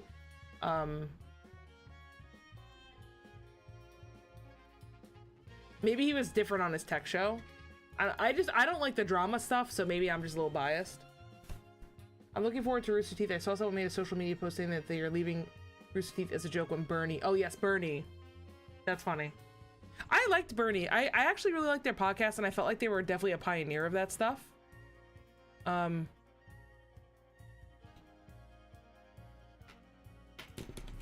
me just respond to this. Sorry. I'm also like doing work stuff at the same time. Give me 1 second.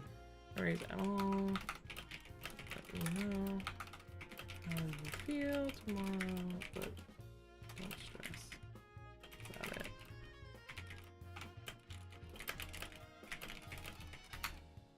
Yeah, I don't really like all the drums. I just like the tech show. Yeah, I if it was just about tech, then I actually feel like that would have been a fun show. So I feel like Keemstar can be fun when he's not doing the drama stuff. Yeah, so what I was saying about Rooster Teeth was,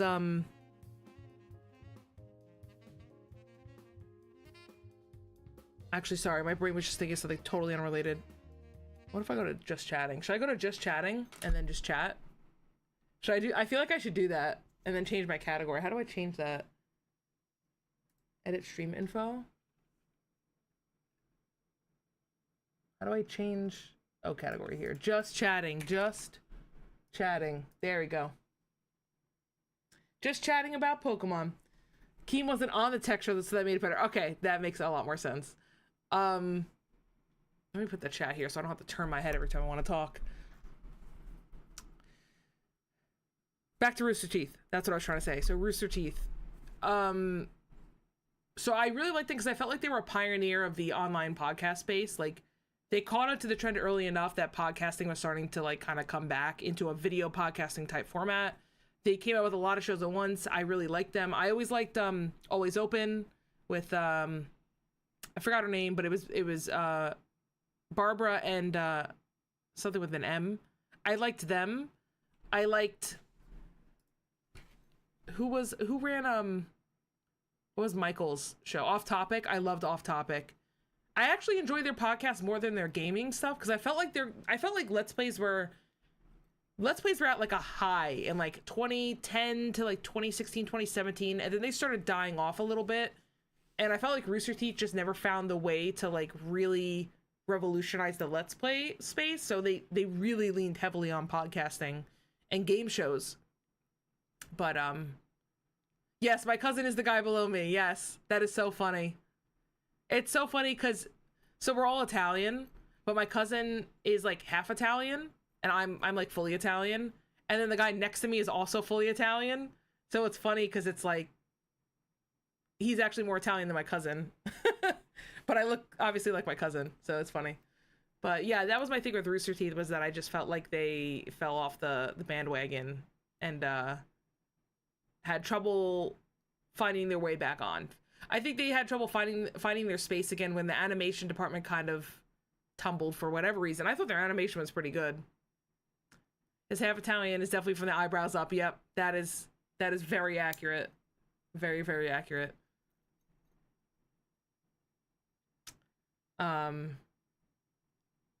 But yeah, I mean, you know, everybody's got to adapt. I was sad when Rooster Teeth kind of collapsed, but I also wasn't surprised.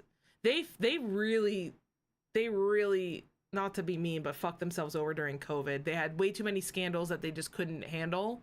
And on top of that, they just did not adapt to a COVID lifestyle. I think they kept trying to hold on to what they thought was their brand instead of realizing we need to jump ship and like rebrand. We need to find a new niche that's not podcasting. Because by the time COVID hit, podcasting was oversaturated. It was already oversaturated before COVID. And then when COVID hit, everybody and their mom wanted to do a podcast. So now you're competing against way more people and you're losing your unique aspect of being like an in-person podcast. Now everybody's doing it remote, just like everybody else. So they didn't really adapt very well. Sorry, I had to sneeze.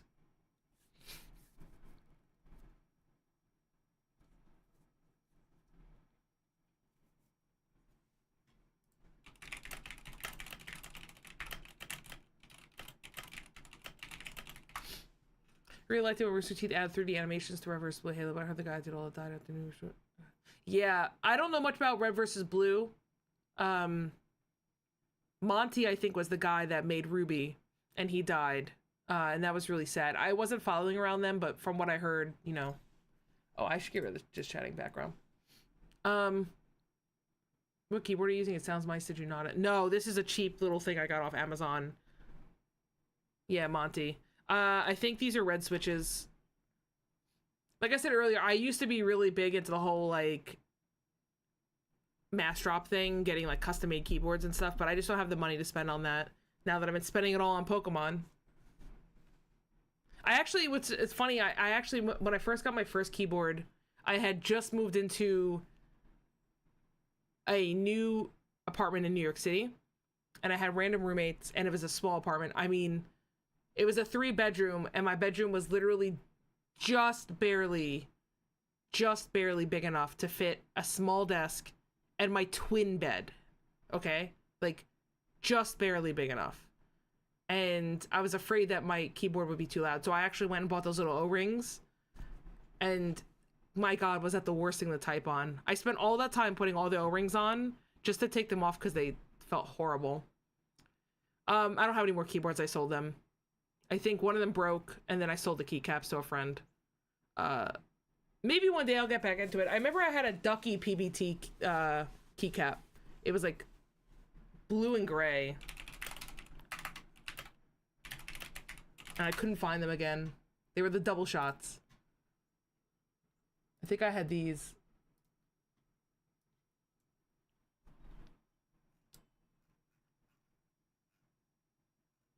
No, it wasn't quite these. It was this color blue, but this was gray instead of like a darker blue. Oh wait, I can't show. Never mind. I had the other thing on. Never mind. But you know what I meant to say.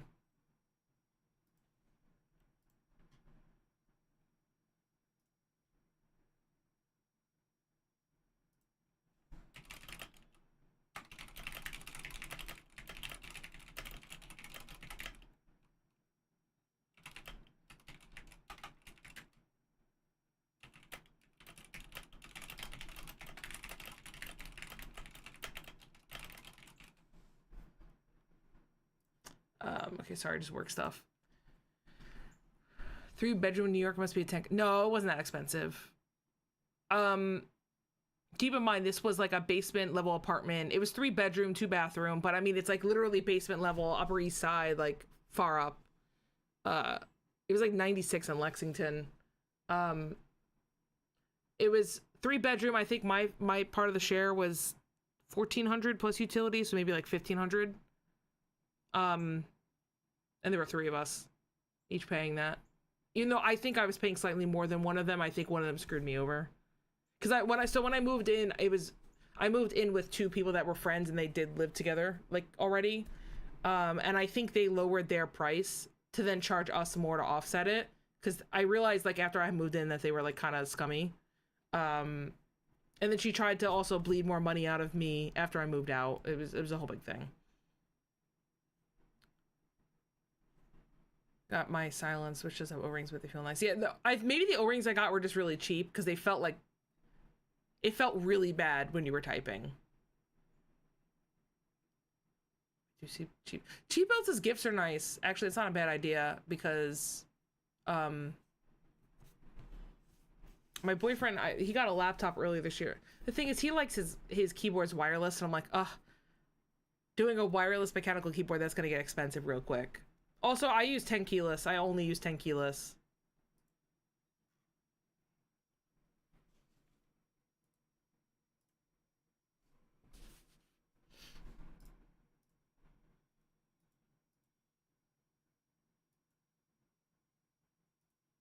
Yeah, but I kind of miss my Ducky PBTs.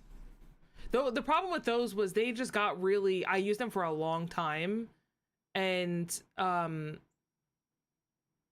I threw them on a keyboard. So the Ducky PBTs I should have kept, but I threw them on a keyboard that was kind of cheap. The keyboard died, and then I was like, I want to go in like a different direction with my keyboard. I don't know why. I was like, I like these keys, but like I'm done with them. So I gave it away to a friend, and I'm sure they just took the keycaps off and like got another board. But that's one of my biggest regrets, because I wish I had the Ducky keycaps on these. I do have one custom keycap. It's gonna probably be hard to see, but it's a Nerve keycap. But this is just a cheap, like I literally got off of Amazon for I think $30. And then I slapped a couple of other custom keys on here, like blue and red, just to like I have a red home button. I have yellow arrow keys.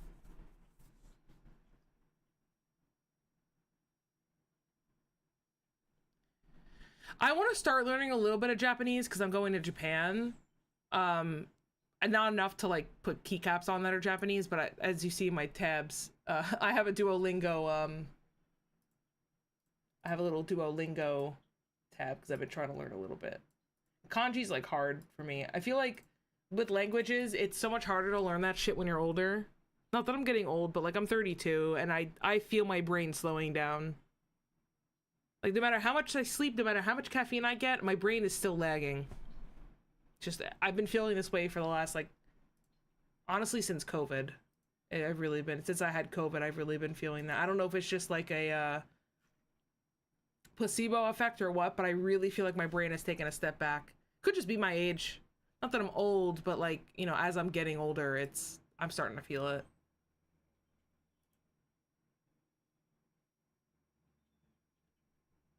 I would love to learn Japanese and travel to play. That would be sick, but that's not gonna happen. I'll be honest, that's not gonna happen. No, no, no. I have some Japanese cards, but I don't know enough about it. I also feel like if I had learned Japanese when I was younger, it'd be a lot easier for me to like finish learning it now, but I don't have any grasp of the basics of it. I learned Italian in grade school, and I forgot most of it. So, yeah, I fight the literal Elite Four there, yeah. Although, I'll be honest, though, like, I know we've been talking about TCG all day, but right now I'm actually primarily a VGC player, so I don't know if you follow the video game at all, but as much as I love TCG, don't get me wrong, I have a couple issues with TCG as a whole, and also, it's weird. I'm in a very weird spot with Pokemon right now, actually. VGC is Pokemon Live. VGC is like, so VGC is the video game. So let me pull up something for you.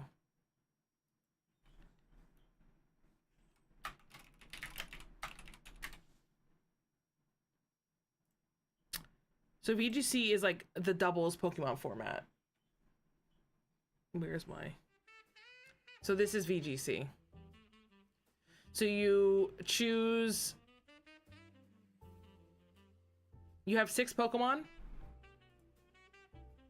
And then when you enter battle, you choose 4. So you see your opponent's team. You choose 4, and it's a doubles format. And you just have to knock out your opponent's 4 Pokemon. This is the official Pokemon video game format.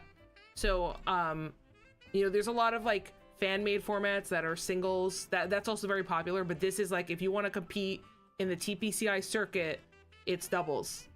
And then they have their own restrictions as well. Like right now, it's single restricted. So, for example, Terrapagos, Calyrex, Shadow, they're like the single restricted. You can only have one of them on your team. Is this on the Switch? Ah, Grandma in Battle, yes. So it's on the Switch. Oh, hold on. I don't know why that went over there, sorry. So it's on the Switch. Currently, it's only on the Switch, but they did announce something called Pokemon Champions, which is what we're talking about in that podcast, by the way. If you haven't seen it, we'll just watch the trailer really quick. Can I play? Yes, you can play Charizard, Mega Charizard. But not on the current Switch. I'll go into it in a second, but so they're coming out with a new app that's going to work on the Switch and on the phone where you can battle. So I think this is going to be the future of Pokemon. We talk about it a lot on the podcast, so I'm not going to go through it all again because there's a lot to go over. But I think there's potential.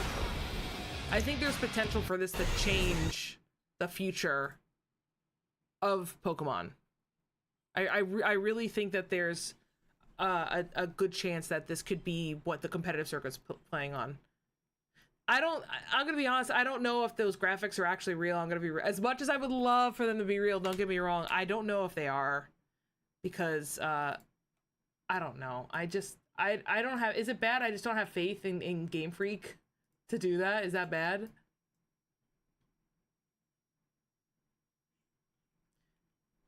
I think your TV will literally shoot you with flames, dude. That would be hilarious, but also like that would be funny if there was some sort of 3D element to it. But again, I don't trust Game Freak to actually come through with anything cool. Like, I know that's like not even a reality, but I feel like they'd be like, oh, the children.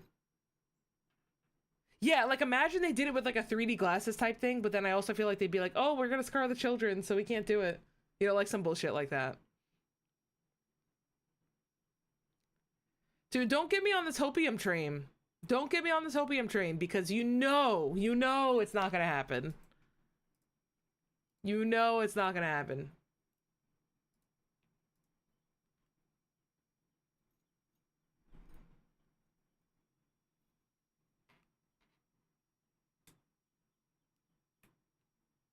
Oh, let me put the music back on.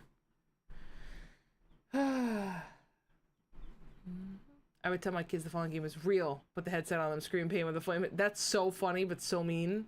But I love it. I love it. That's so funny.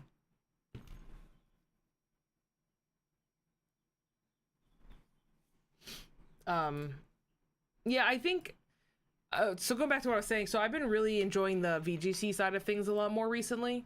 And I don't know what it is. I don't know what it is. I think it's a combination of actually, I think I do know what it is. But let me think about how I want to formulate this so I can actually say it in one piece and it makes sense.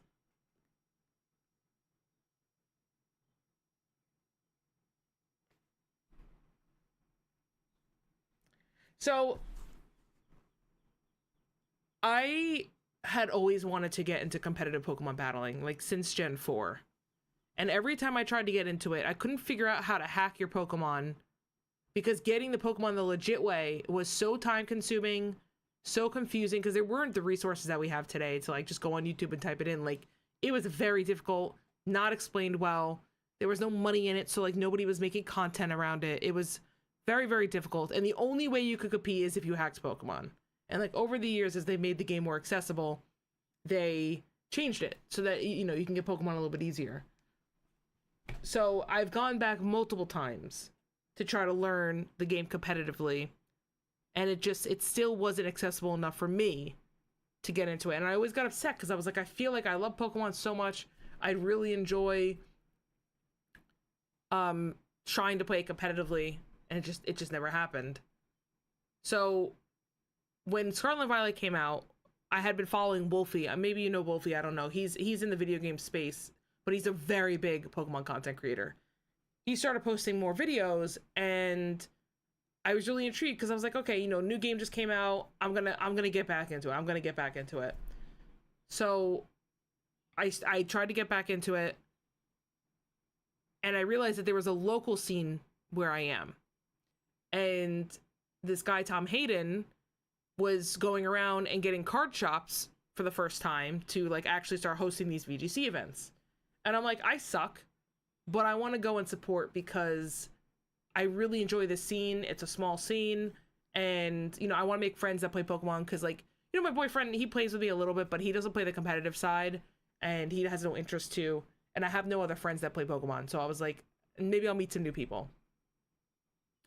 So I show up and everybody was super nice. I mean, they were so welcoming, and I'm like, this is gonna be weird because like I'm a girl and like not a lot of girls play this. It was really, really cool. Everybody was really sweet. I had an amazing time, and I'm like, that's it. I'm a VGC player. So I like kept grinding, but like I kept losing because even though I was meeting people, I wasn't really like playing with them outside of these like meetups, and I was struggling so much. I was struggling so much to get into it, and I saw that if Tom wasn't there, these events weren't firing off. Like, he was the one that was corralling all these people to show up. And it got to the point where I was like, well, I'm not showing up to all these events for them to not fire. Like, that's a waste of my time. And I think part of the reason is VGC players, it's a very niche community, it's a very niche game. And it's a game that's primarily on the Switch. You know, you show up to a store and you're playing on your Switch. Or you're playing Showdown on the computer. Versus a card game is primarily played in paper, and it's a face-to-face thing. So I stopped going to VGC events because I was like, it's just a waste of my time. And the community, I feel bad, but it's like the community, there's a collective thing with the VGC community that practice is just done online. Like, you join a Limitless tournament on a Monday or a Tuesday, Wednesday night, whatever, and you play people online, you play on Showdown. So why do I need to meet in person? But when you're not meeting a person, you're not building those in-person connections, right? So I stopped going to VGC, but I noticed that the TCG was having like 20, 30 people show up every week at this card store. So I was like, should I just go try to do that? So I started playing TCG again, even though I had played back during Sun and Moon. I had never gone to an in-person event. I said, you know what? Fuck it. I'm older now. I'm just getting older. I'm just going to go. So I started going to TCG, and I had a blast. Everybody, again, so nice. The community, you always had amazing turnouts. And the thing about TCG is I might get crucified for this, but TCG is easier than VGC by far, because TCG has way more RNG elements that are completely out of your control than VGC.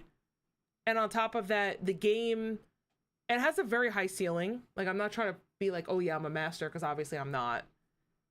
But the barrier for entry into TCG is a lot lower. And I also think the skill ceiling is not as high as VGC. So I think the VGC barrier to entry is here, the TCG barrier to entry is here, and the skill cap for VGC is here, and the skill cap for TCG is here, you know? So, not that I'm trying to like really compare the two, because they're two completely different games. I feel like I'm gonna get crucified if anybody sees this. But I do feel like, from a beginner's perspective, that's kind of where I'm at. So I just started playing TCG, and I was actually winning. In VGC, I would show up, I pay $15 to go 0-4. In TCG, I would go like 3-1, or like 2-2, or like 4-2, or something like that, where I felt like, okay, I'm getting some wins. Some of them were because my opponent bricked, some of them were because I played better, you know, it is what it is. I also had some losses where, like, I would lose just because I bricked. I had a game where I lost turn 2 because I only had one Pokemon on the bench, because I literally couldn't draw another Pokemon. I couldn't draw anything to give me another Pokemon. So after a while of doing the TCG, I started getting frustrated that I felt like I kept 100%. Winning is more fun than losing. Like, I am a competitive person. Like, I do want to win, but I'm not like a grindy competitive where I'm going to sit after my 10-hour workday to go grind for 4 hours to get good at a game. I'm going to be honest with you. I'm going to flex a little bit. I am very good at World of Warcraft. I played the shit out of that game. I have like almost 2 years of playtime. Like, I'm good at that game. And it's like, I don't need to get good at another game. Okay? And I know that's like kind of like a flex. But the thing is, it's like, I think you get where I'm trying to go with this. It's like, I just don't have the time to get that good at another game, you know? So it's like, I wish I did. And part of me wishes I never got good at WoW and I played Pokemon all these years. But it is what it is. I can't look backwards. So anyway, so back to what I'm trying to say, just to wrap this up. When I was starting to get frustrated with TCG, the decks that I wanted to play were just wasn't winning. And like you said, I'd rather spend $10 to $50 when I win. It's like, I don't need to win the whole cup, but I don't want to be going 0-4 every time I go out. You know what I'm trying to say? I don't have to win. I don't have to be the best, but I'm tired of losing to like straight up best of one decking problems.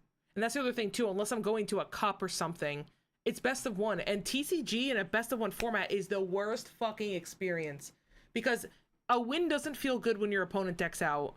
A loss feels even worse when you deck, you know, like you brick, I should say, when you brick. It's like, I can't, you know?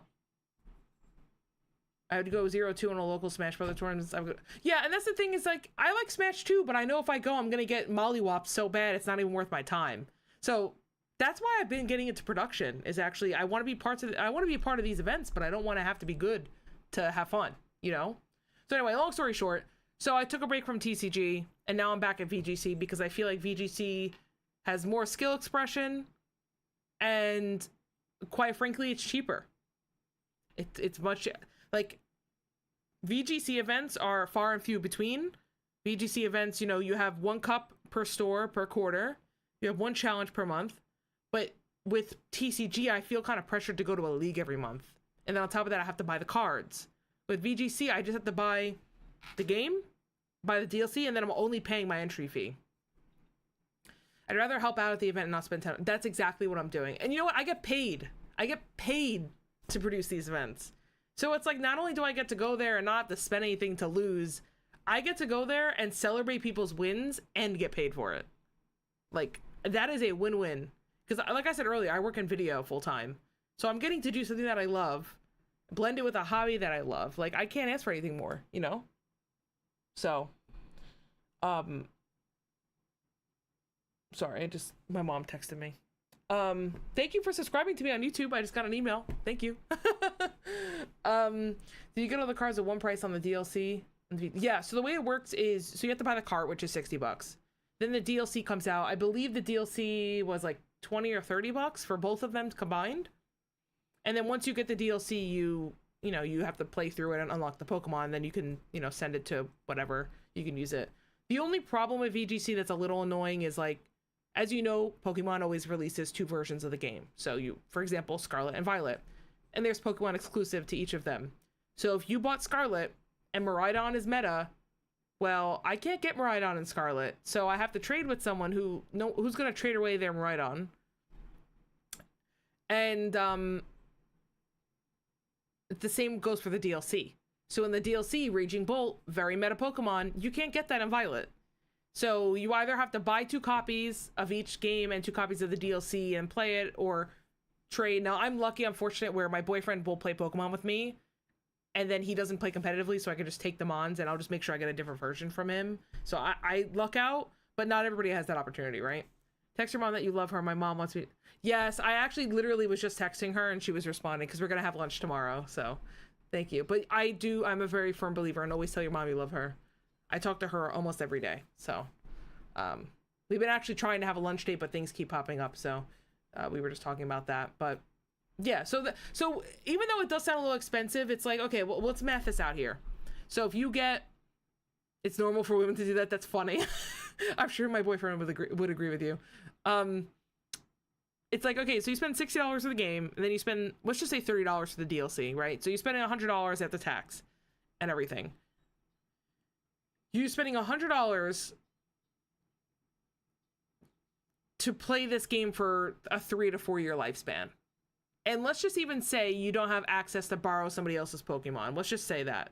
And I mean, you could hack, but let's just pretend you want to do everything the legit way. Even if you spent $200 and maybe 30 hours of your life playing and beating both games, that is less time and way less money than competing in TCG. That's the way I see it. Because again, with TCG, you have to keep up with the meta trends. You have to pick up 4 copies of a card. If that card is expensive, like, they've been doing a much better job with it. But I remember back in X and Y Sun and Moon era, you needed a Shaman EX. And those were like $50 each, and you needed like 4 of them. So it's like, maybe not 50, maybe they were like 30, $40. It's like, you need 4 of them. Oh, there's 4 cards, and every deck runs 4 of them. So suddenly, it's like, oh, every time I make a new deck, I gotta take it out, put it into a new sleeve. So it's different. So I think there's pros and cons to both, but that's why I've been enjoying VGC more, because it's cheaper. I get to save money. Personally, I think it's way more fucking hype. Like, I'm gonna be real with you. Like, I love watching VGC. I think I enjoy watching VGC more than I enjoy playing VGC, because VGC is just hard. So, I make it a point to watch as many competitions as I can, and watching the TCG is fun too, but it doesn't hit the same. It's like watching VGC as a golf match, right? It's like everybody's quiet. Oh, they did this huge attack. They teed off, and then everybody cheers. Okay, cool. And you're quiet, and it's like casters talking like this, like, oh yeah, he needs to get the Iono. Because the Iono here, let's see what he topped. Oh, he top decked a Nest Ball. He needed an Ultra Ball. Blah, blah, blah, blah, blah. It's like, okay, fine. You watch VGC, it's like, oh my god, he just got crit. Oh my god, he got burned. He missed. The Draco missed. Oh my god, he called the switch. It's like way more fucking hype, Plus, you get the visual stimulation from the animations. It's just way more fun. I don't think anybody can argue that TCG is more fun to watch. Unless you, like, are literally obsessed with the TCG and have, like, a disdain for VGC. I would love to get cheap knockoff cards of full art hollows that I actually not afraid of using the card locally. Do you mean like proxies? Or do you mean like just straight up knockoffs? Because you could proxy, like a lot of leagues are fine with you proxying as long as it's like all correct. The problem you're going to run into is whenever you go to an actual tournament. Like if you're going to go to a tournament, they're not going to let you use proxies. Like even if the proxy is a carbon copy. Like even if you literally printed out a carbon copy of Charizard EX, proxies are not allowed. For leagues, though, most people are fine with it. especially if it's like, you just have to be careful as long as it's standard legal, because a problem that people do is they'll proxy like a Japanese version. Well, you can't use Japanese cards in America. And you have to make sure that the card is legal. Like, so some people will like proxy a card before it comes out, and then they'll try to use it, and it's like, well, that set's not legal, so you can't use it. That being said, proxies are still very popular. Like, for example, the stream that we're going to do tomorrow at the store, we're proxying post-rotation stuff. Like, nobody cares. You're just playtesting. Like, that's what they're for. You can't use Japanese cards in the US? I don't... Okay, well, I guess I should specify... I guess if you're at an all-Japanese event in the US, you could use Japanese cards, but I think because it's an English... Since the country's, native language is English, and you're in an American event, you have to use the primary language cards, because then your opponent needs to be able to read the cards, right? Because what if you use like a totally off-meta deck with cards that nobody ever uses? You're not going to know. Obviously, if you use Charizard EX, people know what's on the card. But, let's just say rotation just happened and nobody knows what's going on. You can't use a Japanese card. You can't use a French card. You can't use a German one, Just like in Japan, you can't use English cards. So if you want to go play in Japan, you have to use Japanese cards. So something to consider. It's also why like the prices are always a little fucked, because English cards in America are always going to be more expensive than an English card in Japan. That makes sense. I just like how the card... I totally agree with you. Japanese cards look way better. I don't know what it is. Japanese cards look way better than English cards. 100%. Sometimes I buy cards that I really, really like in Japanese just because it looks better. And also, I don't know if you've noticed, but Japanese cards, the quality is way better. Like, I noticed this a lot more with Magic, actually, where depending on where the cards were printed, they feel different. Pokemon's a little bit better. I feel like Pokemon's a little bit more universal, but there's definitely a problem with Magic cards. I mean, every pack I open will feel different. And sometimes I'm like, are these fake? I prefer manga, but if I watch anime, it has to be an English sub, a voice actor. I agree. I do the same. I watch everything in Japanese and do an English sub. Although, to be honest, I don't really watch much anime anymore, but when I do, I think the last one I watched was Chainsaw Man, and I watched it in Japanese with subs. What was the last English? I liked Cowboy Bebop in English, and I think I watched it in English because the creator was like, yeah, I like the English version better. So I was like, well, if the creator's telling me to watch it in English, I'm gonna watch it in English.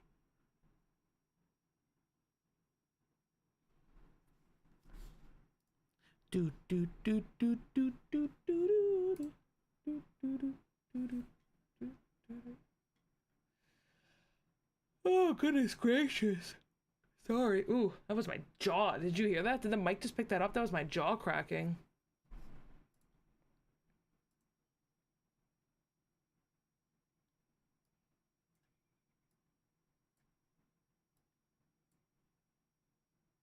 What happens if I click this?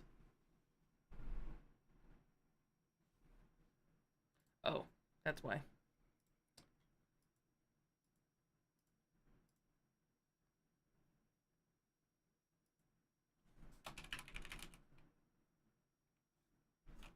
Okay, so I could just do this. So I could just go like here and title it. Okay. I just want to test something out really quick. Just chatting about Pokemon. So if I do this, does that change my stream title?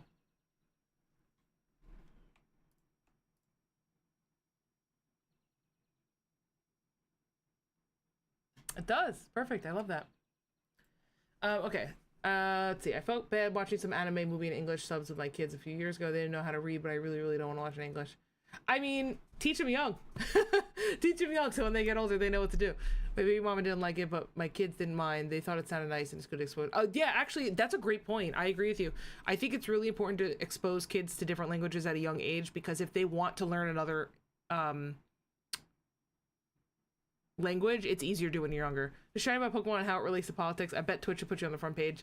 I think it depends on what I'm talking about, because I know Twitch is very weird with that kind of stuff. I'm gonna be honest, like, I mean, I have my own political opinions, but I don't usually really talk about them because, not to sound cliche, but like when I'm playing games, I kind of want to just play games, you know? Like, it's, how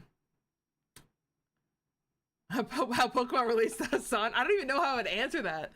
Yeah, I kind of treat games as like my getaway from like real life. Like, not to sound again really cliche, but the reason I got really good at World of Warcraft is because I went through a period of time where like I was not happy and I was having a lot of problems. So I literally just grinded World of Warcraft for like 8 to 10 hours a day. Like, it was really bad. Like, I'd work all day and then still play for another 8 hours and then sleep for like 4 hours. No, I know you're joking. I know you're joking, but it's something that actually I think about a lot because another reason why I never really got into streaming for a long time was I was always afraid that like if I gave the wrong opinion, someone's gonna try to cancel me. And it's like, it doesn't even matter which side of the spectrum you're on. Like, both the left and the right get criticized.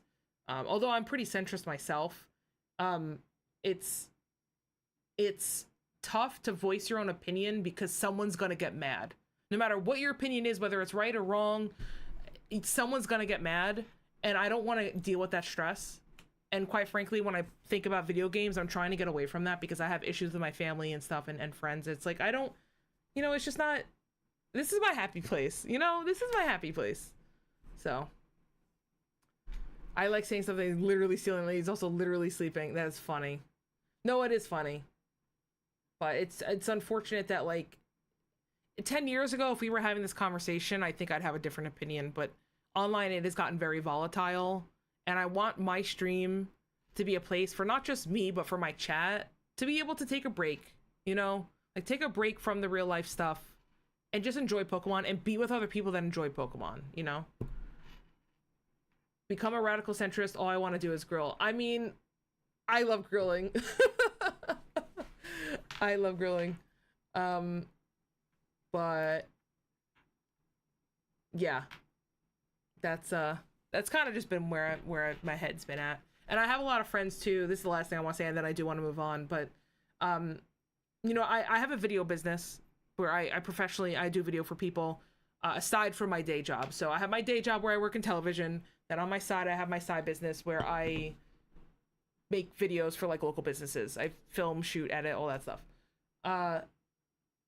And I have to be very careful with what I say because I don't want to lose business. And so somebody asked me earlier if I had an Instagram account. I have a personal one where I just market myself. And the problem is I have a lot of friends that are very, very radical and very political on these things. And they get mad when I don't retweet them or not retweet, when I don't repost them or when I don't make my own statement on a political situation. And the thing at the end of the day is it's like, I have my opinions. I may or may not agree with you, but it doesn't mean that somebody else may or may not agree with me. And why am I going to lose my own business over it, you know? So that's why I try to keep everything separate. It's just because I can't. I cannot. Simply, I just don't want to deal with it. Yeah, that politics has gotten so annoying. I mean, because the thing is, I joke around with both sides too. Like, I'll say something, and it's like, oh, you think this? Oh, well, you're my enemy. And it's like, I don't, both sides have a problem where it's like, if you're not 100% with me, you're against me. And then if you're against me, that means you're an enemy. And I'm like, this is why America's so divided. You guys got to work together. But apparently that take is also not the right take. So that's why I just don't get involved. Like, I literally had somebody tell me that because I didn't pick a side, that I'm part of the problem. And I'm like, I can condemn both sides equally and not contribute to a problem, but that's, again, me. That too. But listen, I have to get up and go use the bathroom, so I will be right back. Is that it? Oh my god, no! As soon as Mike leaves! Dude, as soon as Mike leaves, the carbink! No! Right, Mike, I'm gonna need you to take one for the team next time. As soon as you come in, I need you to leave so I can get my shiny. Mike, let's go!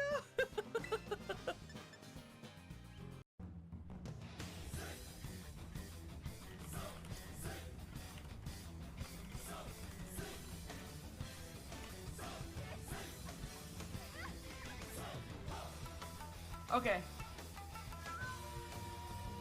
It is Boomkin versus Hunter. Steven is playing BM, a spec that only has 4 buttons, and is somehow losing to a Boomkin. Holy fuck! He just... How? I'm going to beat this level today. Fuck! He's gonna get Tailwind up with the Talon Flame and then probably go for the Dragon Claw. So let's do this. And see if we can also get a Terra out. The only problem is the Tailwind. I don't think I'm faster than Talon Flame, which is why I'm protecting. So next turn I might have to bring this Elements out if he gets the Tailwind up here. Okay, so he's Terraing. That's fine. Terra on the...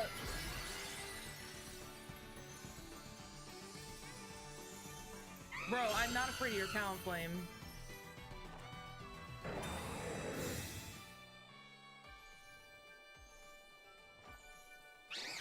Okay, so you got the Tailwind up, sure. He went for it. I predicted it. Okay, here we go. So this Garchomp should die, or at least get very close to dying. Here we go. If this defense is less than 1100, I win.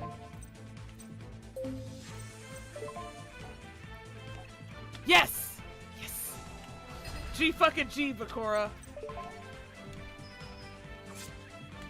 G fucking G. Oh, wait. I can't do math. I'm 200 short. G fucking G. Okay, it's fine. As long as you don't have, like, some trick up your sleeve. Oh, like that. Are you fucking kidding? Oh! No! You fucking top deck change of heart? Are you fucking kidding me? No! My feels!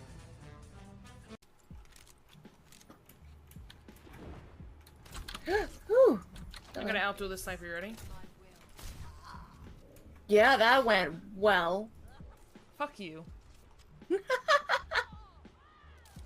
Oh my god.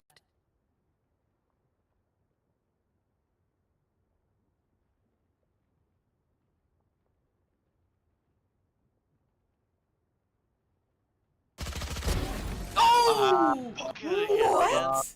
How did she even get all the way over there without you seeing her? She walked all the way I got your around backs. the whole Just, map. You know, from the front. Wow, what a shot. For kind of souring my taste for games. Oh! Maxie! Oh, my baby cat! He's been sleeping on the bed by me this whole time. Say hi. Maxie. You're such a good person. You wanna go? You said hi. I love my little Maxie. He's my little 1-year-old baby.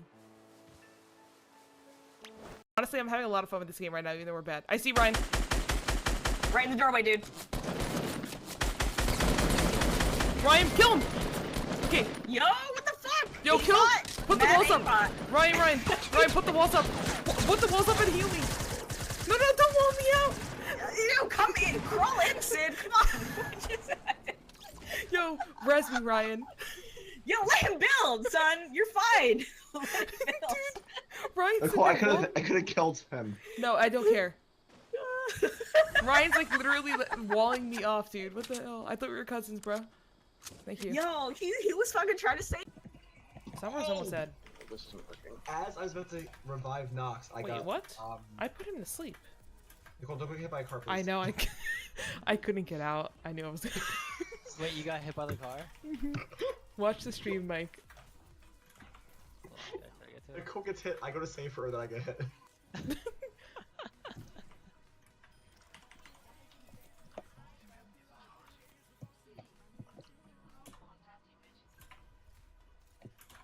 I'm gonna mute myself, don't worry. No, I thought it was Nicole. Like, get the fuck out! Alright, I'm back. I love that clip. Okay.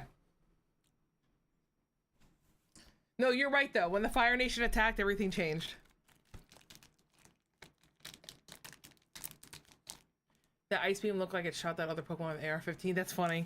Yeah, so that's the one problem with VGC that I have, is that the animations are absolute ass. It's so bad.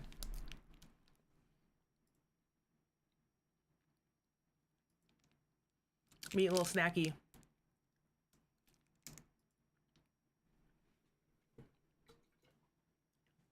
Nah. Don't get into Overwatch, trust me. Trust me on this one. So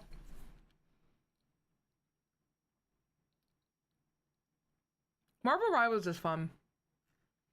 Okay, so I used to play a fuck ton of Overwatch. Fun fact. I was on a Grandmaster team and we used to compete in the Overwatch Open. It was fun for a little bit. Yeah, see, I never played TF2, but honestly, I think TF2... I never played it, but it looked honestly more fun than Overwatch. Overwatch had a period where it was really, really fun, I'm not gonna lie, but... right before they swapped over to Overwatch 2, it was starting to go downhill. They tried to remonetize the entire thing. I wasn't a pro. No, I wasn't a pro. I played in the open, so like anybody could sign up for it. But I was on a Grandmaster team, so like I was playing with like good players, but it wasn't like top 500 Grandmasters. I mean, it's like people that just hit... Actually, I'm sorry, maybe not Grandmaster. I think it was Masters, because it was 4,000 rating, so I take that back. It wasn't Grandmasters, it was Masters. No, it's not pro.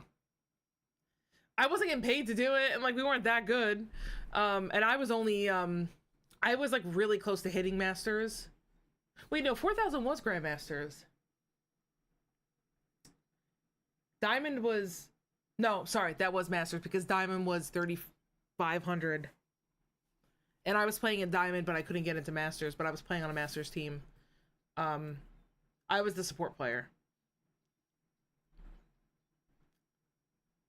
Well, technically they're not medical doctors, but yeah. Well, I was pretty good at it. And I played a lot, but the thing is with the game was like, pro support is still pro.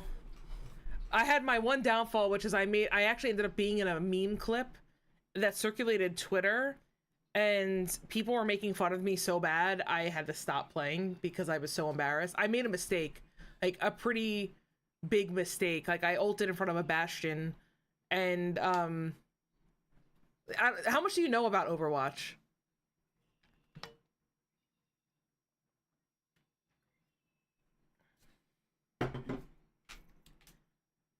Because the problem was I was playing against, it was bad. I was playing against like one of the world's best Bastion players, and they stream.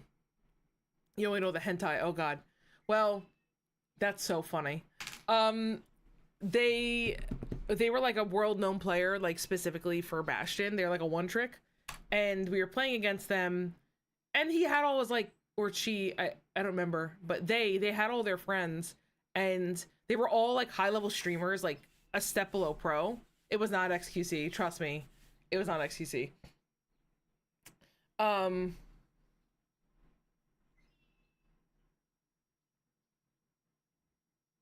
One second, just maybe around 1. Sorry, that was my mom. So anyways, we were playing against them, and they were on a higher level that I didn't see, and my team didn't tell me where the Bastion was, and it was my fault because I should have known before I did it.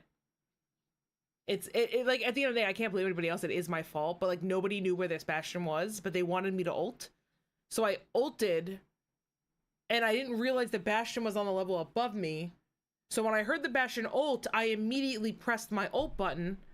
And as I pressed the ult button, before it could go off, I was playing Lucio. Before it could go off, the Bastion one-shot me. So my ult was wasted, and they one-shot me. So it was like a meme-heavy clip. And it went viral on Twitter. It had like thousands of like likes and stuff. And people were like, oh, what a fucking dumbass. Who would ult there? And I'm like, people were being so mean. I'm like, no wonder why these pro players are insane. Because like, how can you...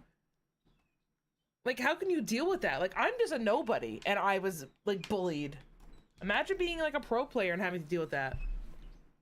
Yeah, well, I mean, to be fair, nobody would have known I was a girl, because, like, I wasn't streaming. Like, so what happened was, the streamer was streaming, and obviously they have that clip, and they were like, oh, yeah, like, get fucked or something on stream. They said something, and then everybody's like, ah! So, like, nobody knew who I was.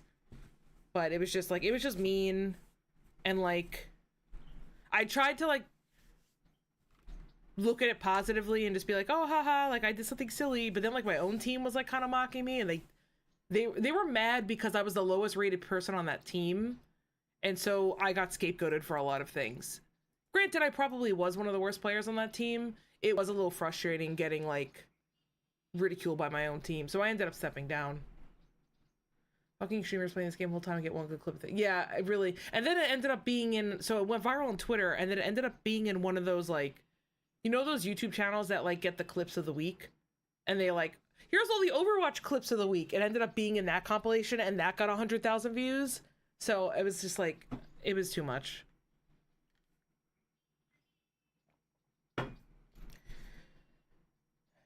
And then I played WoW. I mean, I've been playing WoW forever, but then I went really, really hard in WoW in 2020, 2021. And I had a team of people that I played with, and I kind of lost myself when I was playing with them. So they were really good. They were far above my level. But I think they saw something in me, so they trained me, and I got really good at the game. Like, we were, like, in Mythic Plus, we were, like, top 0.07%, and we needed top 0.05% to get the title. So, like, we were really close. But I regret a lot of the things that I compromised a lot of myself playing with them, and I did a lot of things that I regret. And they kind of turned me into somebody that I still struggle with today. Like, I said things I'm not proud of, and I've changed that, but, like, I feel like now I've kind of, my mindset in games have, like, it's changed into, like, a grind set. So I have a hard time enjoying games because I see things differently now. So I'm trying to find, like, a more casual way to approach games. Yeah, I've seen that, the Tyler one. So Tyler was a League player, but he was playing WoW for some content.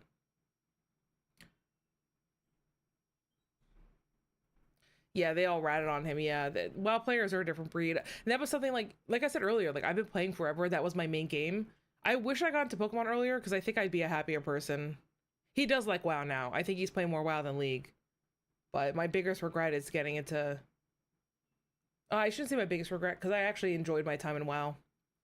If I could go back and do it over again, I do think I'd choose to do Pokemon because the community's way nicer. I think I would be a nicer person. And, I don't think I would have had to compromise myself to fit in. I also think I'd have a much more positive outlook on gaming. Because the thing with WoW is it's such a grind. Like, all these games are a grind, but that grind's different. Because now I feel like with Pokemon, the grind is like, you just have to put the time in to learn the game. But the grind in WoW is like, 20% of it's actually a grind to learn the game. 80% of it is grinding to do the bare minimum so that you get to play the game. So it just ends up being a time waste. I've only learned to play a Pokemon TCG this week. Rare Candy Charizard. Yeah, it's fun. And it's like, some of that fun is just way more fun than grinding some stupid shit in WoW, you know? So, here, I'll play some VGC. So that you can take a look. And we can... Maybe this will interest you a little bit. I don't want that team. I want this team. Maybe this will interest you a little bit and you can see the other side of things.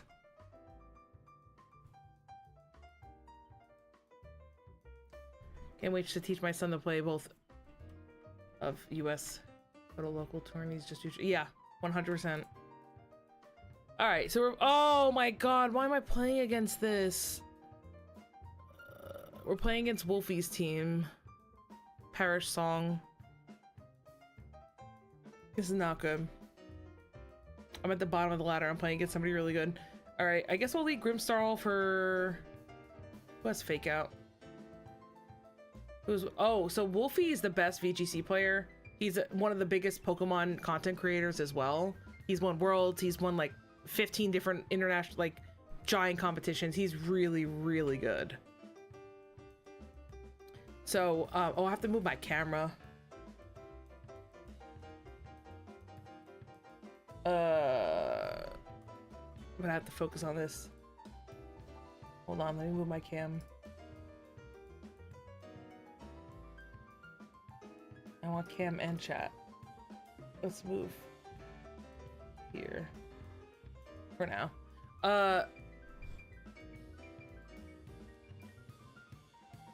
Oh, he's definitely not. And if he is, then you know what? He deserves to be me. This is gonna be the problem though, is he's got so much fake out pressure. I literally don't know what to do. I literally don't know what to do.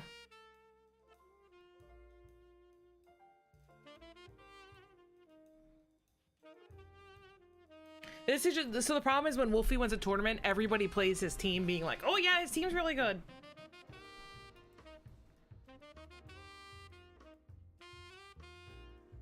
I'm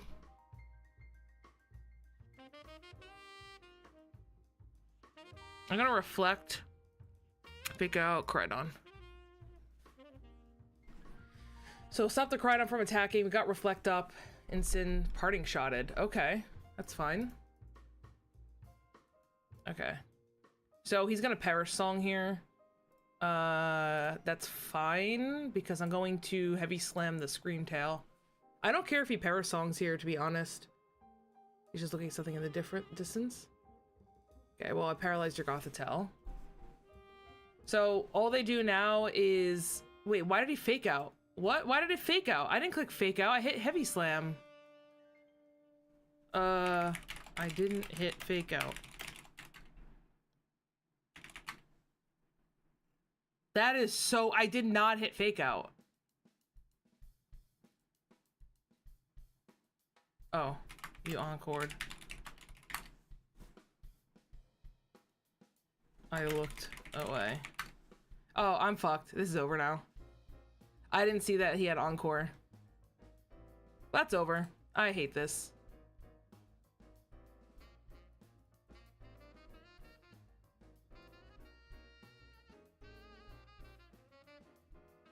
What if this is the clip you have to change stream for chat? Oh, thank you.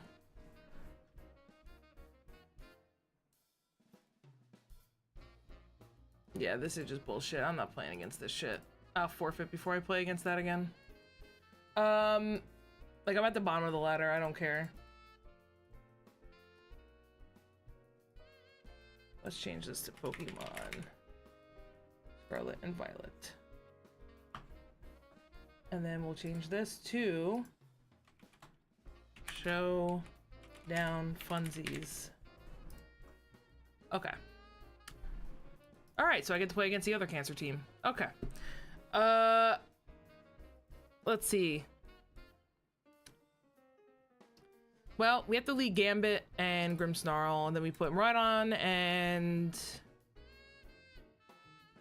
Urshifu in the back. How Pokemon relates to politics, new title. Oh god, no, please.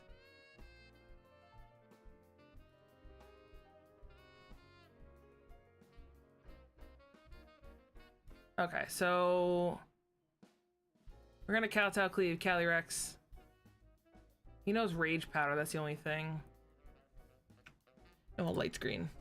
Because he's probably gonna Rage Powder. Or he's gonna swap it out. So, like, I'm predicting he's either gonna swap out the Calyrex or protect it, but at least I get my Light Screen up. There we go. Oh, he changed to Dark. Okay, there's the Rage Powder. I put Light Screen up, and he nasty plotted. Okay, that's fine. I'm already doing a lot of damage to Amoonguss. So I wonder if we just protect T-Wave and see if we can... If I can get... Okay, that's fine. That's fine.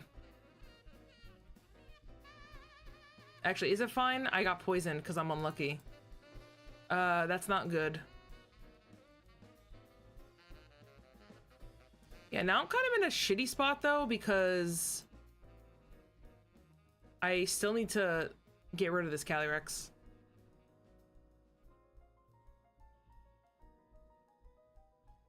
How about Iron Hands isn't looking... That's fine. I don't care if it goes on him or not, because to be honest, I want him paralyzed too, so. I lived. Okay, so now I'm gonna Iron Head you again. And I'm gonna reflect. Let's just get shields up. Just to protect against some bullshit.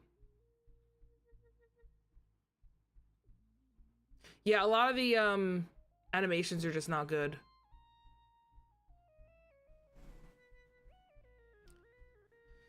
Cool, more bullshit I get to deal with. Nice. Well, you're gonna have to figure out what you're gonna do with your Calyrex because you just protected. So I'm gonna do that, and then we're going to...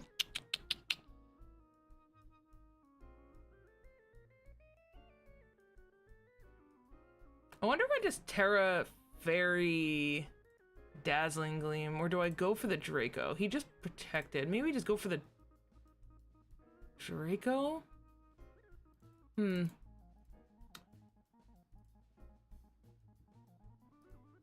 Let's Kowtow again, and then let's Volt Switch Calyrex.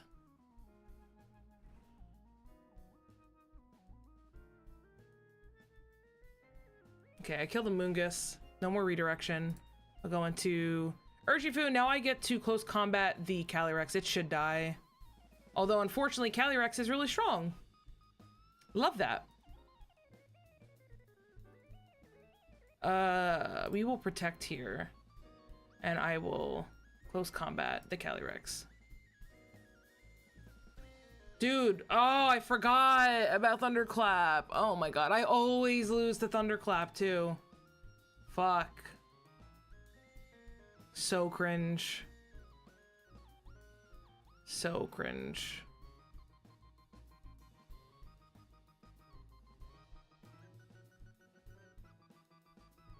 I just get Thunderclapped and I lose this one.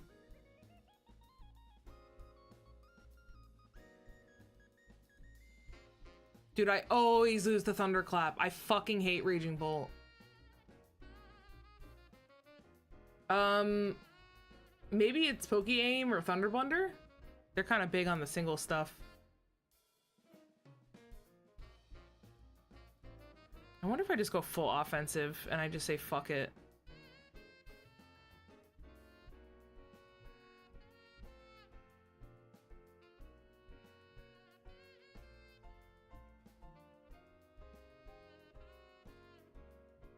I don't know what to do.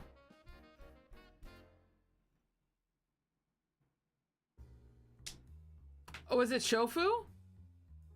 Shofu used to play on cart. If it was on cart, it was Shofu. If it was Showdown, it was probably somebody else. He did some on here, but I don't think so. Alright, so we're gonna Volt Switch the Calyrex and Surging Strikes the Calyrex. Actually, no, we're not. We're gonna hard swap the Grim and Surging Strikes the Calyrex because he's gonna probably fake out the Miraidon. Unless he fakes out Urshifu, in which case it's not good.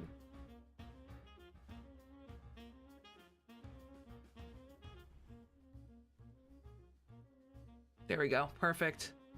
I still hit you through that. Okay, that's the play. That's the play. Shofu. Yeah, I love Shofu. We're in this shit again. Alright. Now we're in a different spot, though, because I'm taunting Amoonguss, so he can't do this stupid shit anymore with Follow Me. Go ahead. Go ahead. You're getting taunted. Wait. Mental Herb.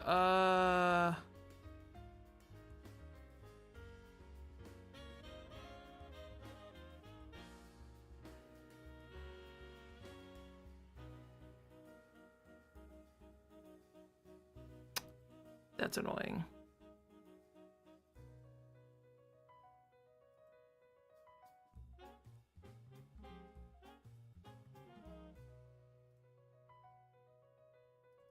I don't know what to do to get rid of the Amoongus.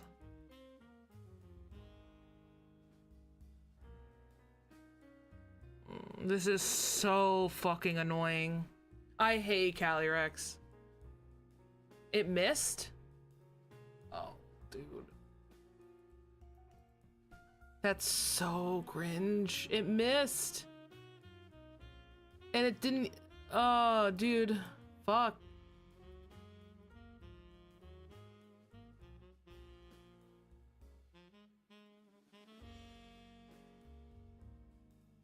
And I straight up die. That's the problem. I just straight up die to Calyrex. Yep. Oh my god, I hate this mon. I can't, like, dude. I made one mistake, now I lose.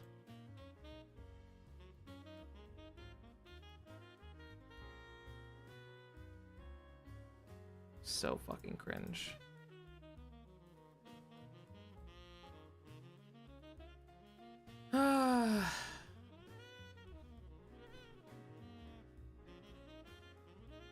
Yeah, bro. Oh my god. So bad. Why is this guy so toxic?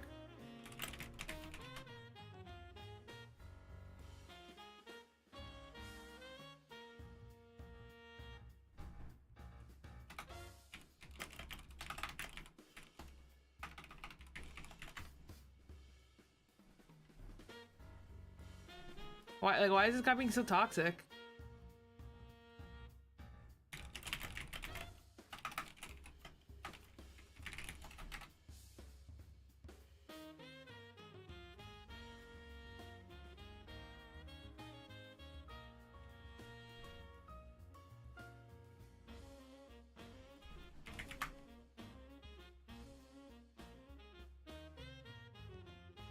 End it all, little bro, really?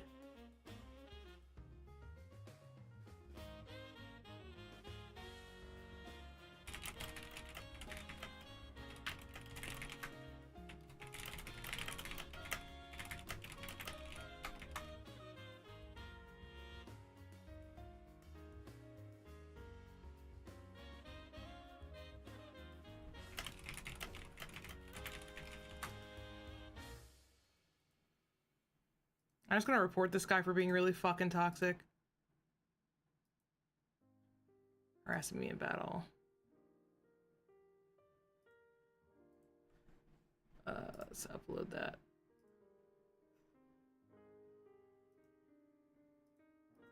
Told me to kill myself and end it all. We'll get him banned.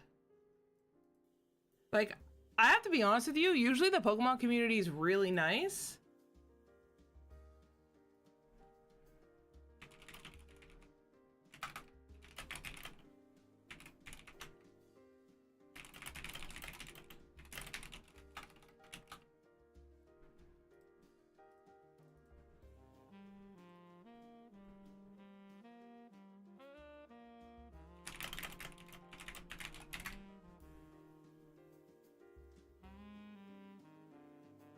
I love how his biggest insult is that I work at McDonald's.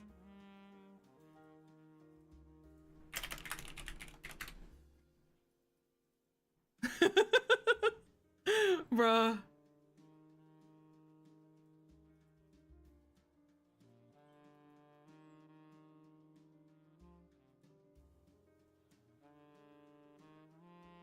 I mean, I could just keep wasting his time too.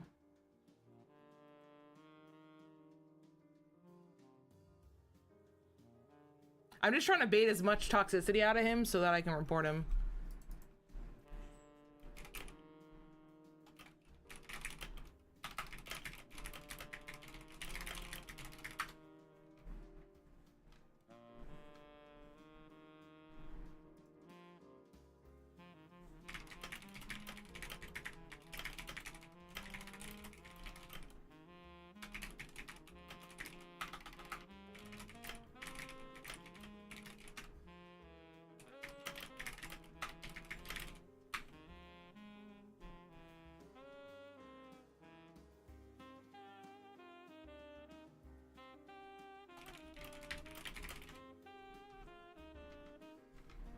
Like, bro.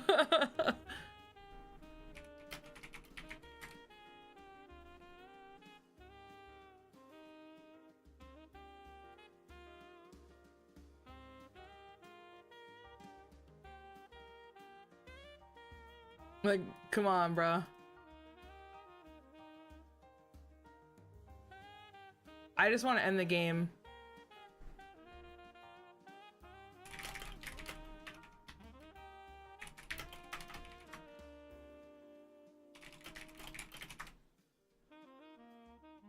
Just trying to have some fun before my kids get home from school. I'm a single dad just trying to get by on a McDonald's salary. You feel me? The problem is I can't report him until this game's over, so I think I could forfeit? He copies Pokemon for someone else? I don't know. This is just such a basic team.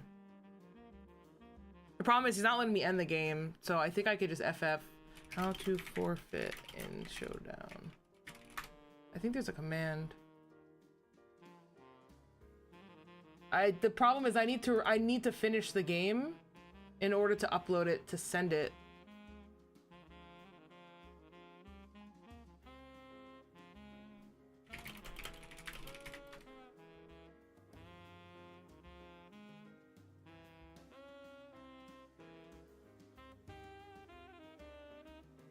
I don't know how to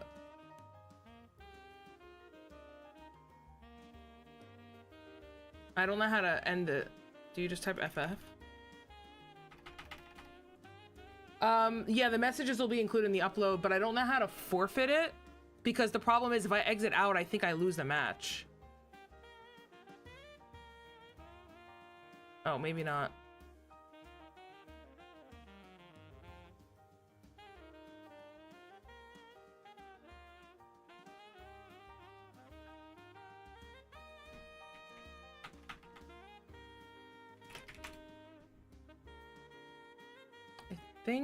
Actually, I think I could just do this.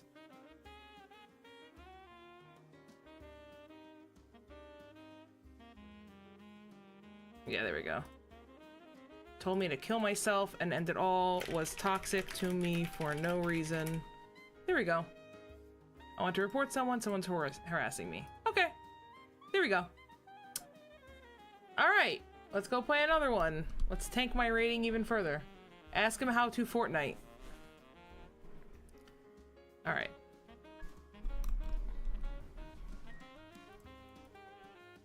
I think I'm gonna lead Grimmsnarl.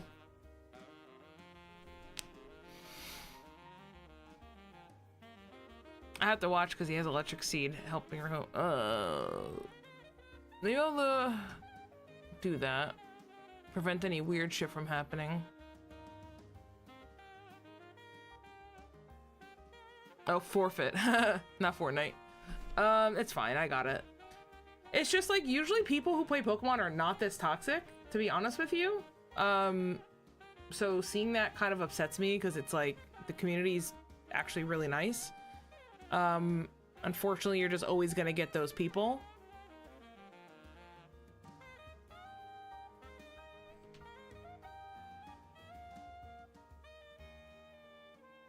Ugh, I can't prankster because of fucking... Oh my god. I'll just taunt your ass. It's probably gonna Helping Hand, but I have Reflect up. He might Helping Hand anticipating that I'm gonna taunt him, or he's gonna swap.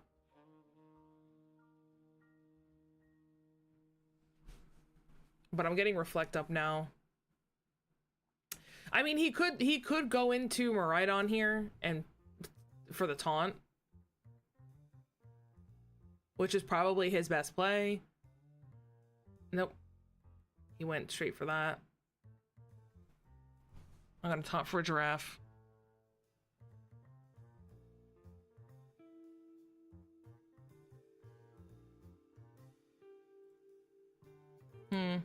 This is a weird spot to be in. Because the Giraffe completely shuts down my fucking Grimmsnarl. I think I just light screen and sack. Fucking close combat. For a giraffe. Hopefully kill it. Nope. Only got halfway. Bro's not scared of psychic. Why are why do people always have to fucking comment?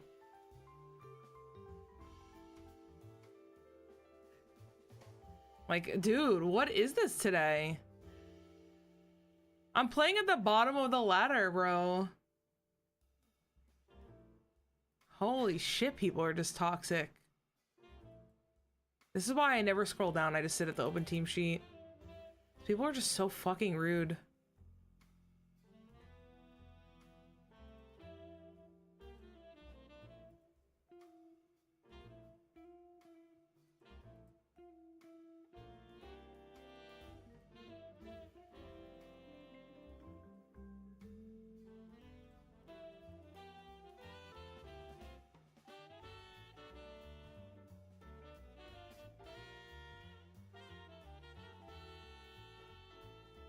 What was such a long time ago? Losing the 4 HP?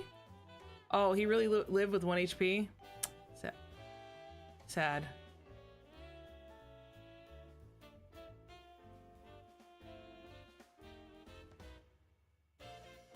I think we were type average.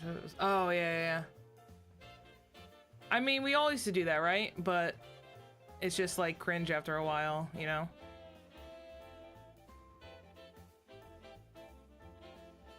It's like we're playing an online Pokemon game. Like, I'm at the bottom of the ladder.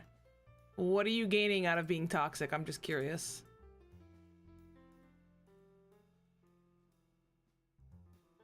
You know?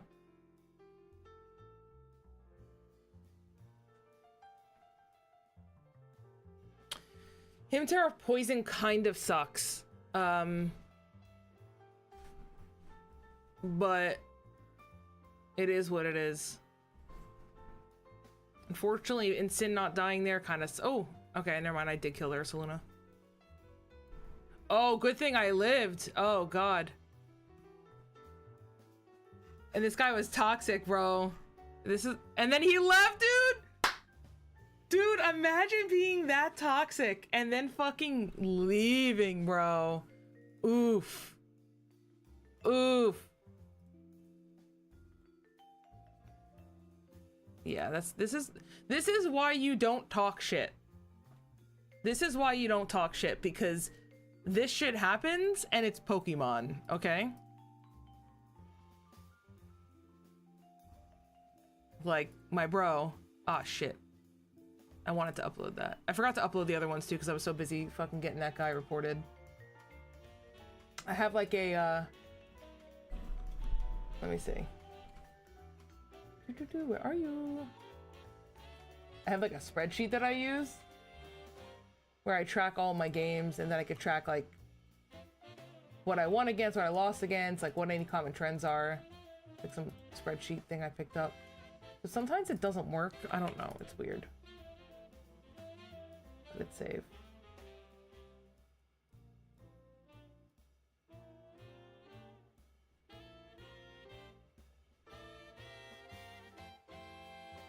I mean, a little banter is fine. Like, this guy wasn't that bad. It's just more annoying. But, like, the first guy telling me to kill myself, like, bro. I know you're not saying that, but it's just like, you're playing a game at the end of the day, man. Like, I don't know why we're so toxic, you know? Just like, I don't get it.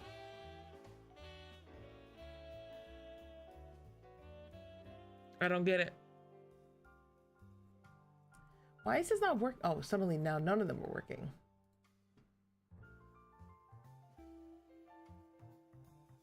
My whole spreadsheet just broke. Huh? My whole spreadsheet broke. What's going on?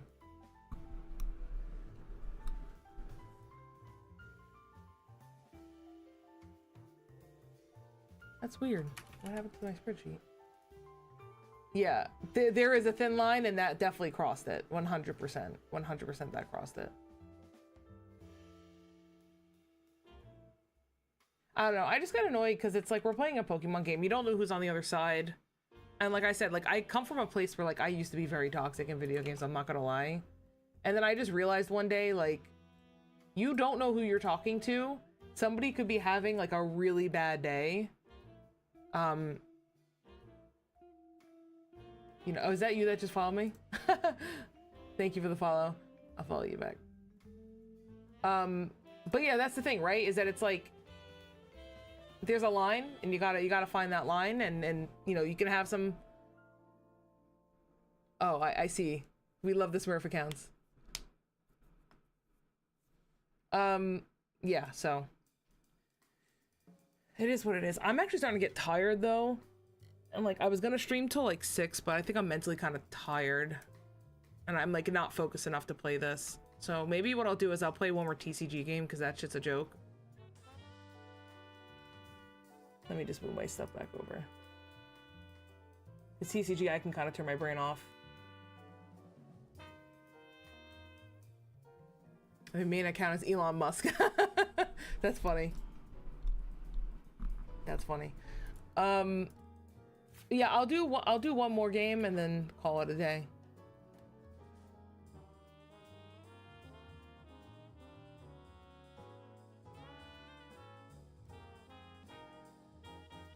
I guess we'll play that more time.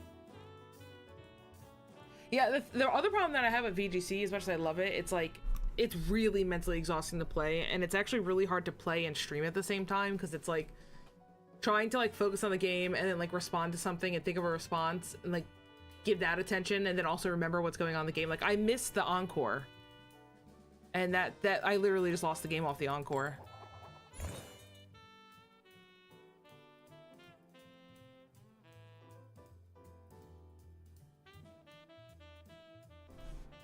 That game is like VGC is very difficult.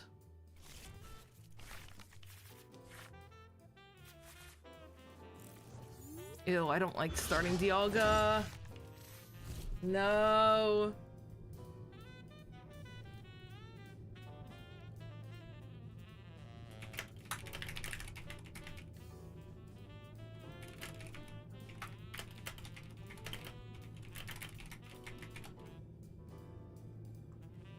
Let me change the game.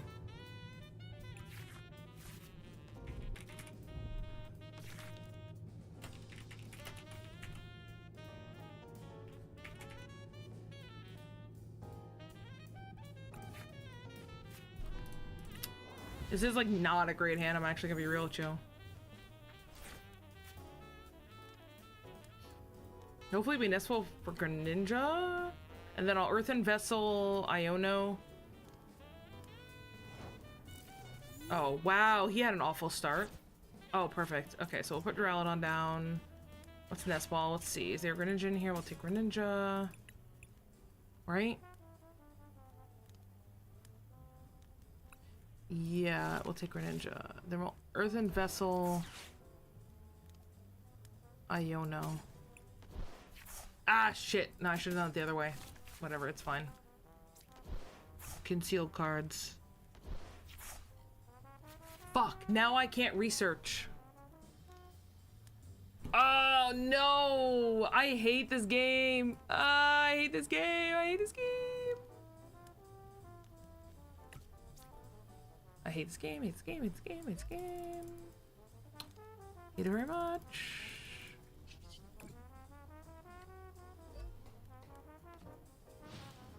This is the problem with Professor's Research. I cannot research this hand away. But I also, like, am stuck now. So now I have to... Whatever. At least he's not getting Charizard up this turn, I guess. Although, if he somehow gets 2 energy up on this, which he's not... See, this is a bottom of the ladder match. This is a bottom of the ladder match, not that fucking Dragapult shit I was playing earlier. Sure, buddy, if you want to help me out, that I'm more than happy for that. Actually, I don't know if I want to give him that. Let's do that.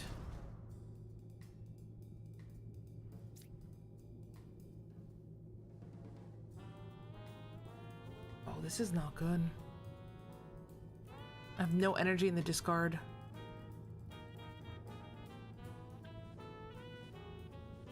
Fuck. This is not good. This is not good at all.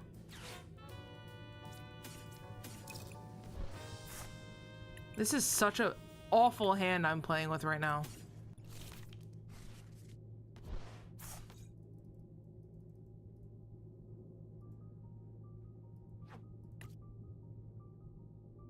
I feel like I need to research to get something to happen, but I don't want to lose an arch in the process and a night stretcher, but I have to. Like, this just feels bad, you know? Let's get another Duraludon up. Let's conceal cards. Okay. How many...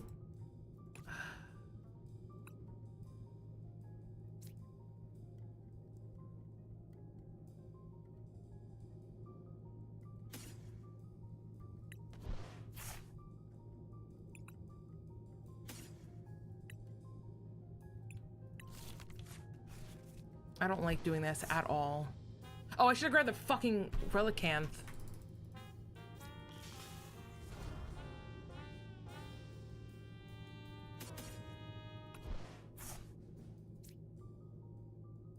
They can't kill either of my Pokemon, so I'm gonna actually just go all in on Dialga. And I'm gonna just save it. I guess I might as well wait. I'm kind of like, they're very slow right now, so I'm like not super concerned necessarily, but at the same time, I'm kind of going all in on Dialga, so if they are able to... Yeah, I mean, if they're able to bust up the Dialga and then I don't get something going next turn, I'm kind of fucked. But either way, I need one energy, so... I guess maybe I should have put it on here anyway, because then at least if I need the one energy, I can retreat this. Actually, that would have been the play, putting it on the Archaludon, because then I could retreat it. Charizard EX, all I know. Well, Charizard EX is gonna be a problem. It's gonna be a problem for me.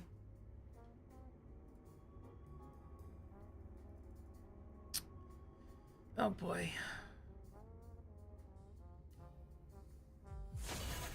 I need the Relicanth now. I need the Relicanth. I fucked up by not grabbing the Relicanth. I really fucked up by not grabbing the Relicanth. Actually, really bad.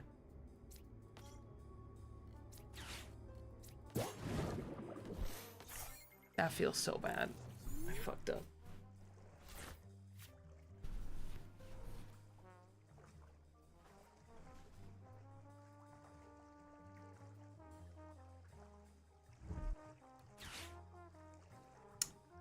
Oh my god. Well, you can't kill my Dialga, so bring it up if you want. I'm gonna do a lot of damage. It's 40 plus... Oh, okay. I mean, if you want to kill my Greninja, go ahead. Then give me counter capture access. That's fine.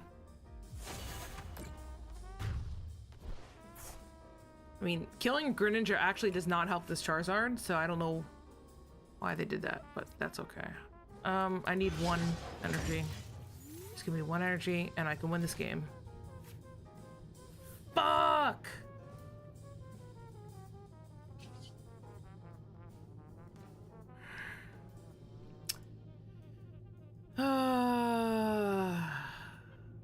Unfucking lucky. Like, over half my deck is out and I still can't get it. Whatever.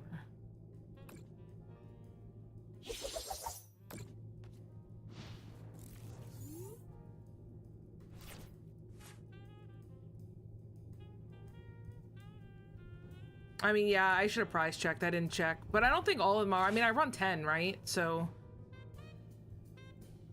that would be extremely unlucky if all 6 of them were.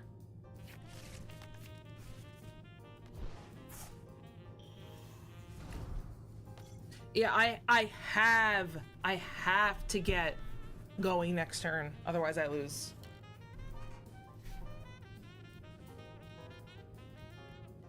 Like, I have to get ahead in the prize trade right now.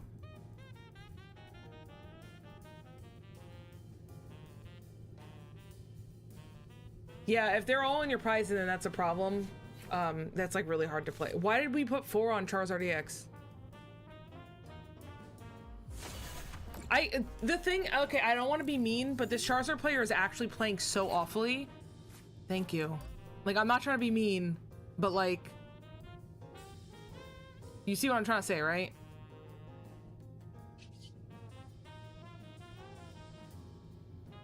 Okay, so we're gonna start Chronos. Like, I'm not trying to be mean, but like, this is not optimal at all. I don't know why you would ever put 4 Charizards on there. Thank God. That's fine. He's gonna promote Manaphy. Yeah, that's fine. We have boss's orders. I'm not super concerned. So hold on. I do 240. If I attach another one, I'm only doing... If I attach one now, I'm only doing 280.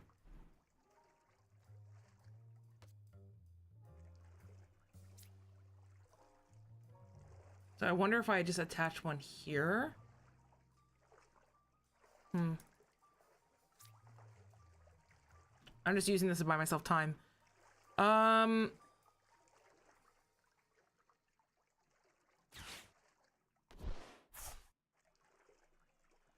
I wonder if okay, so I boss this up, I don't kill it. He's gonna knock this out next turn.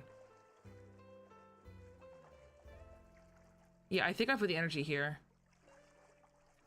I think I put the energy there.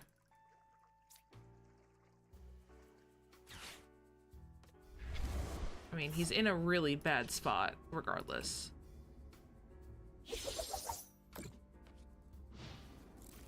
So he is gonna take the knockout on my Dialga, but the Charizard should die. Should die, theoretically. Oh, no.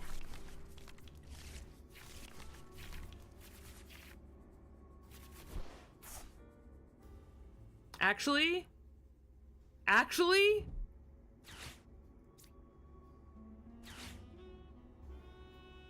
Actually? We win next turn. We win next turn. I'm gonna Turos up. He actually gave me the win con. He gave me the win con. Yeah, so what I'm gonna do is he's gonna kill his Dialga next turn, right? Okay. If he doesn't kill if he kills Arch, I'm actually in a weird spot. I don't think he sees that though. He can't. He can't because the Ionode. Unless he has a counter catcher, but I don't think Charizard runs counter. Yeah. So we win. I'll show you why.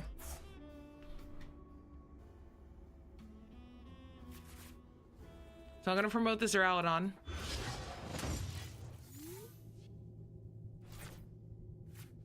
We Turos this.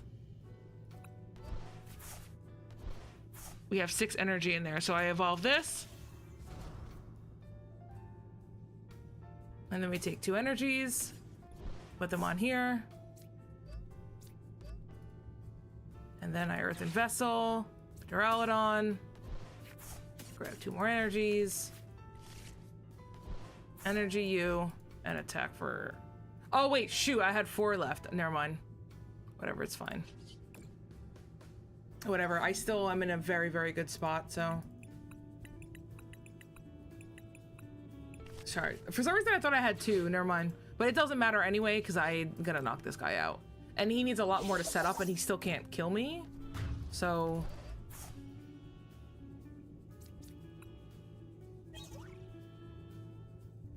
I'm in a very good spot. I don't know why I thought I had 2 prizes. I think I'm gonna end after this game, because my brain is like so cooked.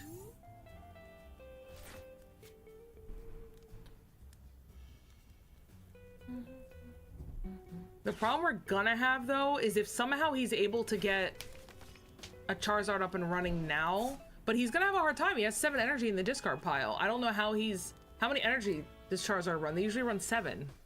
So I don't know how you're gonna Burning Darkness. That's why you don't put 4 energies on one Charmander. Unless you're gonna go for a Radzard.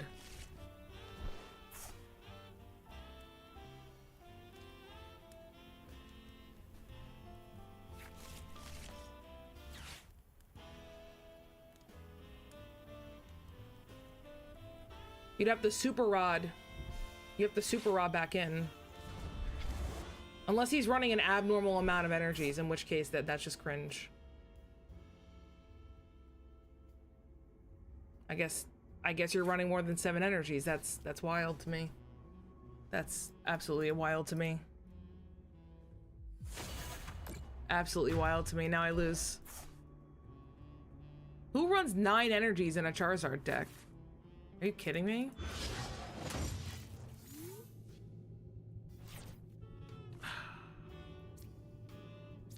Who runs 9 energies?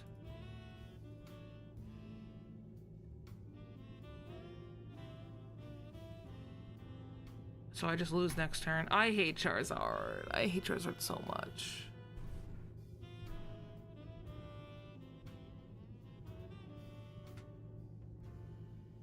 So this is what I was talking about this deck just being like a really fucking annoying deck to play against.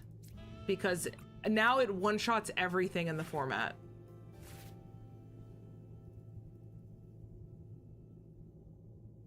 And he's running like a really cringe-ass deck.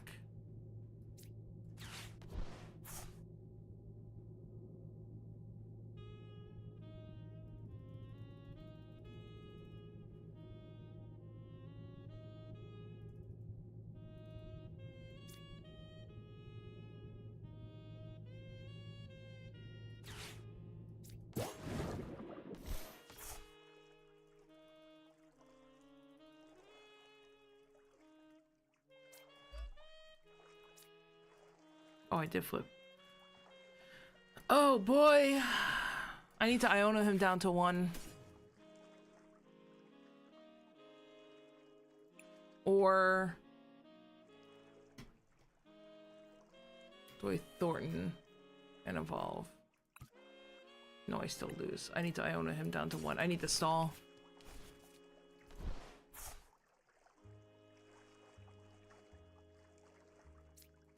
I need to Iona him down to 1. I play the on live track of rare kills. Yeah, that happens a lot, unfortunately. That happens a lot.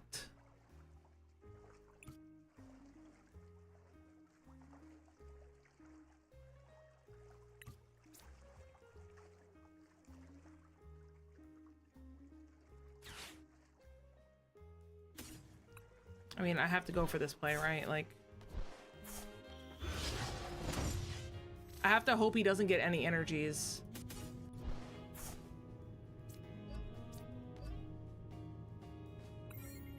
I have to hope he doesn't get any. I need to solve for a turn. I don't even think I can win.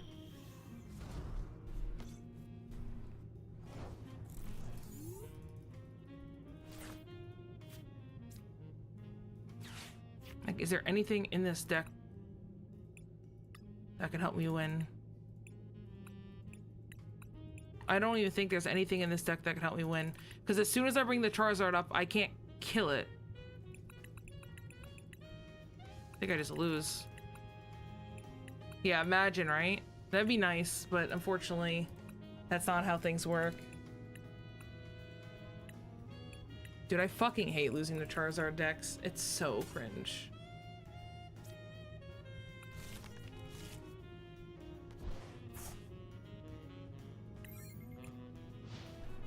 Maybe I should have Thorntoned, actually. Yeah, maybe the play was to Thornton and then go for Dialga V-Star. Because how many energies is this Charizard deck gonna fucking run? Like, they all have to be in the discard, right?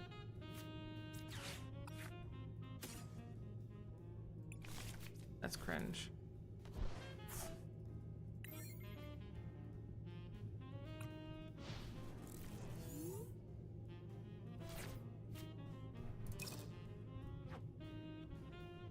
Yeah, there's 1 V-Star left in the deck.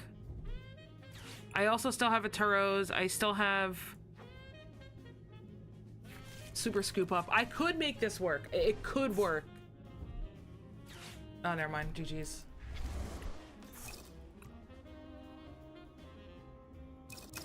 Dude, I hate Charizard.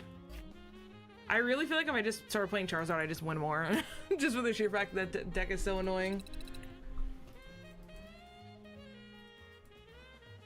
Like, this deck has a really hard problem with Charizard because of the numbers it hits.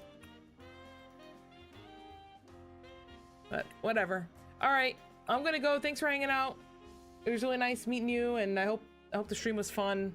I'm just getting too tired, and I'm starting to get salty. So I gotta go. I don't know how people stream all day long. I'm fucking exhausted. Charizard doesn't have a lot of great matchups, but Charizard, when it does have a good matchup, is like really hard to beat. Because the problem is the later in the game, so you get punished for playing the game correctly, right? Like you get punished for trying to take prizes.